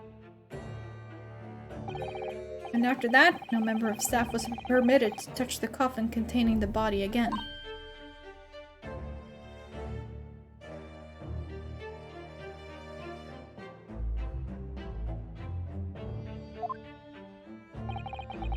When executions took place, only the executioner and the coroner were permitted inside the chamber. He just signed some papers, I guess. I would wait in the adjacent room for word that the condemned convict was dead. On that occasion, once I had that confirmation, I went into the mortuary to find a lone coffin as usual. The procedure was that I would sign the paperwork, having checked the coffin, then nail it shut. But for some reason that day, the coffin was already nailed shut. No! I didn't think anything of it at the time. I assumed that my deputy must have checked the coffin and nailed it shut before I arrived. So, you mean the coffin contained...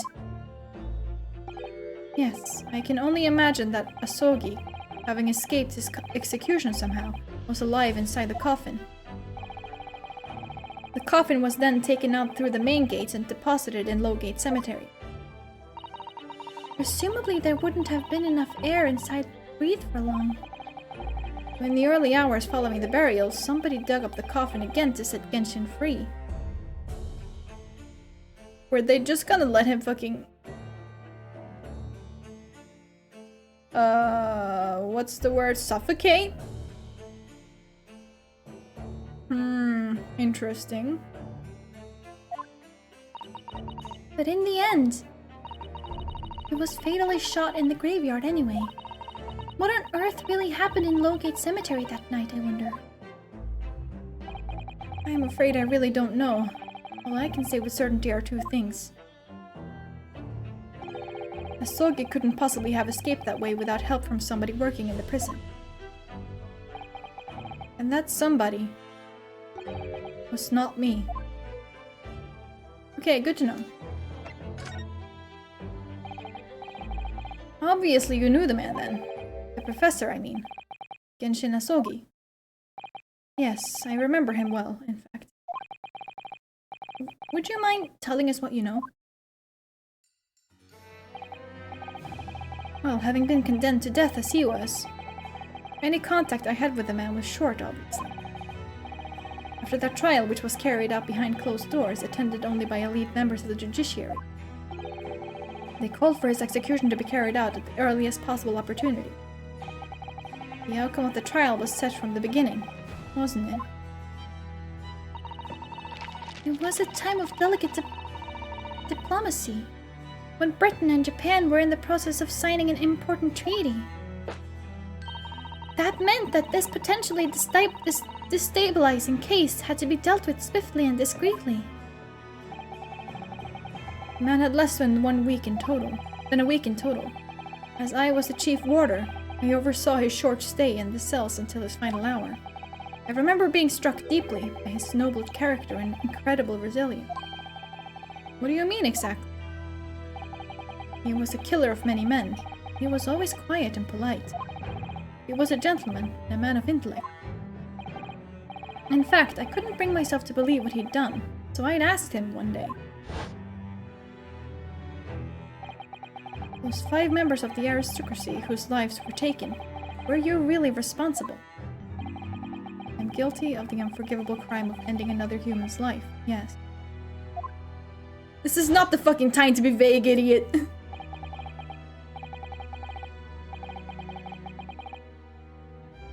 The following day, the closed trial took place, and the verdict was no surprise. Guilty. That night, when he was brought back to his cell, I saw something. Something unusual. Something unusual? What? The last will and testament of Genshin Asogi. Okay. As I said, it wasn't the night following his trial after he'd been found guilty. I was doing the rounds of the cells when I looked into Asogi. I noticed that he seemed to have a sheet of paper in his hand. His last will and testament, presumably. As soon as he noticed me, he hurriedly shoved it behind his back. But why did you find that so unusual? Isn't it normal for a man to pen a will when he knows his death is nigh? Yes, that's true, but there were special conditions to Asogi's incarcerations, you see. Incarceration, only one. What sort of conditions? Well, even though he was held in a cell designed for condemned inmates, he was allowed to keep his personal effects with him, with one exception. Really? He was allowed his things? That is unusual, certainly. Of course, he'd been convicted of killing 5 members of the aristocracy. But at the same time, he was a guest in our country from the Empire of Japan. The powers that be were determined that his final days shouldn't be needlessly uncomfortable. And what was the exception you mentioned? To the personal effects he was allowed? That's the point. He wasn't permitted to have writing materials. Specifically, no pens or paper. So, he was prevented from leaving any written record of what had happened to him. I don't know, sounds sussy to me. Yes, that was the long and the short of it. I have no idea where he obtained that paper. Any writing materials would have been confiscated from him upon his incarceration. As I said, he hid the paper behind his back, and then he pleaded with me. Or did you just hide behind your back?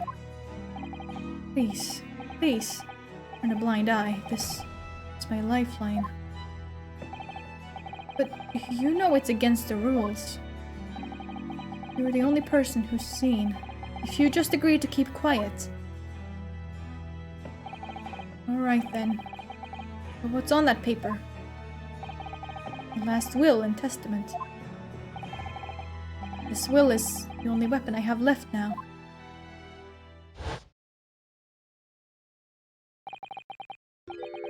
I can get not allowing the sword, but not allowing paper and pens is just sus, yeah. How can a will be a weapon?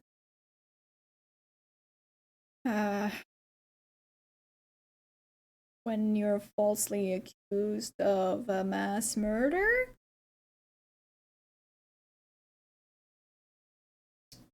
Just a thought. So I decided to pretend I'd seen nothing, and I let him keep his will. But then later, just seemed to vanish without trace. What? What do you mean, it vanished? It would seem that that isn't the end of the story of this mysterious will.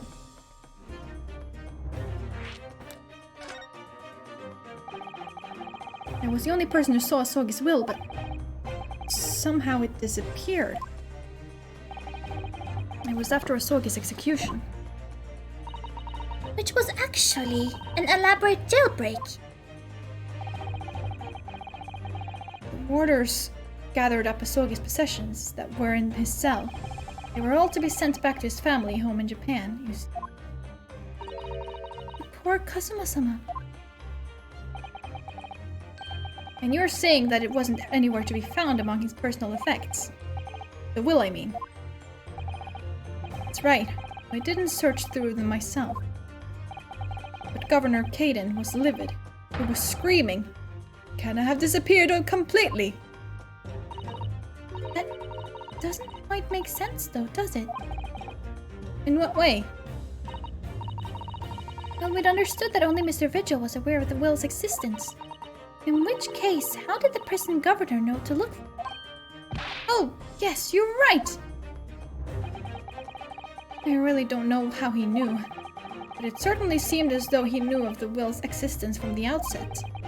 Only he didn't refer to it as a will. What he said was the Asogi papers. Asogi papers. I really can't tell you anything of the subsequent events. Is it in the sword? Is there like some fucking hidden compartment in the sword? Because, well, what happened? Your dismissal and the way you blocked it all off. Blocked it all from your memory. I'd forgotten all this until today. I don't suppose it's relevant to the case, though. Well, anyway, thank you very much for sharing it with us, Mr. Vigil. We're very grateful.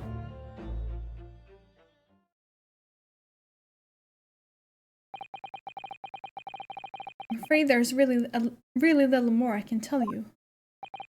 My wife, Evie, will be here shortly, so I do hope I don't appear rude. But... No, not at all. Thank you again. But what will become of you now? Impersonating a police officer is a criminal offense, of course.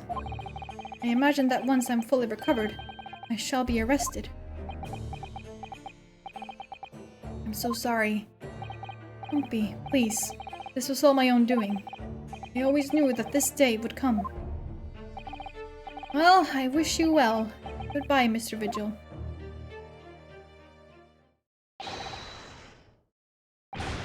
Before you go, there's just one thing, okay? Oh, yes? What is it? The Asogi papers. I'd be very grateful if you'd make no mention of the things I told you about. Presumably for some good reason? It's my understanding that their very existence is a closely guarded secret. If it became known that I remembered, well, It could be rather troublesome, I think. I understand. Some sort of will that Genshin Asogi penned just before his death, which the man himself claimed was his last weapon. I wonder, perhaps it had something to do with his plan to escape. If there's anyone who might know more about a document that Kazuma's father left behind. It would be Mr. Vigil's governor. And we know precisely where we must go. Back to Barclay Prison.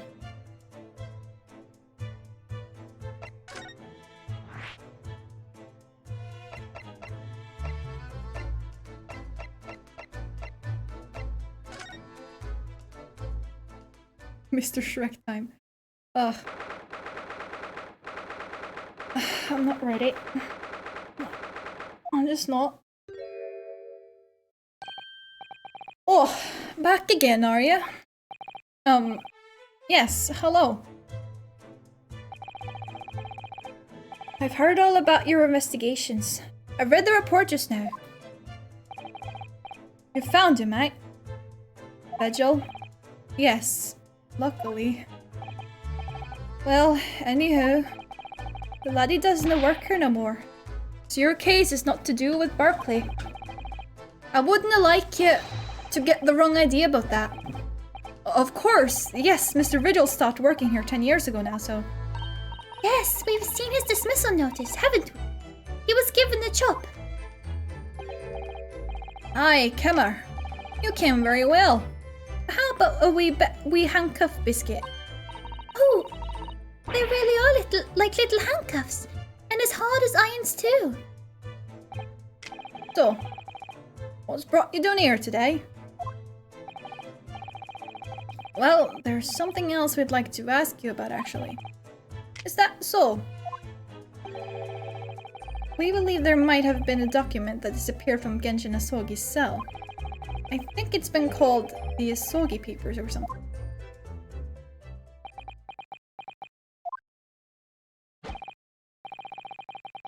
Can I say, Gregson's death is not to do with things that might have happened at Barclay. Leave the past in the past, laddie. Let's not foot her about with irrelevant details. Fuck. His expression's changed completely. I'm struggling. We're clearly onto something here.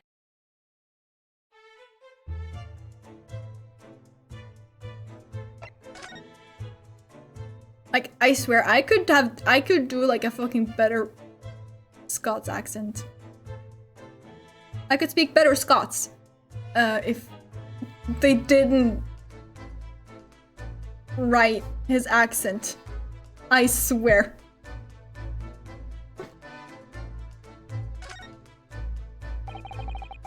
That murderous butchered execution and the whole miserable escape. They were Barclay's darkest hour, eh? A shock and embarrassment. Because the convict had a collaborator on the prison staff, you mean? Aye, for shame. The coroner who confirmed the death of the man after his execution, Courtney Scythe, and my chief warder at the time, Vigil, who was in charge of the whole affair. But Mr. Vigil says he didn't know anything about it. The rascal wouldn't say otherwise, eh? More handcuffs? Oh, how could I say no? You can never have too much iron in your diet. When Mr. Vigil was handed his dismissal notice as a result of what had happened, he was so despairing he jumped out of your office window, didn't he? Didn't like to say, but that's just Vigil trying to get out of it. Do you not think he wouldn't have jumped from the shock of his crimes being exposed, eh? I do. You wouldn't say otherwise, though, would you? Of course, I kinda shun all the responsibility myself. I shouldn't have let him deceive me. Actually, there's barely anybody that kens what went on at the time now. With Gregson having been murdered, and Dr. Scythe forbidden from having any visitors. No visitors? Someone obviously doesn't want her giving anything away.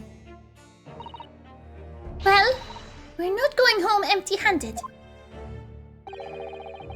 And I wouldn't have dreamed of sending you packing with not, Kima. Here, take a handcuff or two. Oh, well, it would be rude to say no. I wouldn't want to become anemic. I suppose. If there's anybody who might still care about what happened back then.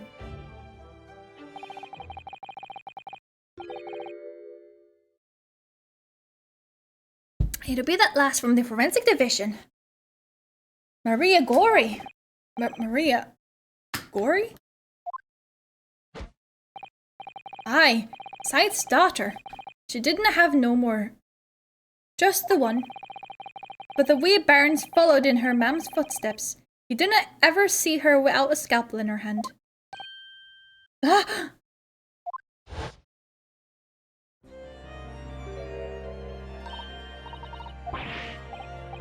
Yep.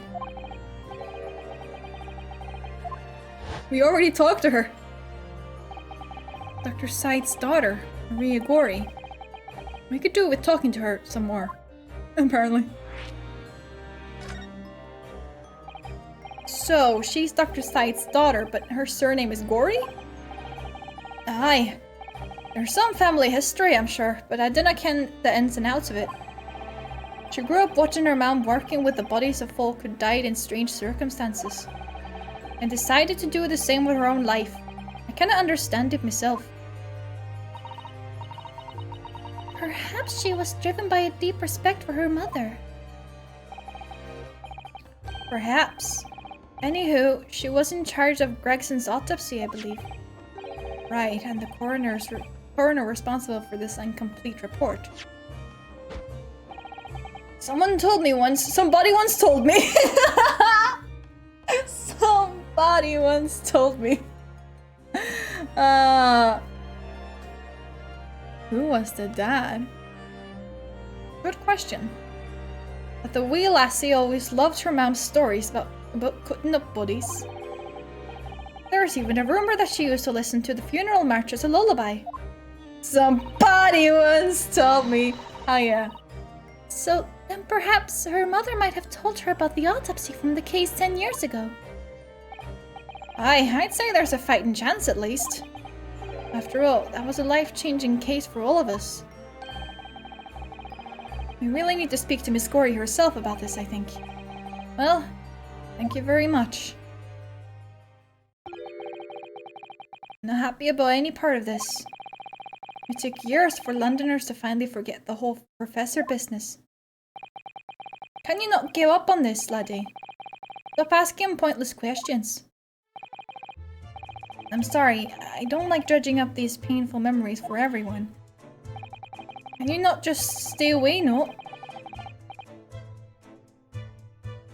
Stay away now? Is that what they mean? Leave me alone and didn't come back here, eh? Sorry, I have one more thing I need to talk to you about. How'd you come to ken about that, laddie? There's not many folk even here in the present who've heard of those papers. Well, I can't tell him Mr. Vigil told me. I'm afraid our sources must remain confidential, sir. You've been led to believe the papers are actually a last will and testament. Is that right? The professors, or rather, Genshin Asogi's.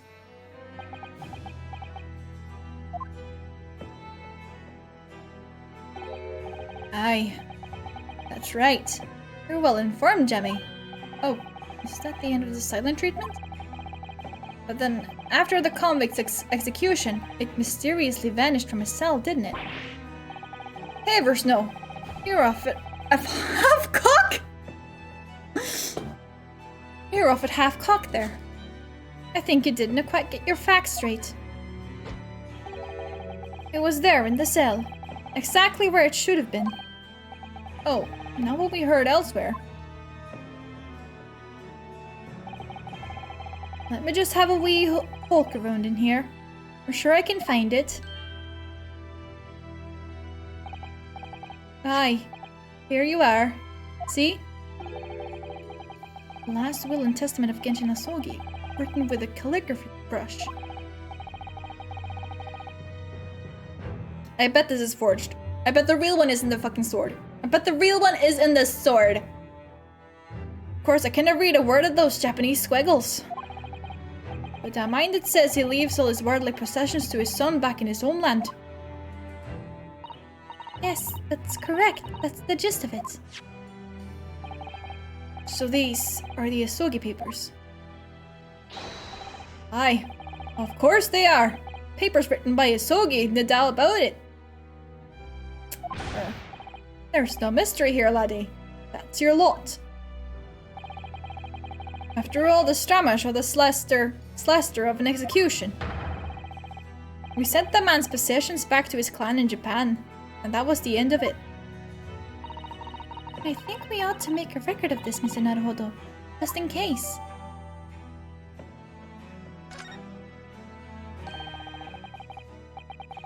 One thing before you go on your way, Mr. Naruhodo. Oh, yes? Those papers are not to do with Gregson's death. I prefer it if you didn't make no mention of them outside of this office. Or rather, I wouldn't just prefer it, consider it an order from the highest levels of our government. I understand. Alright. So it wasn't for nothing after all. I, Genshin Asogi, hereby request that upon my death, any and all material possessions and wealth belonging to me in London be delivered to my son Kazuma Asogi in the Emperor of Japan. It is with deep sadness that I accept my fate in this foreign land and the knowledge that I will never see my homeland or family again, but I regret nothing about my chosen path.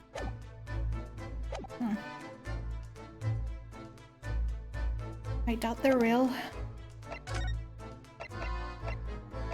Alright, back to Gory.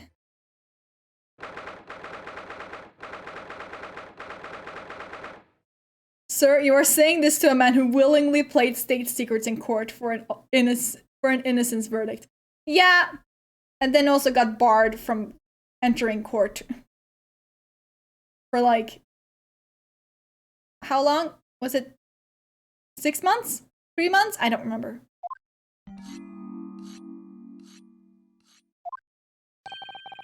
Someone's sharpening again. Still not dead. Anyway, don't have anything more to tell you about that specimen. Actually, we're not here to ask you about Inspector Gregson. We were hoping to talk about your mother, Dr. Said. And something the governor of Barclay Prison mentioned. Or maybe since people knew about the will, he made a second will so as to get the sword with the real testament to Kazuma. Oh, I'm liking the way you think. I'm liking the way you think. He said that she was responsible for confirming the death of the professor after his execution. That's not all Mama did. Sorry? My Mama carried out the autopsy of Clint Van Zieks as well. What? Really? The brother of Lord Van Zieks. The professor's final victim. The idea of carrying out an autopsy on a member of the aristocracy was completely unthinkable back then. But the detective in charge of the investigation insisted it was miraculously authorized. That detective being Inspector Gregson, of course. Quite an accomplishment for one man. That autopsy provided the vital clue needed to arrest the killer. And Mama was there for that historic event. What does all this mean? No, the amazing autopsy happened right here in this very room. The professor and Clint Van Zieks. They both spent their final moments before their burial on that dissection table there. So this lab, Mama's lab, was instrumental in some of the country's most important events. She really is proud of her mother. I wonder if you'd tell us more about exactly what happened back then with Dr. Gory.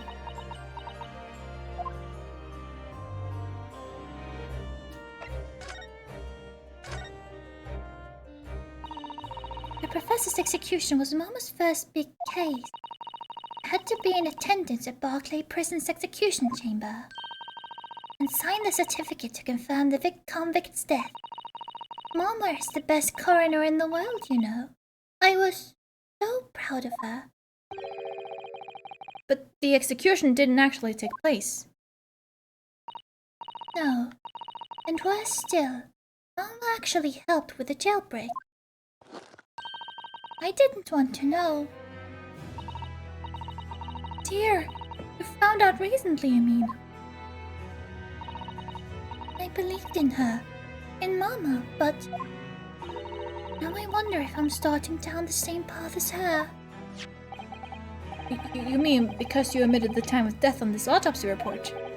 But that's because Lord Strongheart forbade you from including it. Just like Mama. I'm sure she was coerced by somebody too. Yes, that's my feeling as well. There's no doubt that there were powerful forces at play 10 years ago. The execution couldn't have been staged without a lot of people at the prison knowing about it. Obviously, the prison governor must have been in on it as well. The big man with the little handcuffs, according to what he told us. He was tricked by the chief warder. He says he knew nothing about it. Of course he said that. I'd say the same thing. Just who was behind that jailbreak all those years ago? Good question. You mentioned the autopsy of Clint Van Zieks. It was at a time when carrying out autopsies of murder victims was very unusual. Watch it be Sholmes. It's still not a practice that's observed in our country, even now. It turned out that he was the professor's final victim, and when the autopsy was performed, Mama was present, although only as a secondary assistant. The person leading the procedure was called Dr. John H. Wilson.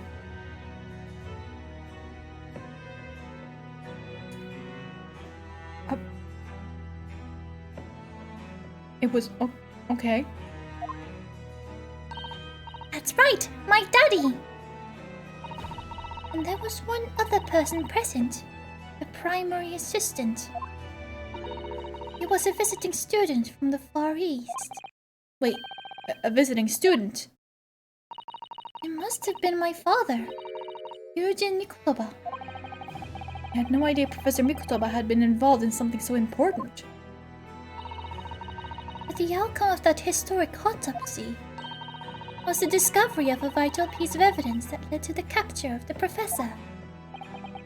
Well, that's how they came to identify Genshin Impact as the infamous mass murderer. You happen to know anything about that piece of evidence? Can you tell us any more?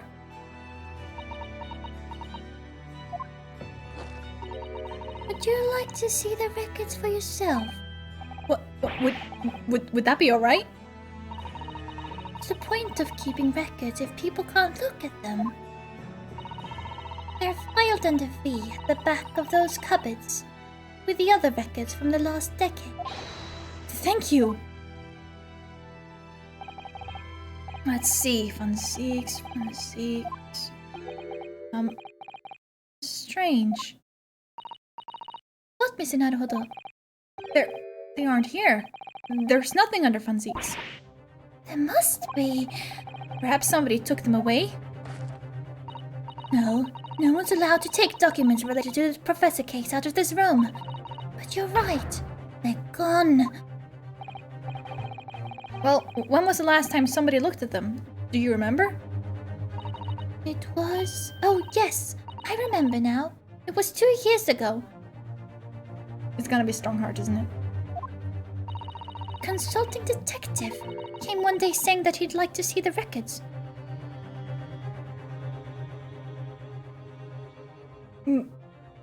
Did he? Interesting. What? I am so fucking lost. No, you don't mean... Sherlock Shaw was his name. Deep down, I knew that was coming. Do you think he stole the record? no. Surely not. Iris, that can't be right, can it?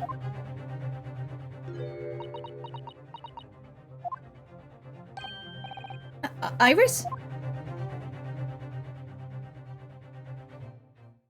Iris?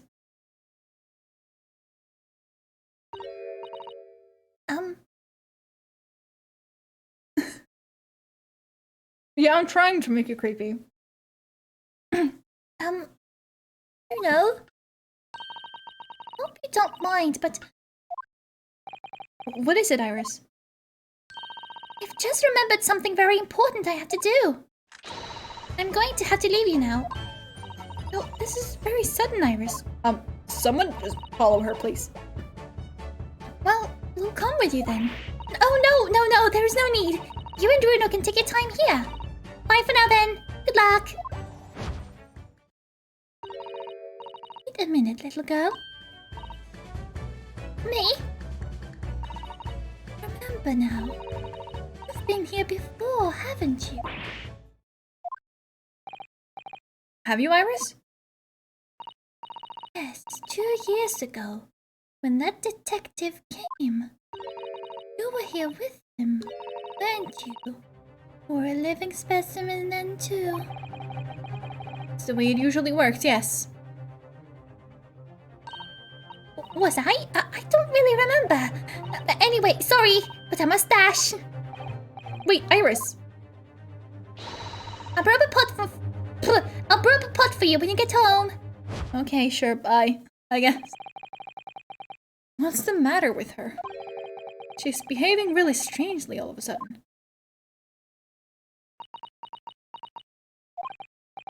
Well, in that case, we won't keep you any longer either. It's been quite a while since I had any visitors. This was really fun. But next time you come, I'd prefer it if you were ready for dissection. I can't make any promises, sorry. It's a bit strange that the records of Clint Van Ziek's autopsy have disappeared. And I think we've asked all we can. All we came to ask. Okay.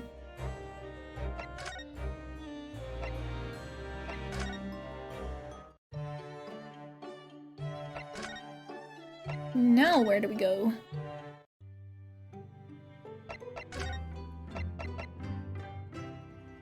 Hold on, let me see how much we have left.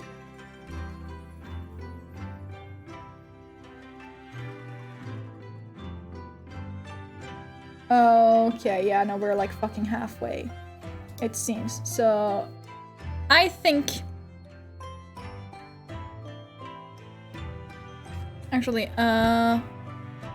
let's go here. I saw we need to go here next.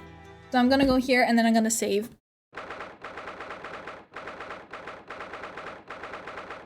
And then we continue from here next time on Sunday. I just figured that this would be a bit longer, so I just rather split it up. So I'll finish this on Sunday, and then I don't know. I don't know what I'll do after that. Maybe we can play the Detective Pikachu or something. I don't know. Fucking anything that doesn't take like too long. Anyways, I cannot wait to find out. Yeah, no, me neither. This song is really just a lot right now.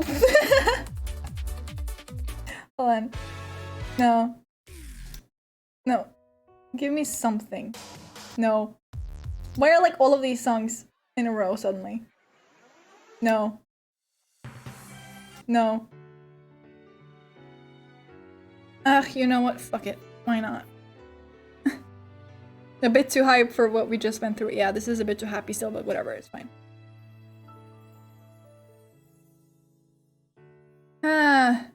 It's not really that happy, to be honest, but whatever. I'm gonna leave this here. I am so excited to see how this is gonna end, because like I've said, Like, this is the final chapter of this episode, and then we have like the last episode left, which is also 4 parts, which is like trial, investigation, trial, I think. Or is it trial, investigation, trial? It's one or the other. I'm not sure which is which though. It's trial, investigation, trial. Okay. But after that, we're finished with like the Ace Attorney games. Like, the only exception we have left, but that isn't really like connected to the actual story, I guess. It's just like a spin-off game, you know? And that's the Professor Layton crossover game.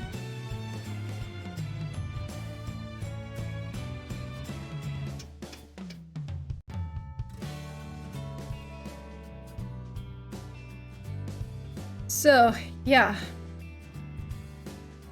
Which I also have never played before, so I'm really excited for that. Just to see what it is, and to go back to familiar characters and also some new ones.